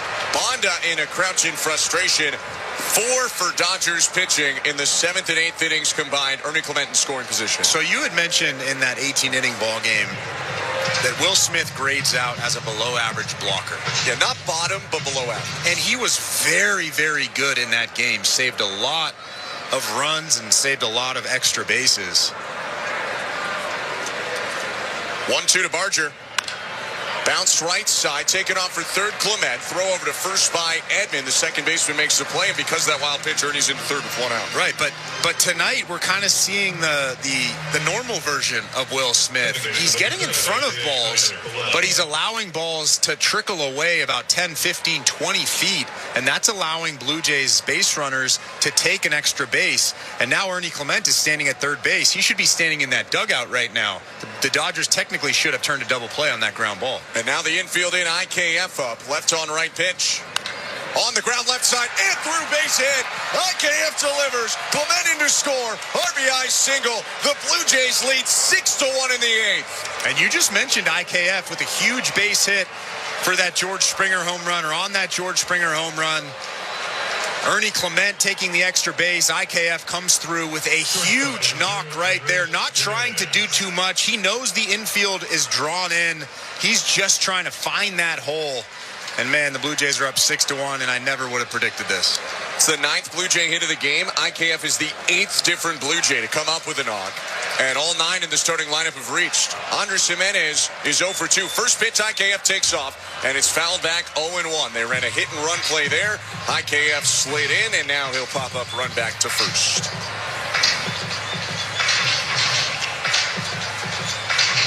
A couple of Let's Go Blue Jays chants scattered around Dodger Stadium. You're a Canadian who lives part-time in L.A. There's a lot of Canadians in L.A. and a lot of great traveling fans as well. 0-1. Hit in the air, shallow left field, racing forward, call. They're in time to retire Jimenez. 2 down, and the lineup will flip over. And batting now is Miles Strauss. He previously took over defensively in the spot of Davis Schneider. One of my favorite things to do in Los Angeles is go to a hockey game, whether the Kings or the Ducks are playing against the Canadians, the Leafs, the Oilers. You see so many Canadians. It's almost like they overpower whatever team they're playing, and it's so fun. I mean, it's not happening like that today, but it's good to see them come out. Step and throw to first, and IKF almost mechanically kind of went down to the ground and then reached out his arms to first, getting in ahead of the throw. Bonda Miles Straw hitting, 2 outs, and IKF on first, and a lot of reason for the Blue Jays fans here to be happy right now. 6-1 Blue Jays, top of the 8th, Game 5 of the World Series. The pitch, high ball 1. Bonda's got a big leg kick. I wonder if they try and take off first move again and just see. Flip side is you let Straw hit, and let's say he gets out, then Vlad leads off the next inning.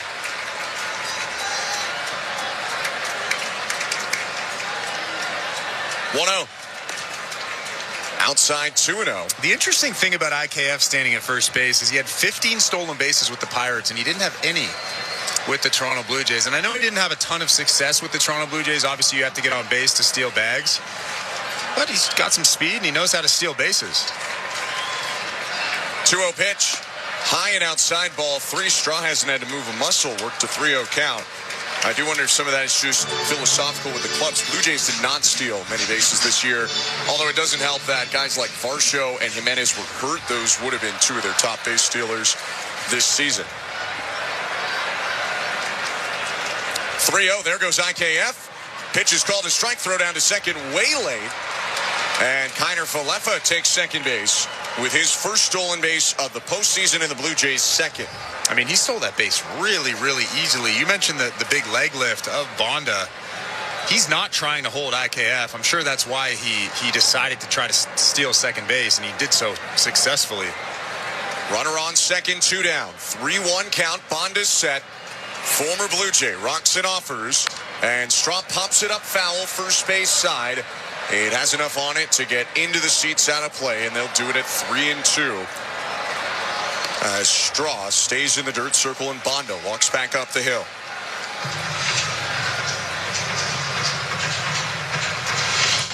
Third base coach Carlos Fablis is down the line a little bit. Closer to home plate, getting an angle to the outfield so he can see IKF and make a determination on where the ball is if he needs to wave him home.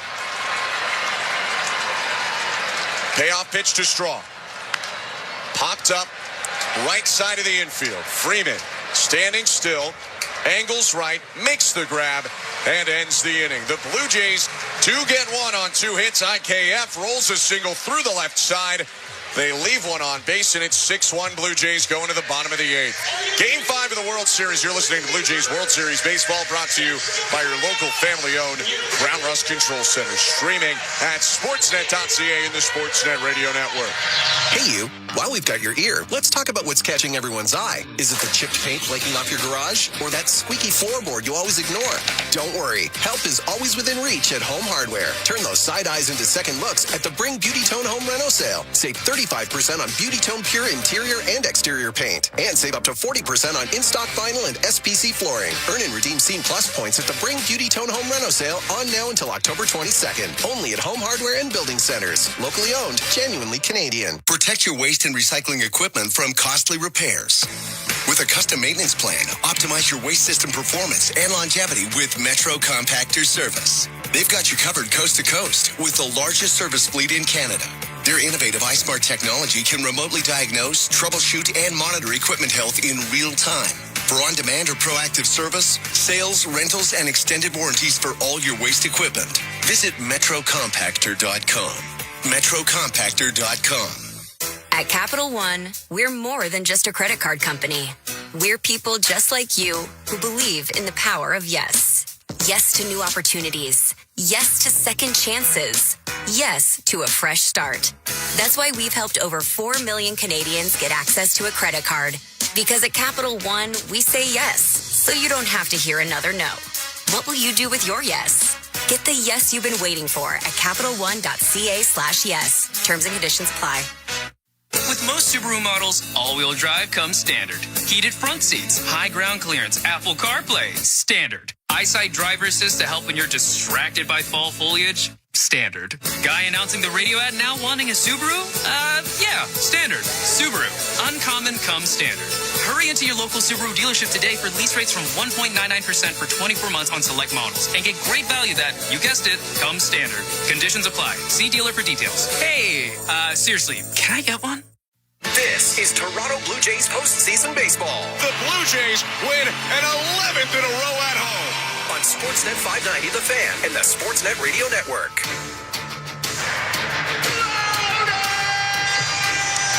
Bottom of the 8th inning in Los Angeles, and Trey Savage's sparkling night is done. We will get to that in a sec, but first we turn our attention to the mound where Seranthony Dominguez comes in a pitching change brought to you by Home Hardware, the official home improvement retailer for the Toronto Blue Jays, locally owned, genuinely Canadian. 6-1 Blue Jays as Dominguez comes in, and he has the bottom third of the Dodger order, beginning with Max Muncy.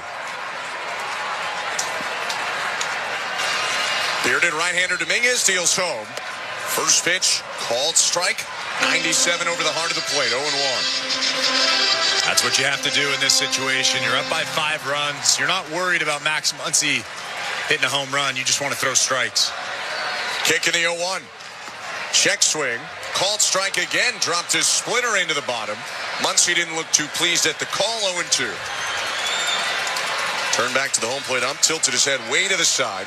Rex Beck wearing left-handed hitter, resting the bat on his left shoulder. 2-strike pitch.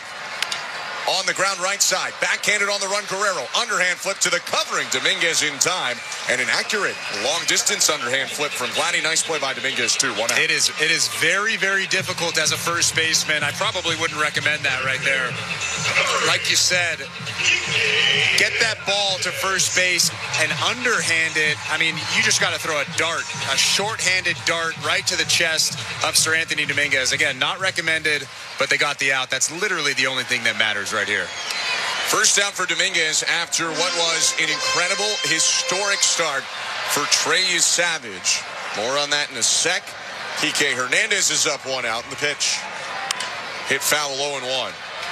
Savage exits this game after 104 pitches, 71 of which were strikes. 7 innings, 3 hits, 1 earned run. A homer by Kike Hernandez, who's up right now. No walks, a hit batter, 12 strikeouts. 0-1 pitch. Swing and a miss, 0-2. Per OptaStats, Trey Savage is the first pitcher ever in the World Series to strike out 12 without walking a batter. 0-2. Swing and a miss, strike 3. Dominguez picks up where Savage left off, 2 down. A lot of confidence out on that mound. Seranthony Dominguez has had command issues from time to time during the regular season, but he's had a lot of success in the postseason, and we're seeing more of that right here. His first strikeout got him on a sweeper. 2 down, Alex Call to the plate with the bases empty. 6-1 Blue Jay lead in the pitch. Outside, ball 1. Part of the reason he can pitch confidently, the Blue Jays tacked on 2 in the 7th and 1 more in the 8th inning. IKF knocked in their most recent run with a single. 1-0. Outside, 2-0.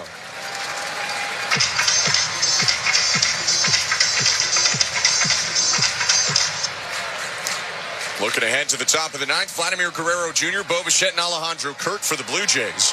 Dominguez 2-0. Called strike. 98 on the inner third. You still got to add on more because Shohei Ohtani's on deck. So even if Dominguez gets called here, then it's the top of the Dodger order. 2-1. Called outside. Looked like it had the zone. It's 3 balls and 1 strike. That's a strike. And Alejandro Kirk did a good job framing that pitch, too. Looked even better than it was. Challenge time if you're Seranthony Dominguez. 2 out, spaces empty. It's 3-1 to call. Called strike. That pitch was probably worse than the last one. But it was close. And it's 3-2. Call asks for time. Kind of like the Bieber walk to Ohtani yesterday. The 3-1 call, or pardon me, the 2-1 call was wrong, but then the 3-1 call was wrong in the opposite way, and we end up where we probably should have been at a full count with 2 outs. Dominguez deals. Inside, ball 4. Walked him on a fastball, and Seranthony Dominguez has to face Shohei Ohtani, who homered off of him in Game 3. And now you have to get down to business here. You have to throw good pitches. You have to make good pitches. Pete Walker is coming out to have a chat with Sir Anthony Dominguez. I think Jeff Hoffman is starting to get loose down there in that Blue Jays bullpen. They're just going to go over the scouting report, figure out what they want to throw, how they want to attack Shohei Ohtani. Not many holes in the swing of Shohei Ohtani. He does have one hole, though, up and in at the hands. Anything hard up there will get him. Hoffman is throwing in the right field pen. Blake Trinan in the left field pen for the Dodgers. 6-1 Blue Jay lead. 1 on, 2 outs, bottom 8. Ohtani is 0 for his last 6. Although he reached 10 straight times before that, and the last time he came up, he hit a liner to right at 117 miles an hour. That was caught on a dive by Addison Barker. Number 17, Shohei Ohtani. But Ohtani 0 for 3 tonight against Savage. Faces Dominguez here in the 8th. The pitch. Hit on the ground at first. Snap by Vladdy. He slaps the base with his right hand as he went down to the splits to snare it. And in one pitch, Ohtani is retired. On to the 9th we go. Blue Jays 6, Dodgers 1. Game 5. You're listening to Blue Jays World Series Baseball, brought to you by your local family-owned Crown Rush Control Center, streaming on the Sportsnet app and the Sportsnet Radio Network. Win a $7 million grand prize with the Princess Margaret Home Lottery. Live mortgage-free in a stunning Georgian-style Oakville show home with $500,000 cash. Over 5,400 square feet of classical design and modern sophistication, complete with a pool and outdoor kitchen. Buy now and be in to win the incredible $3 million early bird Muskoka Lakefront Cottage. Buy now at PrincessMargaretLotto.com. Play responsibly. Raffle 1488521. 439, Pizza Nova. 439, Pizza Nova. Ciao, I'm Dominic Vimucci, inviting you to watch the game with us, the official pizza of the Toronto Blue Jays. Order any one of our pizzas and add on chicken pellini, wings, or wedges to make your game day complete. Step up to the plate and taste the difference. 439, Pizza Nova. 439, Pizza Nova. We Will Rock You, the worldwide smash hit musical by Queen, returns to Toronto this holiday season in a brand new Canadian production, featuring 25 of Queen's greatest hits. We Will Rock You is more than a title. It's a promise. We Will Rock You, November 28th through January 4th at the CAA Ed Mervish Theater. Get tickets at mervish.com. Hit a home run with the Kidney Foundation. Play ball! Here's the pitch. Join the thousands who've made Kidney Car one of the largest donation programs in Canada. Donate your unwanted vehicle. Your car will be towed for free within 48 hours. Do it before December 31st and receive a tax receipt for a minimum of $700. Knock it out of the park with Kidney Car. Donate, feel great. Visit kidneycar.ca. This is Toronto Blue Jays postseason baseball. On Sportsnet 590, The Fan, and the Sportsnet Radio Network. 9th inning, Game 5 of the World Series, and the Blue Jays up 6-1 on the LA Dodgers. Blake Trinan is in a pitching change, brought to you by Home Hardware.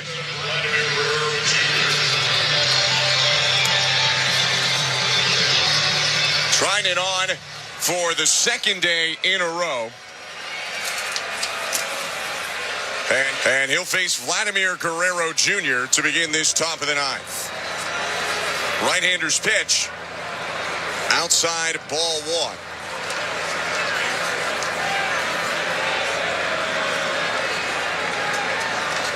Pitching change is brought to you by Home Hardware, your local home improvement retailer for the Toronto Blue Jays.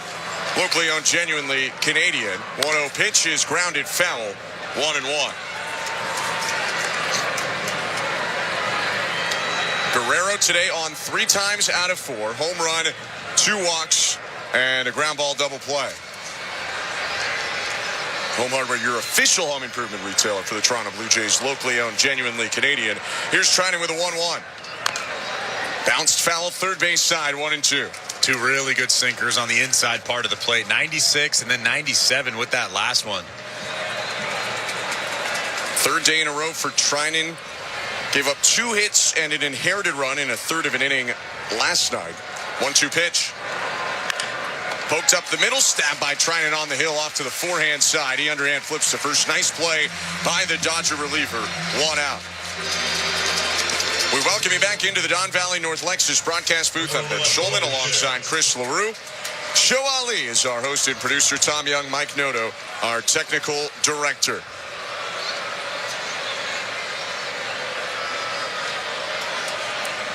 Bo Bichette hitting after an RBI single in the 7th. Trinan's pitch. Swing and a miss. It was Bichette who teed off on Trinan yesterday, smashing a ball into the wall and left. Went for an RBI single, a healthy Bo Bichette. That's easily a double.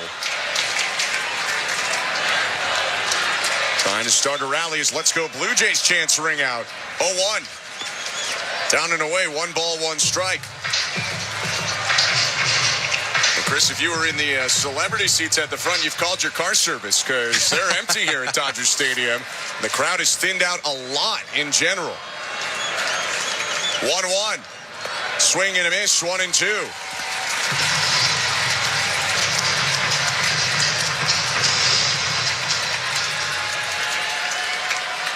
Bichette pinwheels the bat. 1 out, bases empty, 6-1, top of the 9th. 1-2 pitch. Grounded foul right side past the feet of Mark Budzinski, the first base coach. It is tough to get out of here, though. It's not going to be easy now because half the people left already. It'll be a little bit easier, but easier for us. It is tough to get out of this stadium if you're driving. 1-2. Down and away, 2-2. Good at bat for Bo Bichette. That's good to see. Even late into this ball game, you're ahead by 5 runs. A lot of guys would shut it down, but not Bo Bichette. He's continuing to put together good at bats. 2-2 pitch. Fouled back. Second game in a row that Bichette plays the full 9. And we said it last time, we'll say it again. Obviously, they want George Springer in there. And Springer actually has a helmet on right now. But at least one side effect to not having Springer is Bichette can DH and play the whole game. 2-2. On the ground right side. Picked up at second base, Tommy Edman. He'll throw on to first. And there are 2 down. Do you think George Springer had a helmet on to potentially pinch run for Bo Bichette? I think so. Yeah, because Bichette is out, and now he's walking back down. Yeah, I don't think you want to mess around with that oblique in a pinch hitting scenario here. Yeah, up 6-1 in the 9th. I think it's run only because they weren't going to play him defensively. Right. And the DH spot is Bo Bichette's. 2 outs, bases empty. Springer's taking the helmet off, and the pitch from Trinan to Kirk.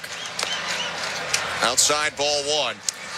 Look ahead to the bottom of the 9th. Jeff Hoffman is loosening up. It's been 2 days since he's pitched. Last pitched in game 3, so could come in for the 9th inning. Smith bets Freeman, due up for the Dodgers. 1-0 pitch. On the ground to first. Freeman takes a 2-hopper, gets it in the palm of his mitt, and goes to the bag to end the inning. 3 groundouts forced by Trinan, and on to the bottom of the 9th we go. Game 6 of the World Series. The Blue Jays 6, the Dodgers 1 at Dodger Stadium. Back in a flash, you're listening to Blue Jays World Series Baseball, brought to you by your local family-owned Crown Rust Control Center, streaming at sportsnet.ca and the Sportsnet Radio Network. IHOP has been proudly locally owned and operated in Canada, serving their world-famous pancakes and more for 56 years. Every year, that's 700 million pancakes, 32 million pounds of breakfast meats, 100 million cups of coffee, and a whole lot of delicious. I'm thinking IHOP. Your business runs 24/7. But what happens when your loading dock grinds to a halt? Get back in business fast with Begley Overhead Doors and Docks. Your overhead door problem is our problem, and we're good at fixing problems. Repairing your overhead door, dock, or have truck restraints that require service? No problem. We also offer preventative maintenance inspections to eliminate the chaos and expense of unplanned emergencies. Begley Overhead Doors and Docks, trusted for over 60 years. Visit BegleyOverheadDoors.com today. IHOP has been proudly locally owned and operated in Canada, serving their world-famous pancakes and more for 56 years. Every year, that's 700 million pancakes, 32 million pounds of breakfast meats, 100 million cups of coffee, and a whole lot of delicious. I'm thinking IHOP. This is Toronto Blue Jays postseason baseball. That ball is soaring out of here. A grand slam. On Sportsnet 590 The Fan and the Sportsnet Radio Network. Welcome back to Blue Jays Baseball. Show Ali with you as the Blue Jays lead the Dodgers 6-1 as we head to the bottom of the ninth at Dodger Stadium out west. Don't forget, we do have Jays Talk this evening. Jeff Blair and Kevin Barker will have the post-game show as usual. They will take your calls and your texts. Blair will throw out the numbers for you to call after the final out. You can text them as well, including right now. A lot of texts for us to get to. 590-590, name and location. The People's Text line, always open. Standard data and messaging rates may apply. Blue Jays Baseball brought to you by Crown Rust Protection. It's the bottom of the ninth inning at Dodger Stadium with the call on the Sportsnet Radio Network. Here's Ben Schulman and Chris LaRue. Thank you very much, Joe. A pitching change for the Blue Jays brought to you by Home Hardware, the official home improvement retailer for the Toronto Blue Jays. Locally owned, genuinely Canadian.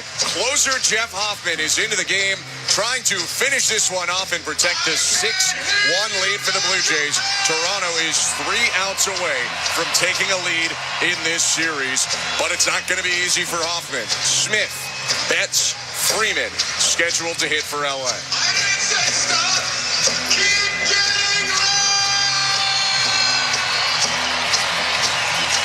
Jeff Hoffman needs to attack these hitters just like Sir Anthony Dominguez did. You don't want to walk anybody in this inning.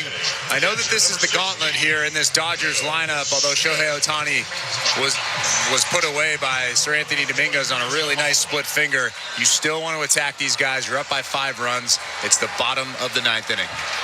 Smith 0 for 3, 2 strikeouts after he was bumped up in the order. The pitch. Bounce to the backstop, 1-0. Hoffman in this postseason has allowed 1 earned run in 10 innings for an 0.90 ERA. And that 1 earned run came when they were up 4 in the clincher of the DS, and he was pounding the zone to try to put that game away.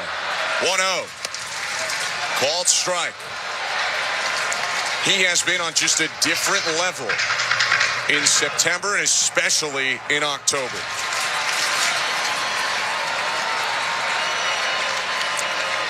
1-1 pitch. Inside with a slider, maybe a little high as well. 2-1. The thing that I love most about playoff Jeff Hoffman is he's getting on top of the slider and the split finger. Also, the confidence is on another level here. Right-handers, 2-1 pitch. Smith grounds it foul to even the count at 2-2. Pulled a four-seamer. That was 95 and in off the plate. Four-seam, two-seam. Slider, splitter for Jeff Hoffman.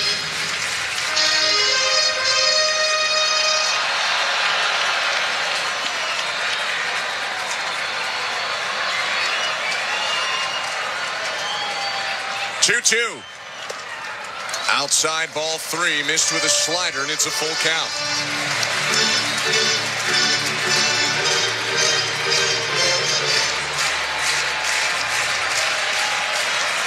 Hoffman set just below the belt. Payoff pitch to Will Smith. Hit on a line, down in left field, a base hit. One bouncing into the glove of Straw, and Hoffman looked to challenge there.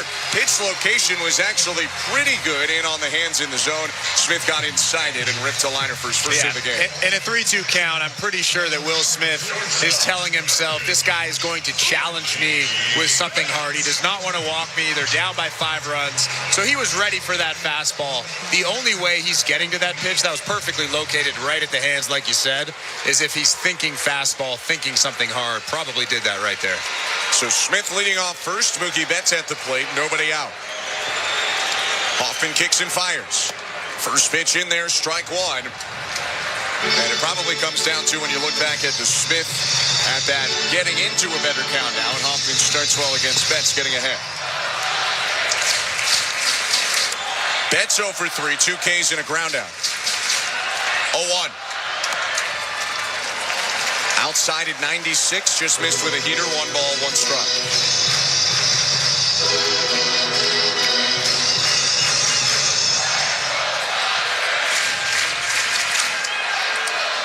One run on 4 hits for the Dodgers so far, 6-1 Blue Jays, and the 1-1. Grounded foul, Hoffman ahead once more, it's 1-2. All fastballs to Mookie Betts. That time he just put it right over the heart of the plate, and Betts was out in front of that pitch, rolled over it. That's what he should be doing. You're not messing around here. I mean, I know I've said it a million times already over the last couple of innings, but you're still up by 5 runs. You do not want to walk guys and put them on via the free pass. The 1-2. In the dirt with a slider. Couldn't get Betts to chase. 2 balls, 2 strikes. Hoffman did not pitch in last night's game. He did heat up late in that game, but didn't pitch. He threw 2 scoreless innings in the 18-inning marathon game 3. 2-2. Foul back. High slider would have been a strike. Betts fought it off over the netting into the seats.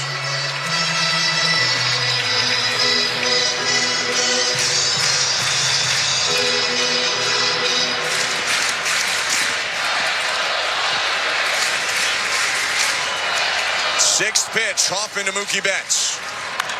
And it's hit high in the air, left field, playable for Straw. Moving toward left center, he backpedals, shuffles left, makes the catch. And Smith remains at first.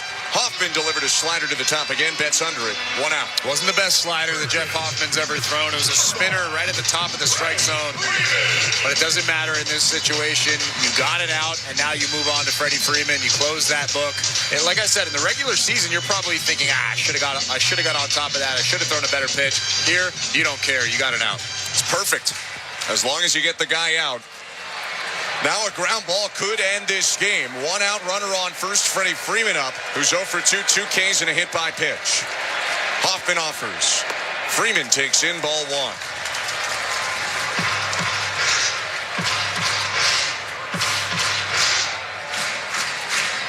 1. Blue Jays hit back-to-back homers to begin this game, and they have held the lead since, up 6-1 here in the 9th. 1-0. High and outside, 2-0.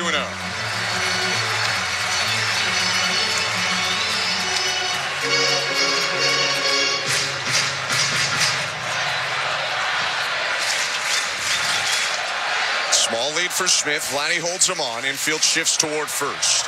2-0. Freeman pops it foul. A high pop-up into the top deck of seats off to the left of home plate. It's 2-1.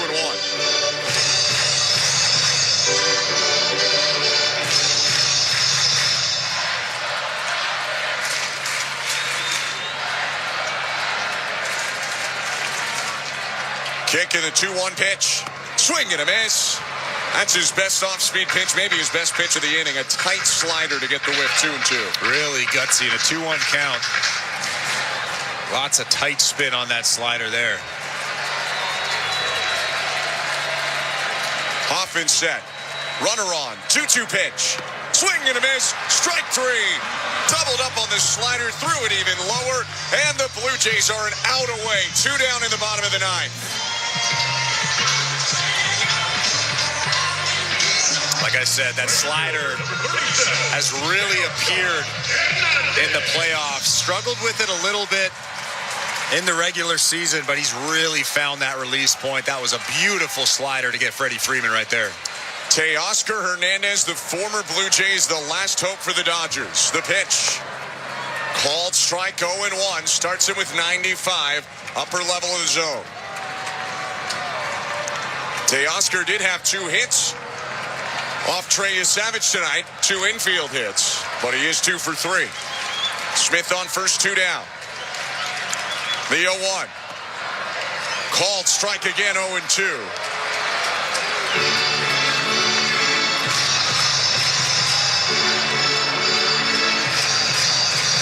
Interested to see if Vladdy still holds on Will Smith. You're up 5, 2 outs in the 9th and 2 strikes. Thought he might play behind him to cover a little more ground off the line, although splitting hairs at this point.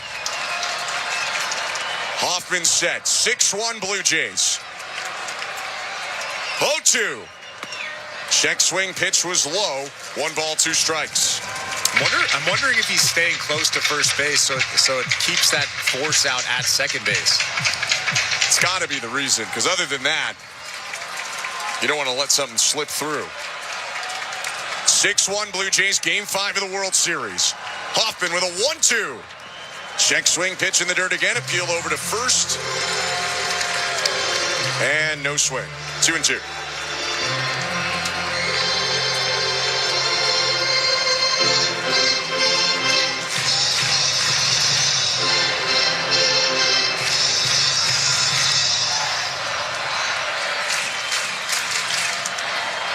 Hoffman turns his shoulders, looks at first, now sets.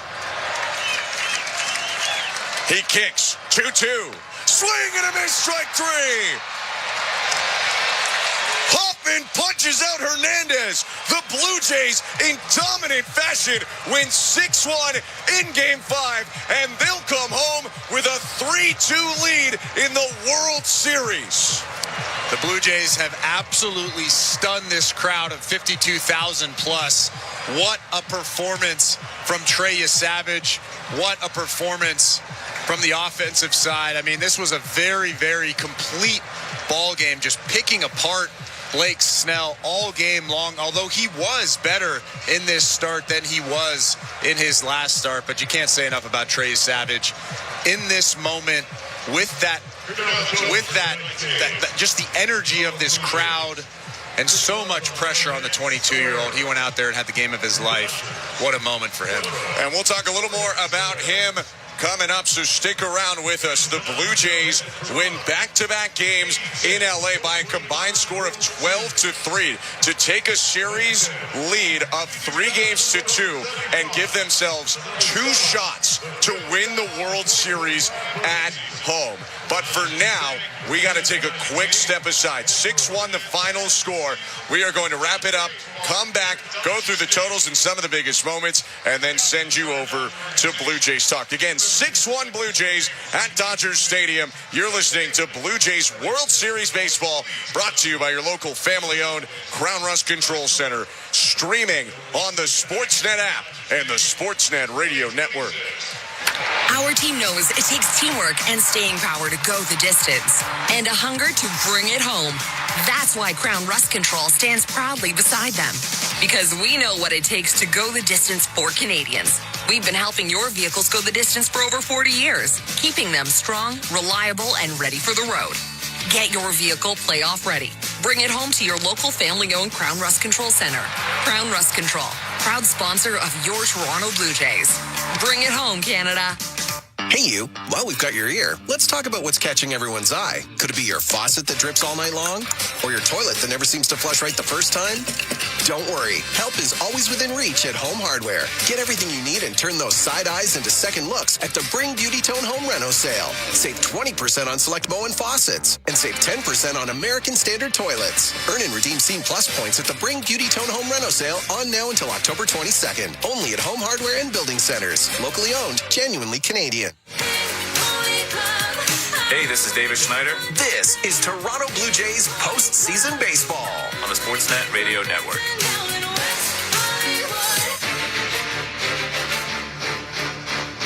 Welcome back to the press box at Dodger Stadium. The Blue Jays come to LA and win 2 out of 3 games on the road in the World Series, including tonight's Game 5 that they took by a final score of 6-1. If you listen to even a little bit of the first 7 innings, you know where we're going to go with the play/player of the game. But let's hold off for just a sec, Chris, because the tone was set in this game early. So early that the Blue Jays in 3 pitches had 2 runs. Davis Schneider teed off on the first pitch of the game for a solo shot out to left, and then Vladimir Guerrero Jr. went back-to-back with him 2 pitches later, and it just felt like the Blue Jays came bursting through the wall for Game 5. Well, the plan was to attack Blake Snell. Blake Snell wasn't great in his last start. We all know that. We talked about it at length, and he was a little bit erratic with his stuff. He was spraying the fastball all over the place. A lot of fastballs were out of the strike zone high, arm side high. The Blue Jays know that coming into this ball game. They know that he's early on at least going to try to throw strikes and be in that strike zone, and that's why they attacked early. Davis Schneider jumped all over that 4-seam fastball. Vladimir Guerrero Jr. also jumped all over a 4-seam fastball. Like you said, 2 home runs on the first 3 pitches of the ball game, setting the tone for what would be one of my favorite games of all. time. And it turned out, Chris, they could have dropped their bats after that and just stood there and took pitches at home plate because that was all the run support was the best of anyone on the field. The wind and the 2-strike pitch. He got him. Struck him out on his slider. 1-2-3 for your Savage in the first. Regular rest for your Savage. His 1-2 pitch. Swing and a miss, strike 3. Trey Savage strikes out this side. He's punched out 4 in a row in 2 6-up, 6-down innings in L.A. The wind and the 2-2. Swing and a miss, strike 3. Ohtani loses his helmet on this splitter, and Savage bounces back after giving up the solo shot to Kike Hernandez to get call and punch out Ohtani, ending the third. 3-2 pitch. Check swing, pitch in the dirt, appeal to first. He went! 10 Ks in 5 innings for Trey Savage. On to the 6th inning we go. Feet pretty close together in his straight-up stance. 0-2. Swing and a miss, strike 3. 11 Ks for Trey Savage. 2 down in the bottom of the 6th. He's shredding right now in Game 5. Well, he's shredding, and he is stomping around that mound out there. 1-2 pitch. Swing and a miss, strike 3. A dozen Ks for your Savage. I mean, there were moments in this start where it was a bit ridiculous at how in control he was. Throwing any pitch in any count. We talked about this before the ball game. He wasn't great in his last start. Only threw 10 split fingers out of his 80 pitches. And a lot of his pitches were... I mean, he grinded through that start. A lot of his pitches didn't have the depth, didn't have the spin that they did tonight. This is the Trey Savage that we've been hearing so much about. Obviously, it's incredibly difficult to expect him to come out and perform like he did. But we've been hearing that he has the split, he has the slider, he has the fastball velocity, he has that awkward arm angle, and he really showed it off tonight. I mean, this is a performance that everybody in this ballpark, everybody in Canada, everybody really that watches baseball will remember for a long, long time. I mean, he's gonna go down as this is gonna go down as one of the greatest performances in World Series history. When you think of great rookies coming up and pitching in the playoffs, I feel like these days 2008 David Price is the name that goes first to people's minds. I think they might wake up tomorrow and say 2025 Trey Savage in at least the same light. Unbelievable. The most strikeouts in a postseason by a rookie in Major League history. The only rookie ever with multiple 10 strikeout games. And against the top 4 of the Dodger order, Ohtani, Smith, Betts, and Freeman, he held them to 0 for 11. Freeman was hit by a pitch, and he struck out that top 4 7 times in 11 at-bats. An unbelievable outing to cap off an unbelievable run. And his final start of the year might have just been his best, maybe even better than a 5 1/3 hitless start he had in the DS against the Yankees. And he is the biggest reason of many why the Blue Jays take this game. Credit to the rally in the 7th that included knocks from Barger and Bo Bichette, and then in the 8th with Clement and Kiner Falefa coming up with hits to knock in another run. But Trey Savage did enough in tandem with Sir Anthony Dominguez and Jeff Hoffman for the Blue Jays to win 6-1. The final score. 6 runs on 9 hits, no errors, 7 left. Dodgers 1 run, 4 hits, no errors, 4 left on base. Your Savage is 3-1 in the postseason now with the win. Snell, who at one point was 3-0 in the postseason, is now 3-2.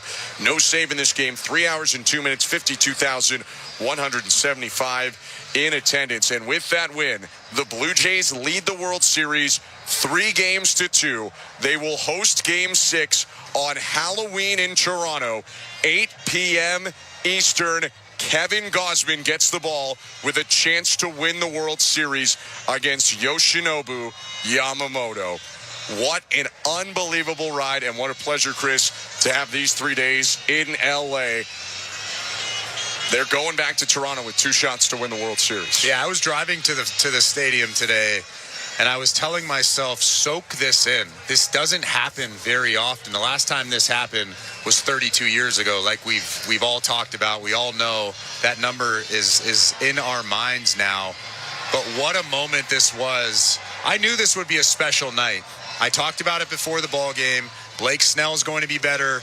Trey Savage is going to be better. I had no idea that Trey was going to be this good. An unbelievable outing, an unbelievable 3 games so far for the Blue Jays in L.A., and now they're coming back home. Join us then. We appreciate you tuning in tonight. Thank you so much to Mike Noto in L.A. for his great work. Pleasure working with him. Tom Young, our technical director as well. Show Ali was our host and producer tonight. My partner is Chris LaRue, and I'm Ben Schulman. We will see you on Friday on Halloween as the Blue Jays have an opportunity to try and win the World Series. But we know you have a lot of thoughts, and you want to talk to the big guys. So it's time for Blue Jays Talk with Blair and Barker. It starts right now. All right, Kevin Barker, so have you planned the parade route yet? I need directions, Jeff. Yeah, okay. Can you help me? I kind of got mine worked out a little bit. You do? Yeah. Think I'm getting ahead of myself? Absolutely. Yeah, probably. But, I mean, come on. The Jays are 1 win away from the first World Series since 1993. After tonight's 6-1 win, they lead the Dodgers 3-2. You would be lying, I think, if you thought that the Jays would come out after that 18-inning loss, not just win 2 games, but, Kevin, they put the boots to the Dodgers. They outscored them 12-3. Trey Savage, the first pitcher. There have been a lot of guys who pitched in the World Series. Old guys, rookies. Yeah. Guys who weren't very good, guys who were great, guys who are going to the Hall of Fame, first ballot Hall of Famers, you name it. He's the first pitcher ever, 22-year-old Trey Savage, the first pitcher ever to strike out 12 and allow no walks in a World Series game. That is maybe the most, this has been a season of unbelievable things. Kevin, this might be the most unbelievable thing I've witnessed this year. Yeah, he was great. I mean, the over-the-top release point at almost 7 feet. The steepness, helps the slider depth. That slider, he sort of established that right out the gate. The fastball carries the zone. The split finger, he had 2 different ones of those. The one that went straight down, the one that sank because he was throwing a tick harder. I mean, the velocity went down a little. The more he threw, the more the innings went on. But, he had most of the time about a 10-mile-an-hour difference between the split finger and the fastball. He used all 3 pitches to throw a strike one. That's unpredictability. I'm standing on the on-deck circle. Because of that steepness, it's almost hard to explain that unless you've actually stood in the batter's box and sort of can come away from that going, man alive, you just can't pick up the 3 different ones. I just know the Dodgers are pretty good, Jeff, and 1 through 4 in their lineup was 0 for 11 with 7 punches. And, I made a point of writing down Freddie Freeman's reaction after every at-bat. And, he got hit by a pitch the second at-bat. Struck out twice against Trey Savage. And in both cases, you just got the impression he didn't see the ball. In both instances, it just looked like obviously he's Freddie Freeman. He's not going to surrender. But it was just like, what am I going to do? Watching him go back to the dugout, And there was one camera shot of Freddie Freeman where he just looked out at the mound, and he looked like somebody who was sitting there saying, I'm not certain what I just saw. And it was a remarkable performance from Trey Savage. And, of course, his teammates helped out. Davis Schneider, first pitch of the game, puts it in the seats. Vladdy, third pitch of the game, puts it in the seats. Addison Barger against Blake Snell, one of the best lefties in the game. John Schneider says, I'm going to leave him in the lineup.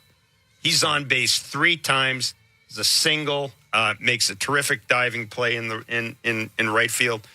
But his base running was great. His base running was great on the wild pitches. The wild pitches, the pass balls. I mean, slide step, be aware of what's going on. First move is towards second base, towards third base. It's base running 101. He was on top of this game tonight. And Bo got the 1 hit. That's all he run. That's all it takes. When you're a run producer, that's your job, is to drive in runs. 416-870-0590, star 590, 1-888-666-0590. The text line is 590-590. Your Toronto Blue Jays, folks, they are going to jump in a charter tonight. They'll be back in Toronto tomorrow, have a workout day. And then Game 6 of the World Series on Halloween. Kevin Gausman on the mound. The Jays can win the World Series with a win in Game 6 and Game 7 in Toronto on Saturday. So we said today this is a best-of-3 series, and the Jays are leading the best-of-3 series 1-0, and they are coming back home with, I was going to say the wind in their sails, but I don't even know if that necessarily does justice to that. Trey Savage, Kevin, tonight, 24 whiffs and 52 swings. 15 whiffs on the slider. I want to ask you about that in a minute. You got 7 on a splitter. Buck Martinez made an interesting point, and I wanted to ask you about this. We saw Trey Savage in his previous start. Clearly didn't have the feel for a splitter, and we talked about how he couldn't get grip on it. Used a slider a lot. Buck suggested tonight that one of the reasons that slider may have been so effective tonight is because, he had a feel for it in his first start, and maybe that just carried over here along with the better feel of the splitter. Yeah, I think so. I mean, the Dodgers got a pretty balanced lineup, right? They got a bunch of righties in there. That's what he needs to throw is, the slider to those guys, trying to get both sides of the plate right. When he's going well, you can tell it's the steepness and it's the split finger sort of up and down and that sinking action. And he wants something to go the other way. And, when he's on point with the release, it's just out front again. That steepness is something else. He made the Dodgers lineup look silly. Like it's almost like the adjustments that we talk about all the time. And the Dodgers are one of the best team, if not the best team, when it comes to making that in-game adjustment. And there's no way you get them out the same way all the time. He did it. Kirky had a really, really good game. I mean, Buck was talking about him walking out there in the 4th inning when a couple of dudes were on, and he got the pop out from Edmund, like just sort of the calmness of, hey, you're bouncing a couple. Let's, slow it down here. That's a big moment. And the balance of the pitches, right? The 45 sliders, the 30 splits, the 28 fastballs. Like, there's just no way there was a pattern enough that you could sort of guess along with him and trying to pick up the release point and knowing the difference between all three of the pitches seems to be like a nightmare for most, if not everybody. He was outstanding, man. And again, I give the lineup credit. They were ready to hit. I was talking about that today. You got to be ready to hit against a dude who wants to establish glove side with power. And you saw Schneider come up ready to hit. I got a stat for you, which is pretty cool. Jay's coming into tonight on the first pitch in the World Series was hitting 440 with a couple of big ones. Davis Schneider's ready to hit. Vladdy was ready to hit. They knew what they were going to get. They set the tone. They forced Blake to make an adjustment, do something different, use the other side of the plate. But what that did was allow the kid to say, okay, now we attack. No nibbling. We're going to go right after him. That's exactly what he did, and he took it home. It was pretty awesome stuff, man. Yeah, that strikeout to end the 3rd inning, the strikeout of Ohtani where the helmet went flying, and after he'd given up a home run to Kike Hernandez in the 3rd inning. And, it was, and kudos to Alejandro Kirk. You talked about it after the umpire was great. How about that? It's funny because I think I texted you and Caleb we're during the game. But for those of you who don't know, Alan Porter was the dude that worked that 15-inning game between the Mariners and the Tigers in the ALDS. And if you believe an umpire scorecard, which most people use it as at least as a reference point, he got there were like, I think he got 209. I think it was 219 of 228 pitches he called right in that game. Or something like that. It had to be more than 220 pitches. There were a lot of pitches thrown. But basically, my point is his accuracy was 95, 96%. He is known as one of the elite umpires when it comes to balls and strikes. And I sent Caleb during the game a text, and Caleb said he is, the guy that was really good was Pat Hoiberg, remember? The guy who got turfed for gambling. He said this guy was probably in that same category. He had a pretty good night. Now, late in the game, he did miss a couple of pitches. That's going to happen. But I think, Savage, thank God he didn't have Mark Wagner behind the plate or somebody like that, or we might still be in the 3rd inning of that game. Well, it was all the swing and misses, right? I don't think that makes an umpire's job easier, too, doesn't it? The umpire wouldn't have mattered tonight. No umpire could have screwed that up. Let's be real. So, It worked out. Again, I think it was the couple of homers. Just everybody says we're here, right? Now, Trey, go out there. You're 22. We believe in you. Do your thing. Kirky started pushing the right button. They got in the flow. They got Ohtani out on that weak contact, right? I do think the extra gear early helped the difference in that. The split finger, he established the other side of the plate. That was glove side and down with the with the slider, excuse me. And you're working both sides of the plate like that with a little bit of a mile per hour difference, and you can't tell the difference between all three of them. Good luck. It's woodshed time, my friend. Yeah, I was just looking of his strikeouts. Further to your point, all but one were swinging. Yeah, the one strikeout that was not swinging was Max Muncy in the third inning to lead off the third. So of those 12 strikeouts, 11 of them were swinging. Freddie Freeman struck out twice. Mookie struck out twice. Mookie Betts is having an awful World Series. And Dave Roberts acknowledged that by moving Will Smith up into the number 2 spot, dropping Betts. Those were the main guys. As you mentioned, 0 for 11 with 7 punchies. Ohtani, Smith, Betts, and Freeman. 3 of those guys are going to the Hall of Fame in the first ballot. That's remarkable. Reality is Betts has one more bad game, they going home. That's reality. Yep. Tyler in Thunder Bay, you're on Blue Jays Talk. Hey guys, how's it going? Thanks for taking my call. No problem. It's going very well. The Jays are a win away from winning the World Series, something I didn't think I'd be saying on whatever the hell the date is, October 29th. But there you go. It's going to be a long wait till Friday, let me tell you. Actually, yes, it will. You are correct in that assessment, yes. So how about that performance from your 2026 opening day starter? We're going down there, are we? Sorry? I mean, yeah, why not? Why not? He's been remarkable, to pitch at 5 levels, to have that first start he had in the World Series come back and be better.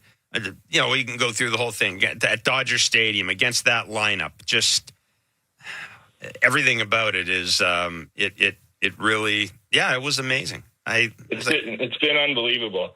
My question for you guys is, why do they wait so long to call those guys up? Like, would he not be a better option in May and June than no? Lucas and Paxton Schultz? No. I mean, May. God, where was he in May? Was it single A, I think? Maybe double A? I mean, no. He was in Florida State League. Florida State League. So, no. You don't. And Buck and Dan talked about this. The other thing, you want to watch his innings. One of the reasons he's pitching right now and pitching so well is the Jays monitored his innings as he moved up through the minor leagues. They put him in a position where he could contribute in the postseason. So, it would have been absolute. It would have been. It would have been mismanagement, frankly, to bring that kid up any earlier than they did. I think it's worked out. I think the way they used Trey Savage, the way they used him has worked out. But again, that's something else, man. It's remarkable to see that type of performance out of a young kid in the World Series. And, it's, who knows what next year's going to hold? I'm not even interested. Who cares? Whether or not he's going to be the opening day starter next year. Not right now, anyway. No. Mike in Toronto, you're on Blue Jays Talk. Is that me? That's you, Mike. If your name's Mike and you're in Toronto, it's you. If your name's Bob and you're in Vancouver, you're not. Go ahead. Thanks, Blair. Listen, guys, my dad died the day that they won the division. And listen, this has been so special. First game was in 87 at the Mistake by the Lake. I went to the 92-93 World Series. I got a chance to take my kid to the Springer Dinger game in Game 7. This has just been so special. So special. And I just want to say, Barker said, let's not put David Schneider in the leadoff spot, and he goes back leg city on the first pitch of the game, right? I mean, come on, and Blair, this, watching European soccer, sometimes there's a team of destiny, name on the trophy. Yeah. Name on the trophy, where there's some way, somehow, nobody expects it to happen, nobody saw this coming. Leicester City. There you go, right? Yep. Liverpool in 2005, right? Chelsea in 2012. Again, there's just some magic happening here that no one can explain, and Trey Savage tonight, honestly, minted performance. Jack McKeon said this I think it was 2003 with Josh Beckett. He comes into Yankee Stadium and he said, this kid's got the guts of a burglar. Yes. Right? And we saw it again tonight, right? Where he gives the kid the ball. I thought he was coming out after 6, gives him the ball in the 7th, just said, let the kid go because he's throwing lights out. Guys, honestly, a special season. This one's for Dad. Thanks. I'll let you guys talk. I appreciate it. Yeah, and condolences on your father's passing. You know what? I guarantee we're gonna hear a lot of calls. A lot of memories have been made this year. This is 20. We talked about 2015 and 2016. People started making memories again. This is different, though. This is different than 2015 and 2016 because of where we are right now. This is 2015, 2016. There was almost a sense of accomplishment not reached. Boy, if this team can win the World Series, and if Vladdy, I just think of all the questions that have been answered. Yeah, Vladdy, Barger, bingo, Barger. I'm going to say this right now. Now it's late at night. And maybe I'm forgetting somebody. I don't think I am. But if somebody out there can tell me the identity of a left-handed hitter, homegrown left-handed hitter, since Carlos Delgado was here, that stacks up to Addison Barger. Maybe I am forgetting somebody, but he could very well be the next great left-handed hitter in this organization. I can't say enough about what he did tonight. That was a professional game from a young dude. Absolutely. The way he ran the bases and everything. Yeah, I've said this before. It's nice to have your manager believe in you, even though you're doing it against a really, really, really tough lefty who most lefties don't hit. And to have the at-bats that he had, play the defense that he played, run the bases the way he did. He got a guy over and they scored a run, that IKF in the 8th inning, right? That was sort of the perfect Blue Jays sort of sum up season, right? It's the Ernie single, the 11-game hit streak that he's had in the playoffs. The Wild pitched him to second. The Barger ground ball to second, moved him to third. IKF and swings at the first pitch and drives him in. It's sort of just get him on, get him over, get him in kind of thing. It's just the beauty of that thing. And the caller mentioned Schneider. Schneider been struggling. It looked like occasionally hitting ball off the tee was really tough. Mm-hmm. But John, again, gets back to that 1 against 1. The 1 through 14 and the 1 through 26, he believes in every single guy. And, for him to believe in Davis Schneider enough to put him in the leadoff spot. You do like the way he walks and how he is a tough out. Even if he does get out, he's a tough out. He'll fight. He'll claw you. He'll see a bunch of pitches. Just so happens tonight he was ready to hit. You ready to hit? You know what's coming? The guy's trying to get ahead, especially the start that he was coming off of. You knew he was going to try and establish in there with power. You're looking for it. You get the head out. You beat him to the spot. You got your team off to a hot start. Give him credit. Give everybody credit.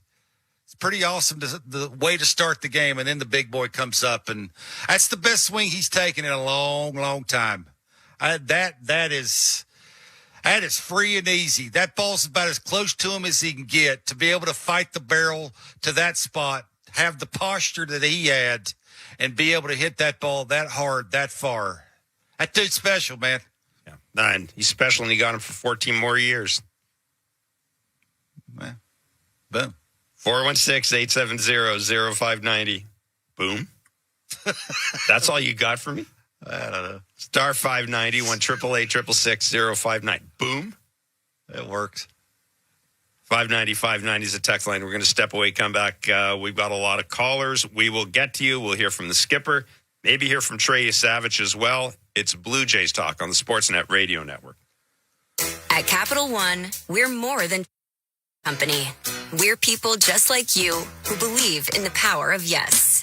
Yes to new opportunities. Yes to second chances. Yes to a fresh start. That's why we've helped over 4 million Canadians get access to a credit card. Because at Capital One, we say yes, so you don't have to hear another no. What will you do with your yes? Get the yes you've been waiting for at CapitalOne.ca/yes. Terms and conditions apply. For Protect your waste and recycling equipment from costly repairs. With a custom maintenance plan, optimize your waste system performance and longevity with Metro Compactor Service. They've got you covered coast to coast with the largest service fleet in Canada. Their innovative iSmart technology can remotely diagnose, troubleshoot, and monitor equipment health in real time. For on-demand or proactive service, sales, rentals, and extended warranties for all your waste equipment, visit metrocompactor.com. metrocompactor.com. Your business runs 24/7. But what happens when your loading dock grinds to a halt? Get back in business fast with Begley Overhead Doors and Docks. Your overhead door problem is our problem, and we're good at fixing problems. Repairing your overhead door, dock, or have truck restraints that require service? No problem. We also offer preventative maintenance inspections to eliminate the chaos and expense of unplanned emergencies. Begley Overhead Doors and Docks. Trusted for over 60 years. Visit BegleyOverheadDoors.com today. Our team knows it takes teamwork and staying power to go the distance, and a hunger to bring it home. That's why Crown Rust Control stands proudly beside them, because we know what it takes to go the distance for Canadians. We've been helping your vehicles go the distance for over 40 years, keeping them strong, reliable, and ready for the road. Get your vehicle playoff ready. Bring it home to your local family-owned Crown Rust Control Center. Crown Rust Control, proud sponsor of your Toronto Blue Jays. Bring it home, Canada. Buck Martinez here to tell you about the huge Double XL free topping pizza from Pizza Pizza, just $19.99. That's a whopping 18-inch three-topping thing of beauty for only $19.99. So hurry into Pizza Pizza today and bring a big appetite for a hot and fresh Double XL pizza. I'm loving this big voice. I may just call the game this way. Order pizzapizza.ca. Hey you, while we've got your ear, let's talk about what's catching everyone's eye. Is it the chipped paint flaking off your garage? Or that squeaky floorboard you always ignore? Don't worry, help is always within reach at Home Hardware. Turn those side eyes into second looks at the Bring Beauty Tone Home Reno sale. Save 35% on Beauty Tone Pure interior and exterior paint. And save up to 40% on in-stock vinyl and SPC flooring. Earn and redeem Scene Plus points at the Bring Beauty Tone Home Reno sale on now until October 22nd. Only at Home Hardware and Building Centers. Locally owned, genuinely Canadian. This is Toronto Blue Jays postseason baseball. Springer coming home, and the Blue Jays take the lead. On Sportsnet 590 The Fan and the Sportsnet Radio Network. Snell into the line. Here's the first pitch of Game 5 of the World Series, and it's hit high, left field and deep. Call back at the track, leaps at the wall, and that ball is gone. A first pitch homer for Davis Schneider, and the Blue Jays take the lead in the first. Welcome to Game 5. Oh no! No way! No way! Yeah! Oh my God! Oh my God! Oh my God! You gotta be kidding me! There you go. That was Davis Schneider's home run. That was Kevin Barker's reaction. Oh, I'm sorry. No, that wasn't Kevin Barker's reaction. That was Davis Schneider's dad's reaction. Nice. On X, on social media. He was at the game, and he had the phone out watching Sonny Boy come up to the plate. Probably thought this is going to be a moment I'm going to capture for the family. I'll throw it on X.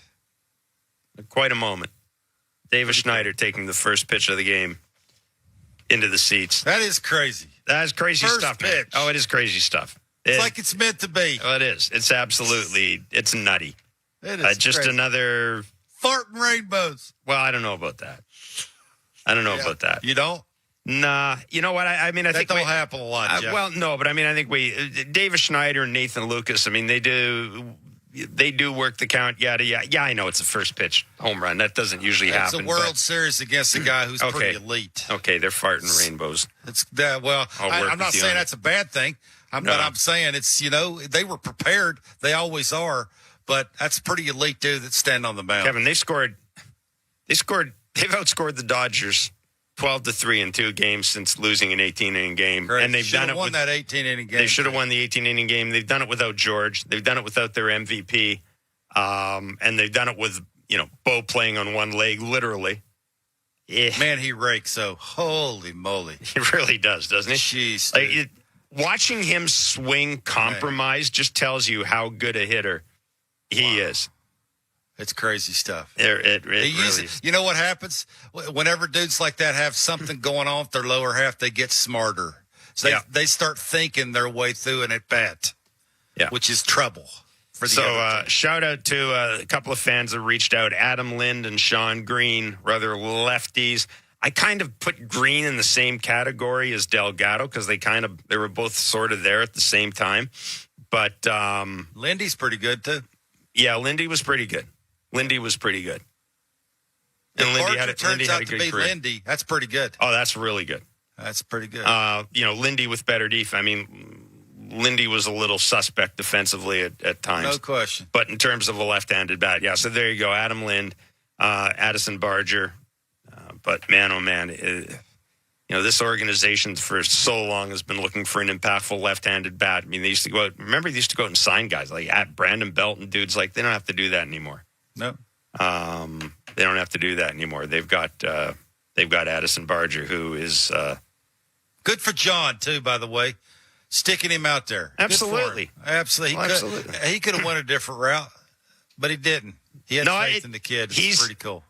Since that 18-inning game, we're going to say this for John Schneider has kind of stayed out of the way the last two nights, and I mean that in a good way. I mean that in a good way. Let's be fair. Starting pitching's been really good, correct, if not off the charts, and they've been scoring tons of runs. Correct, but I mean, most people would stay out of the way. All right, I mean, this is one of them games where you could have seen it go 8th inning 1-1, and then the managers have to get involved. That's when sometimes it went off the rail. But give the Jays credit. The lineup for me is relentless, man. Like it's up and down. And situational hitting tonight was really, really good. Base running was off the charts. Mm-hmm. Jeff, those are very hard reads on wild pitches. That side to side thing is very hard to read. You just don't know how far it bounces away from the catcher. You got to be ready to go. It's like as soon as it bounces, go. Addison Barger was all over that, especially that one at second when the mound's in the way and the pitcher's in the way. He had a good secondary. Like he did. That was almost textbook. The secondary lead was good. It was textbook, man. You have to. And then they wild pitched him home. Like Dodgers in trouble, man. Like they better bring it. Yamamoto better be on his game. Yeah. They got a little bit more book on him. It'd be interesting to see how they attack the split finger. He's going to get after him with that thing, that fastball down. How will they handle that? Like they'll have a little bit better approach. They'll be a little bit more confident because they're up a game. It's at home. They're going for the jugular. They've seen this dude not too far long ago. Kevin Gosman's on the mound for them. Boy, that place is going to be going nuts. And we're going to be there. And I'm also going to say this. Yamamoto is really good. He's also pitched back-to-back complete games. I'm not suggesting that necessarily catches up to them, but who knows? And he was up in the bullpen the other night. And I don't think he was necessarily throwing 100%. I'm just throwing that out there, though. I'm just throwing it. The guy's pitched a lot in the postseason. He's been good, and he deserves to pitch a lot in the postseason. But he's the best. He's the best pitcher they've seen all year. Not going to be no easy get. I wouldn't argue with that. We were talking about this the other day. The only guy that I think he's better than Skeens. Tariq Skubal, I think, might be a guy who's a little different type of pitcher. But they had no chance against him. Zero chance. Other than the first inning, first and third, nobody out. And then he flips the slow breaking ball to Vladdy to punch him out after that. They had zero chance. When's the last time you said the Jays lineup had zero chance? That's fair. Tom in Scarborough, you're on Blue Jays Talk. Good evening, gentlemen. I'm just making my way back from the Game 5 watch party. What was that? Great. What were the watch parties like? I haven't been out to them. What have you made of them? Oh, they were fun. I went to the first game of the inter-squad games, too, and it's all the tributes. They had us have our phones out for the Jeff Hoffman closer, like everything in between the innings, the works. Oh, cool. Yeah. So I'm sitting here on the GO train, and I'm thinking that the Jays have done to the Dodgers what their last 5 playoff opponents have not, which is making fake elimination. Nobody else did that. Not the Brewers, not the Phillies, not the Reds, not the Yankees and Mets of the previous year. This is uncharted territory for that group, and you said what I was thinking about Yamamoto. Yep. Well, appreciate the call, and boy, that does sound like the GO train. Yeah, be safe going home. Yeah. John Schneider that talked about haymaker? Was it he who dropped the line about we need to deliver a couple of haymakers? Absolutely. Was that in the Seattle series? It Kevin? was, yeah. Okay, it was in the Seattle series. Mm-hmm. Yeah, the Jays have. They finished off the Mariners. They finished off winning the AL East title, and they had to finish it off. They had to win out to get it. Yeah, they've shown an ability to close. This will be the ultimate, but I wouldn't bet against them.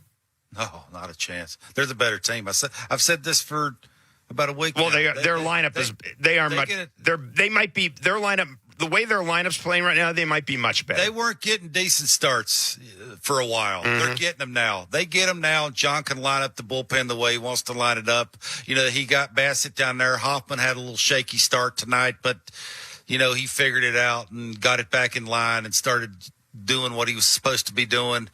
But just give the lineup a chance. Like that's your job as that starter, and that starter's been doing that consistently lately. And they're doing it with some confidence. They've had really good game plans against this team.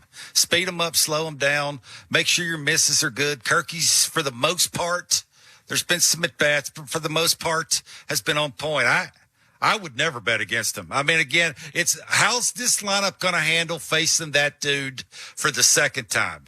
Knowing he's going to give you the split finger. How are they going to handle it? Scoot closer? Don't swing at it? How are they going to do it? Be intriguing to see. I can't wait.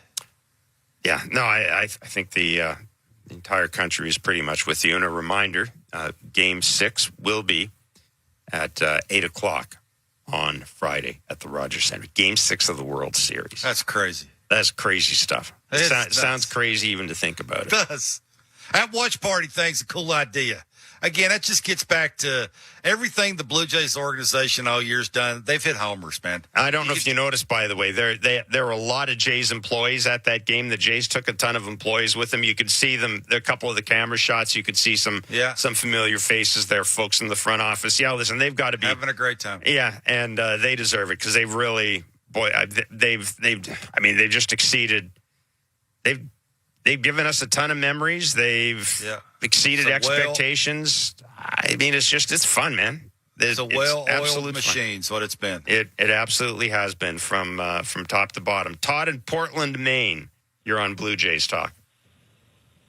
How's it going, guys? I just wanted to say that I was wrong I was a doubter of Savage starting Game 1 just because of the way it's set up for Game 5.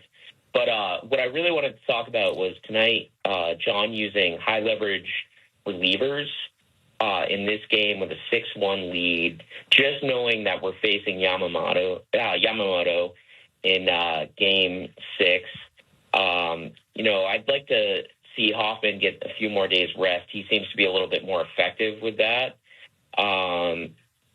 Dominguez, I think that he was fine bringing him in, but really like to see Hoffman after six out game the other day have a little bit more rest because I have a feeling Game 6 is going to be a lot tighter. Yeah, anyways, I just wanted to say, sorry, I don't want to talk. No. I just wanted to say, Jeff, man, you are a legend. Travis, love you too, but Jeff, man, I've been listening to you forever. Legend, and I appreciate want to say thank you for everything that you do. Oh, thanks. I appreciate it. Travis does too. I think I can speak for Travis. Yeah, I think we all can. Shout out Travis. Listen, you had a chance to take a 3-2 lead in the World Series. I'm going with my guys. I don't 6-1, 7-1, 8-1. I've got an off day tomorrow. Sometimes I think if you're a manager in the postseason, things get pretty hairy, things get pretty crazy, and every now and then it's just kind of nice to have a game where you can, okay, I'm going to use my eighth inning, a guy that I thought might be my eighth inning guy in the eighth inning, then I'm going to go to my closer in the ninth inning, regardless of the score, just so it can seem kind of normal. And then, as I said, you got the off day tomorrow, and then you just balls to the wall for 2 days. So, yeah, I would have been surprised, frankly, if John didn't use Sir Anthony and Jeff Hoffman. I mean, to me, the most important pitcher in that bullpen right now is Chris Bassett, and you didn't want to use Chris Bassett today. So, yeah, I'm fine with that. It's shoot, you've only got 3 games left, man. You've only got 2 games after this. You use your best. You go with it, and there you are.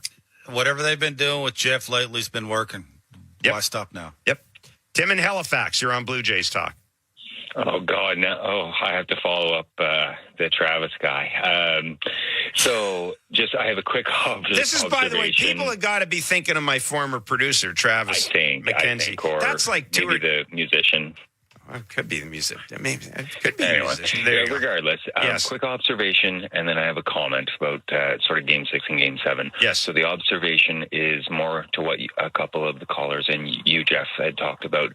I'm very surprised after the 18-inning game that out of the two, the winning team seems to be the fatigued one. Like the last 2 games, the Dodgers just looks like ghosts of themselves at the plate. They don't seem to be, playing in the outfield. Teoscar had a, typical Teoscar moment where he, forgot where the ball was for a minute. And either way, it's again, to a couple of the points, it just seems like such a team of destiny where they can't really do any wrong. But I guess my final point would be about Game 6 and Game 7. I'd say I don't know if it would happen or not, but if you're in a position to, I would love to see Chris Bassett, potentially close out a Game 6, World Series win. That would be amazing. And even better, if it had to go to Game 7, could you imagine Savage coming out to close the game, David Price style, and, taking us home? So I'll leave you with that. And anyway, go Jays, and can't believe we're even here. No. Have a great night, guys. Thank you very much. Yeah, I think a lot of us are feeling that way. Yeah, listen, I honestly, with all due respect, I'm a writer. I like the narrative. I don't care if IKF is on the mound and they win. I just want I want them to win the World Series. It would be nice for Chris Bassett to have a significant role in it, and I think he will have a significant role in it. But yeah, at this point, just win. I'm beyond. I'm beyond caring about anything other than winning, and I'm willing to bet. Most people feel that way. One of the things, Kevin, that really surprised me, and I think maybe this shows you the state of the Dodgers bullpen. Edgardo Henriquez was awfully good in the 18-inning game. Mm-hmm. And it's almost like in going to him tonight, Dave Roberts is really telling you what he thinks of his bullpen. A guy who was good in 18 innings, a guy who was never used before, frankly. A guy he would not have used had the game not gone to 18 innings. He's putting him in this game right away because he was so impressed with what he saw in a couple of innings that he's putting him in this situation. That really tells you, I think, the state of the Dodgers bullpen. That one impressive outing would be enough to get a manager to change his mind about a pitcher. If you saw 101 with some sink, you'd put him in the game too. That's been there all year. He didn't use it in the postseason. It's been there all year. Didn't use it in the postseason. Like I said, I guarantee well, you. He really needed to up until this series. Well, yeah, if that game hadn't gone 18 innings, he wouldn't have seen him. I mean, he wouldn't have used him. The only reason he used him is because the game went that long. And I think that shows you where Dave Roberts is with his bullpen. Well, I mean, he's on the roster, so I'm sure the scoreboard's telling them who they're going to use, when they're going to use him. Yeah, I Who's think in the lineup. Give Vladdy a different look. It's a power guy. I mean, 99 with some run. I don't think he had any intention of using him in this series unless what we saw happen. But I just find that odd that one good outing was enough for you to run a guy out there in Game 6. I think the Dodgers are telling you what they think of their bullpen. Tim and Hamilton, you're on Blue Jays Talk. Hey, guys, you've been crushing it all year long. Thanks for all you do. Thank you. And, boy, so many good things to talk about. But first, I got to tender my resignation for the regional chapter of the Fire Ross Atkins Club. I just want to rethink his deadline. I remember listening to you guys talk about it at the time. And, Travis, I think when Blair mentioned Louis Varland. Who's Travis? Who's Travis? I know. I'm just going with the guy from earlier. Oh, okay. Sorry, all right. Kevin. Okay. You're playing. Okay. Just hamming up the joke here. Okay. He's playing along, Kevin. But no, earlier when you mentioned Louis Varland, I think your reaction was who? And the guy's been lights out.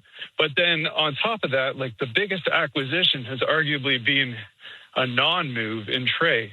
And I guess my question to you guys is, like, is there a human on this planet that you could have gotten at the deadline that could have contributed to this team what Trey Savage has done this year? I appreciate the call. I mean, I think, first of all, I think one of the things we thought at the deadline is the Jays had to go out and add an elite reliever, preferably somebody with control, a guy like Mason Miller or Johan Duran. We know that they tried to get Johan Duran. I mean, they've said that. The Minnesota Twins didn't necessarily think they were going to get value for Johan Duran. They peeled off and they went after Louis Varland. But I mean, look, I thought the bullpen was going to be a real issue for this team. I'll admit I didn't see Jeff Hoffman stabilizing the way he has. I had a lot of concerns about Jeff Hoffman. If it was me, I would have done whatever I could. I would have traded whoever I can, obviously, except for Vladdy or Bo. You're not going to trade Bo anyhow to get that reliever. But clearly they didn't need him. Would it have made them a better team? Maybe.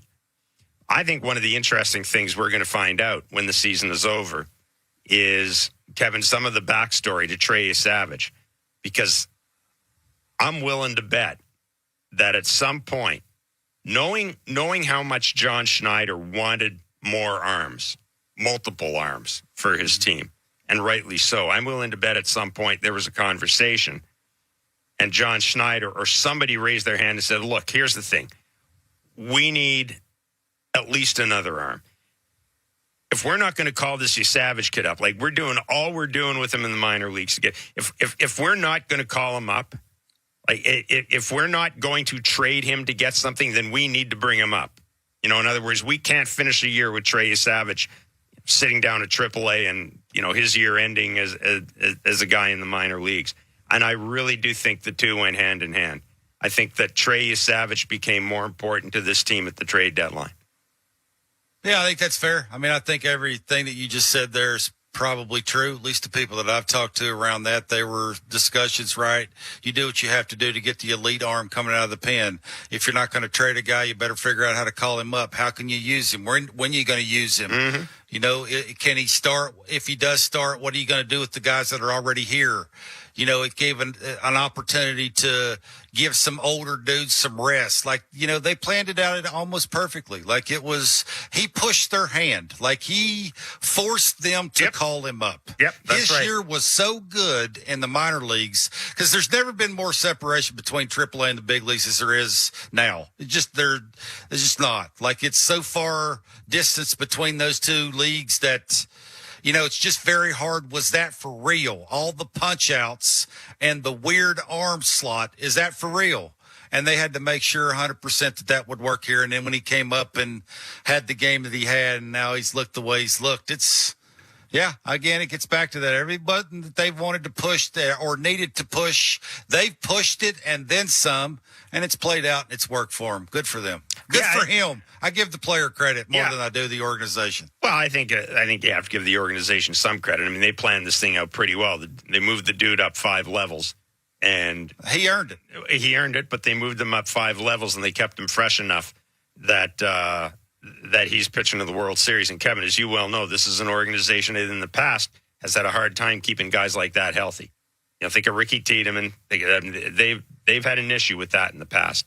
So I think you do have to credit the organization. They were real careful. They were careful with innings and the number of pitches he threw every outing. Well, yeah, that's not outside the norm with the way he releases the baseball. It has been for this organization in the past. Every level was more about routine. Find a routine that works against better competition. But then once you do, we're going to move you up. You figured that out, and every level that he went to, he dominated. He forced their hand. That stuff's playing. You saw that. He made that team look like a AAA lineup. Let's be real. He dominated. Speaking of Trey Savage, let's hear what the manager had to say about him after his start tonight. Again, the Blue Jays beating the Dodgers 6-1. They're up 3-2 in the World Series, and they're coming back to Toronto with a chance to, make us all party like it's 1993. Here is John Schneider. Hey, John, just to start, what do you make of what Trey did on the mound today? he was pretty good. Historic stuff, you know what I mean? When you talk about that stage and his numbers, getting ahead of a lot of hitters, tons of swing and miss. You know, it's one thing to be in the zone, and it's another thing to be in the zone and get some swing and miss. So slider and split were electric. You know, I said it before the game. It's a different pitcher when he has his stuff. You know, game one didn't have a feel for his split, so I'm kind of blown away at what he did. Halfway back on your right, Gregor. John, you guys... That was John Schneider. Don't look at me, man. I don't have my finger in the button here. But that was John Schneider talking about Trey Savage. I'm sure it was a great question coming up. Awesome. What we saw from Trey Savage tonight was historic. Again, no pitcher, old, young, left-handed, right-handed, has ever struck out 12 and had no walks in a World Series game. He set the all-time rookie record for strikeouts in a World Series game that was once held by Don Newcomb of the 1949 Brooklyn Dodgers. That was 11. See, now you're getting... Now, when you go back to 1949 and you're talking about the Dodgers not even being in L.A., and you're talking about guys like Don Newcomb, that just... You know, that's like we always used to talk about. Anytime Aaron Judge set a record, we'd go, my God, it's amazing. You know, you open the Yankees game notes, and here they're talking about Judge, comparing him to Ruth, Gehrig, da-da-da. Well, if you're a pitcher and you're getting compared to Don Newcomb, well done. Not only that, but you probably saw the shots of Sandy Koufax on several occasions. Trey Savage became just the second pitcher in World Series history with 10 or more strikeouts through the first 5 innings. The other was Sandy Koufax, who did it in Game 1 of the 1963 World Series. He's also the first pitcher in MLB history to do that twice within the same postseason. And let me remind you, Don Newcomb, Sandy Koufax, they weren't coming out the third time through. You know what I mean?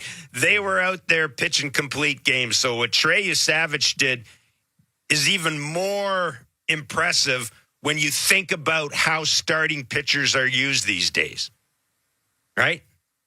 You don't get that run normally.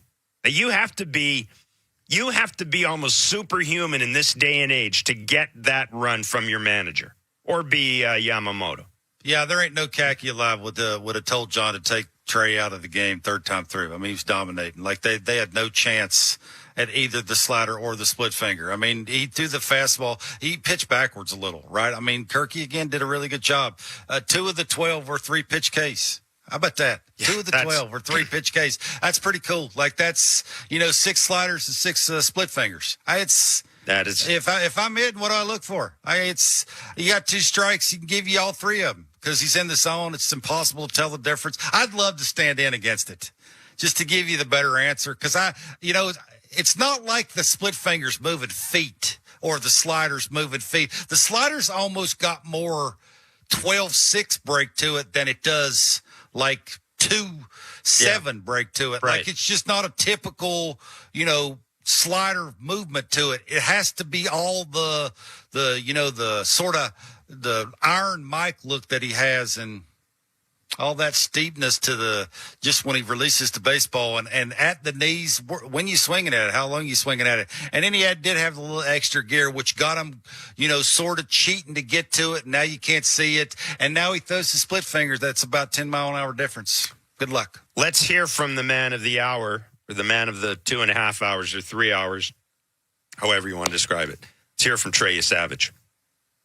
Trey, compared to your other starts, what was working so well for you today, and what allowed you to do what you just did? Just getting in the zone early, being in my count, and just throwing whatever I wanted when I was in 2 strikes. If I can take you to one of your bigger strikeouts with Ohtani in the third when you brought him down to a knee there, what's that moment like for you to do that to such a great hitter? I mean, I was just out there. I treat every hitter the same. At this level, every hitter can do damage, so... I mean, it was just another strikeout. Trey, congratulations on the outing. There was a shot on TV where you get the double play, the 5-4-3, and Scherzer screams and throws the bag away. What has that been like being with those guys, and how have they helped you put together this historic run from regular season to now? They've been a huge part of it. I mean, I was talking to Gausman and Scherzer and Bieber and everybody yesterday, and it just prepared me for this moment, along with everything that has happened already this year. At any point when you walk out, the game starting, do you ever allow yourself to think, hey, there are 52,000 people here, I'm pitching a show at Ohtani. 7 months ago, I was pitching to 300 fans in front of me in Jupiter? Yeah, it's a crazy world. Hollywood couldn't have made it this good. So just being a part of this, I'm just very blessed. One of the things we were noting was the way baseball structure, salary structure is, you really made like a little bit of money for the three outings you made in the major leagues. But it's going towards the future. It's all building, isn't it? Yeah. I mean, this playoff paycheck is going to be nice whenever it hits. So that is Trey Savage, as comfortable behind the microphone as he is on the mound. I mean, let's give the dude credit. What did he say? He's built for this. Well, I would say so. Yeah, I would say that maybe is one of the more truthful comments we've heard uttered in some time. Trey Savage certainly was built for 2025. Certainly built for the Toronto Blue Jays. Certainly built for tonight. Trey Savage, a historic pitching performance. One of those pitching performances we will be talking about next year, the year out. I mean, one of those pitching performances people are going to be talking about every time Trey Savage pitches, quite honestly, the rest of his career. This is the guy who had 12 strikeouts and no walks in Game 5 of the World Series, putting the Blue Jays in position to win the World Series on Friday night at the Rogers Center. We're going to take a break, come back on the other side, finish up with the phone calls. It's Blue Jays Talk on the Sportsnet Radio Network. Home runs happen down by the lake. And home runs happen at Ontario's #1 Mazda dealer for 12 years running. Mazda of Toronto. When you need a Mazda that goes the distance, they're your MVP. Ontario's #1 volume Mazda dealership. Mazda of Toronto. Move and be moved. Flying south this winter? Choose snowbirdship.com to get your vehicle to you. We specialize in streamlined cross-border vehicle shipping. From automating cross-border documentation to managing every step, we ensure the process is stress-free from pickup to delivery. Get an instant quote now at snowbirdship.com and leave the hard part to us. When snowbirds want their vehicle delivered, they trust the experts at Snowbird Ship for reliable, stress-free cross-border auto shipping. Skip the long drive and get your instant quote now at snowbirdship.com. Hit a home run with the Kidney Foundation. Play ball! Here's the pitch. Join the thousands who've made Kidney Car one of the largest donation programs in Canada. Donate your unwanted vehicle. Your car will be towed for free within 48 hours. Do it before December 31st and receive a tax receipt for a minimum of $700. Knock it out of the park with Kidney Car. Donate, feel great. Save! Visit kidneycar.ca. With a Subaru, a vehicle that's built to last comes standard. Heated front seats? Standard. High ground clearance? Standard. EyeSight driver assist to help spot the scooter delivery guy texting, merging, and eating all at once? Standard. Parallel parking perfectly while someone watches? Uncommon. But in a Subaru? Standard-ish. Subaru. Uncommon comes standard. Hurry into your local Subaru dealership today for lease rates from 1.99% for 24 months on select models. And get great value that, you guessed it, comes standard. Conditions apply. See dealer for details. Win a $7 million grand prize with the Princess Margaret Home Lottery. Live mortgage-free in a stunning Georgian-style Oakville show home with $500,000 cash. Over 5,400 square feet of classical design and modern sophistication, complete with a pool and outdoor kitchen. Buy now and be in to win the incredible $3 million Early Bird Muskoka Lakefront Cottage. Buy now at PrincessMargaretLotto.com. Play responsibly. Raffle 1488521. We Will Rock You, the worldwide smash hit musical by Queen, returns to Toronto this holiday season in a brand new Canadian production, featuring 25 of Queen's greatest hits. We Will will rock you is more than a title. It's a promise. We will rock you November 28th through January 4th at the CAA Ed Mervish Theater. Get tickets at mervish.com. Mazda of Toronto, Ontario's #1 volume Mazda dealer for over 12 straight years. The best brand, the #1 dealership. And when you drive to Mazda of Toronto, they make you #1. Your #1 volume Mazda dealership in Ontario. MazdaofToronto.com. This is Toronto Blue Jays postseason baseball. It's off the bench, and the Blue Jays win! On Sportsnet 590 The Fan and the Sportsnet Radio Network. What's going through your head when you step up there that leads to hitting that first pitch out of the yard? Yeah, I mean, Snell's a really good pitcher. Last time I only got a few fastballs, so I was kind of sitting fastball, especially being a leadoff guy. You're going to at least get one, and, I thought he was going to throw a changeup that first one, but, saw a fastball and hit it out. Davis, have you seen the video that your dad posted of the reaction to the home run yet? And if so, what has it meant this whole run to get to experience it with them? Yeah, I mean, his meta glasses are they're kind of dumb. I don't know why he wears those all the time, but yeah, those are the glasses he was wearing. But it's great to have my family out here and get to experience the World Series. It's the first time being here, and, we're from a small town in New Jersey, and they deserve it just as much as me, and, couldn't be more grateful for them to be here. There you go. And you can tell David Schneider's dad takes his son's career very seriously, as I know personally. So he did take me to task on X. Yeah, what you were speaking was true at the time. I know it was. He's turned it around, though. Oh,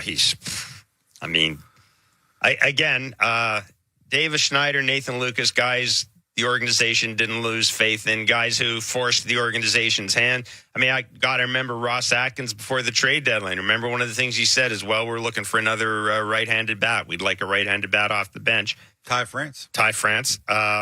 Davis Schneider, though, I guess you can't keep a good man down. Buck made an interesting point, too. It's not like he went down to AAA and tore it up. He went down to AAA and was just kind of so-so. But he took advantage of his opportunities when he got back up here, and it's clear. Look, you've talked about this, how hard it is to not play every day and then hit. You've talked about it a lot. And slug. And slug, not just go up and fillet a single, but to go up and slug. That is not easy to do, and it sure can't be easy to do in the World Series. Yeah, give John credit, too, for leading him off. Here lately, he hasn't been real good. Is at-bats, the quality of the at-bat, the outcome, I'm assuming, is not what he wanted consistently. He would like that to be a little bit better, but the tough-out thing, it's been there. It's been there most of the time. Well, we've heard from Trey Savage. We've heard from John Schneider. Let's hear from Dave Roberts, the Dodgers manager, whose team, for the first time in a long time, faces elimination. Hey, Doc, on Trey, have you seen the kind of poise from a 22-year-old who's only made 3 starts in the major leagues coming into the postseason? A lot of poise. I don't have to, know anything about him, that he's an athlete, fields his position well, has good, baseball IQ, holding runners. There's no panic. As you said, there's a lot of poise, and, you got to tip your cap to him. Game 1. Game 5 on the road, and the way he performed, pretty impressive. There you go. That is Dave Roberts talking about Trey Savage, who the first pitcher ever, which is a long time, to strike out 12 and not walk anybody in a World Series game. The Jays winning 6-1 at Dodger Stadium. They lead 3-2. We could have a World Series celebration on the field in Toronto either Friday or Saturday. Just shaking my head at that. Lauren and Simcoe, you're on Blue Jays Talk. Hey, Blair and Barker. Thanks for taking my call. Glad Davis hit a homer tonight. I was critical of him the last couple of days, as were you guys in the U.S. media. So I'm glad he went fastball hunting. Glad he just keeps making fall moments, fall memories. He's our guy. I'm glad we signed the contract. We play a team game and a team ball. So my question to you, Blair, is how do we keep the band together? Bassett's probably going to be 2 years, 32. Bieber's probably going to be 4 and 90, and Bo's probably going to be 8 and 240. We are 5th in payroll and 74% of revenue to payroll expense. And Rogers just noted last quarter that they had increase in revenue from baseball operations.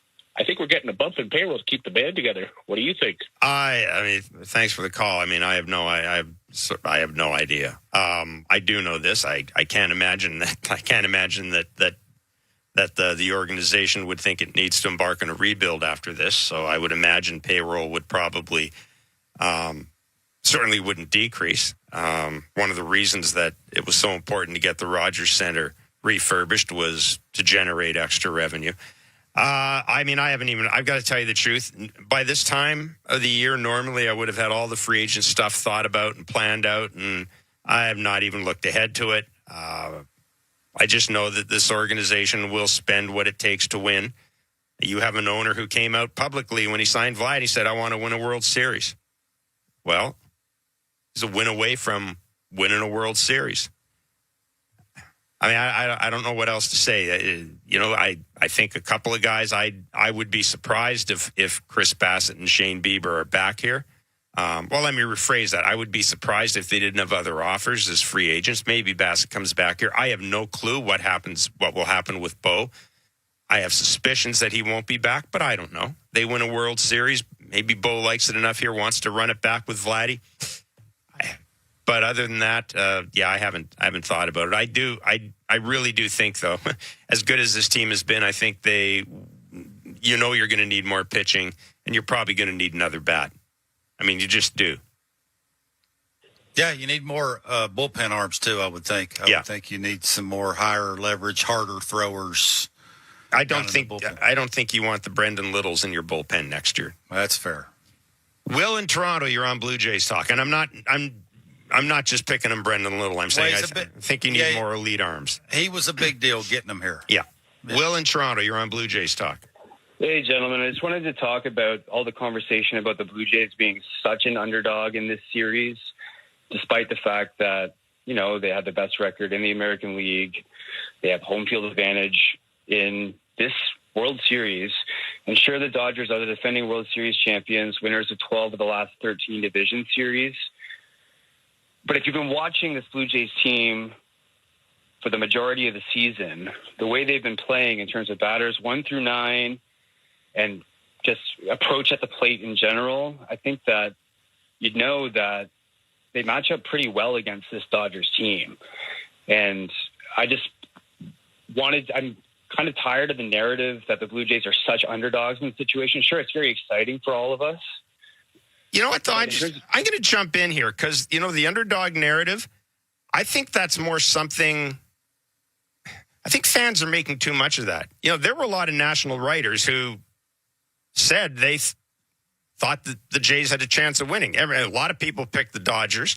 I mean, we had Chris Rose on today. He's certainly a big national voice.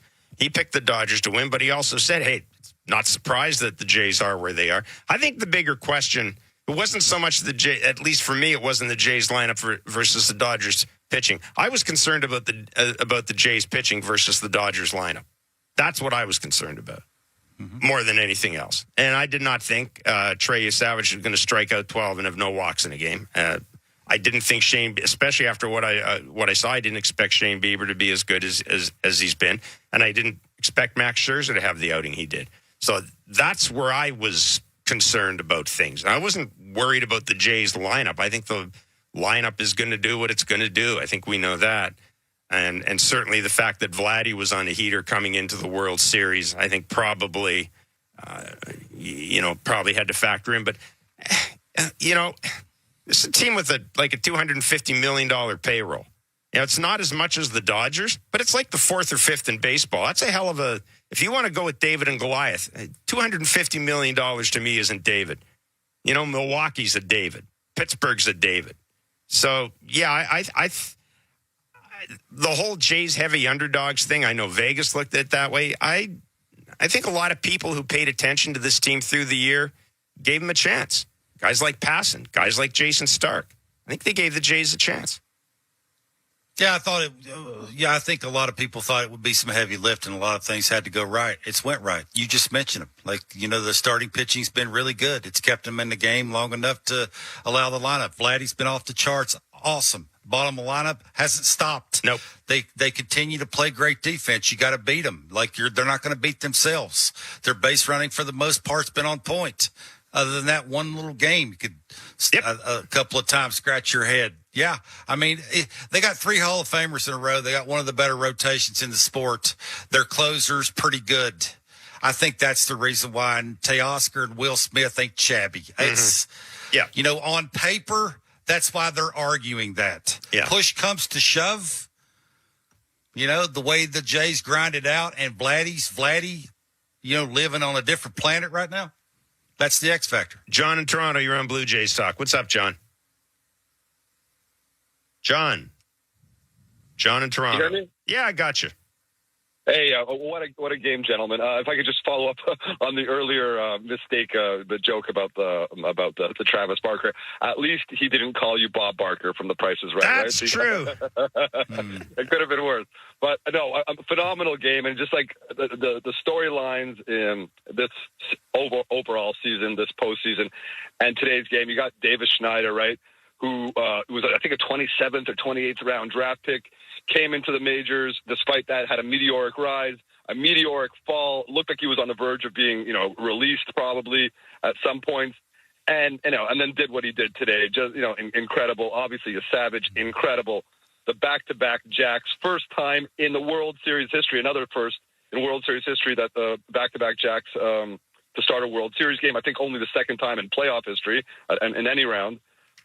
Just a beautiful thing, and then coming up with two chances to clinch the World Series in Toronto itself. I'm sure the Leafs and the Raptors are happy about that right now because they're both pooping the bed a little bit. But but just an incredible season, including what you guys have done. So thanks, really I appreciate it. happy. Well, thank you, I appreciate it. And I think Friday and Saturday are going to be spectacular, one way or another. One way or another. Yeah. I don't like that tone. No, I think they will be. May not get it done in 6, but you can get it done in 7. There you go. So there you go indeed. The Jays are coming back home. They have a 3-2 lead in the World Series. Friday night, Game 6 at the Rogers Center. Saturday night, if necessary. And the if necessary now, it's not depending on what the Jays do necessarily. The if necessary is how do the Dodgers react with their back against the wall. Dodgers win, we got a Game 7. Dodgers lose, plan the parade route. 6-1, the Blue Jays have beaten the Dodgers tonight. They're up 3-2 in the World Series. Buckle up, folks. It's going to be a hell of a next 3 or 4 days. Thank you for listening to Blue Jays World Series Baseball. Canada's team is making history in your local family-owned Crown Rust Control Centers in London, Hamilton, Niagara, and all across Ontario are proud to be a part of it. For over 40 years, Crown has protected vehicles from rust, keeping them strong and ready for the road, just like a great playoff baseball team. Crown Rust Control, proud sponsor of your Toronto Blue Jays radio broadcasts.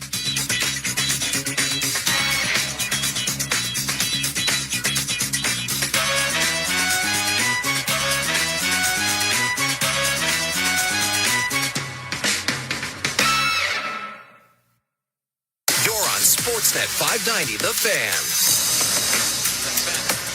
He's getting doubled at a league-high 74.9% on his pass rush opportunities this season. Last year, he was double-teamed at a 74.5% clip. So, Dexter Lawrence is not like he's not trying. It's that people are trying to scheme him out of the game, which is, what you're supposed to do when you have a guy like that. On the opposing side. Dexter Lawrence responded. He says Carl Banks is delusional and basically just kind of lambasted those comments. A couple of expletives in there, but let's just say the two aren't really going to be meeting for coffee anytime soon, but might be an awkward situation considering Carl Banks works for the Giants. So I ask you, call or fold? Carl Banks will walk his comments about Dexter Lawrence back this week. You're the Giants fan. Do you want to answer this one? Yeah, I got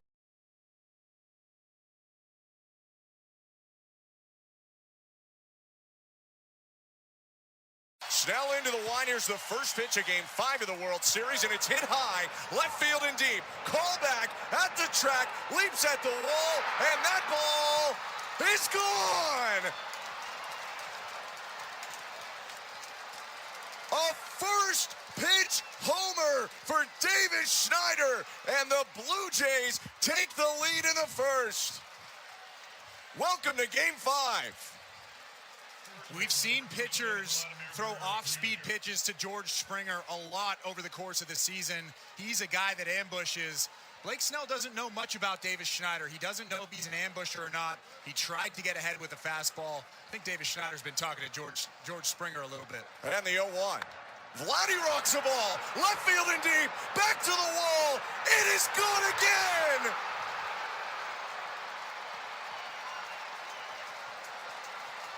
Back-to-back blasts in the first, and in 3 pitches, the Blue Jays lead 2-0.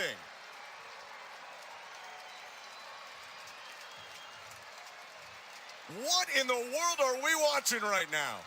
Well, Vladimir Guerrero Jr. is taking his time running around the bases, and why not? What a moment for him as he hugs Bo Bichette, getting back to that Blue Jays dugout. Davis Schneider is helping him out with that jacket. My goodness, what did we just witness? 96-mile-an-hour heater. He smoked it out to left nearly 400 feet. The wind and the 2-strike pitch.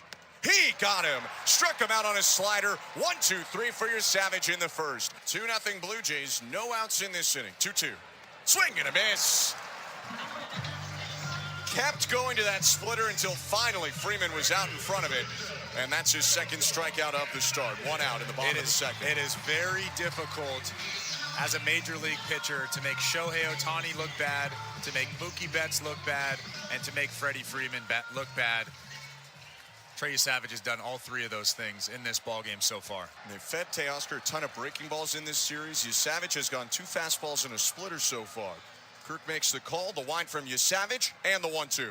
Swing and a miss, strike 3. There's the slider, and he punches out Hernandez. 3 in a row and 2 down in the bottom of the second. Regular rest for Savage. His 1-2 pitch. Swing and a miss, strike 3. Trey Savage strikes out this side. He's punched out 4 in a row in 2 6-up, 6-down innings in L.A. Payoff pitch. Called strike 3. Throws him with a slider at the knees. Muncy barking up the first baseline. He didn't like it. 5 Ks in a row, 1 down. Hernandez playing center field with the lineup changes for the Dodgers. Was in left previously. 2-1. And he smokes it. Left field and deep. That ball is way gone.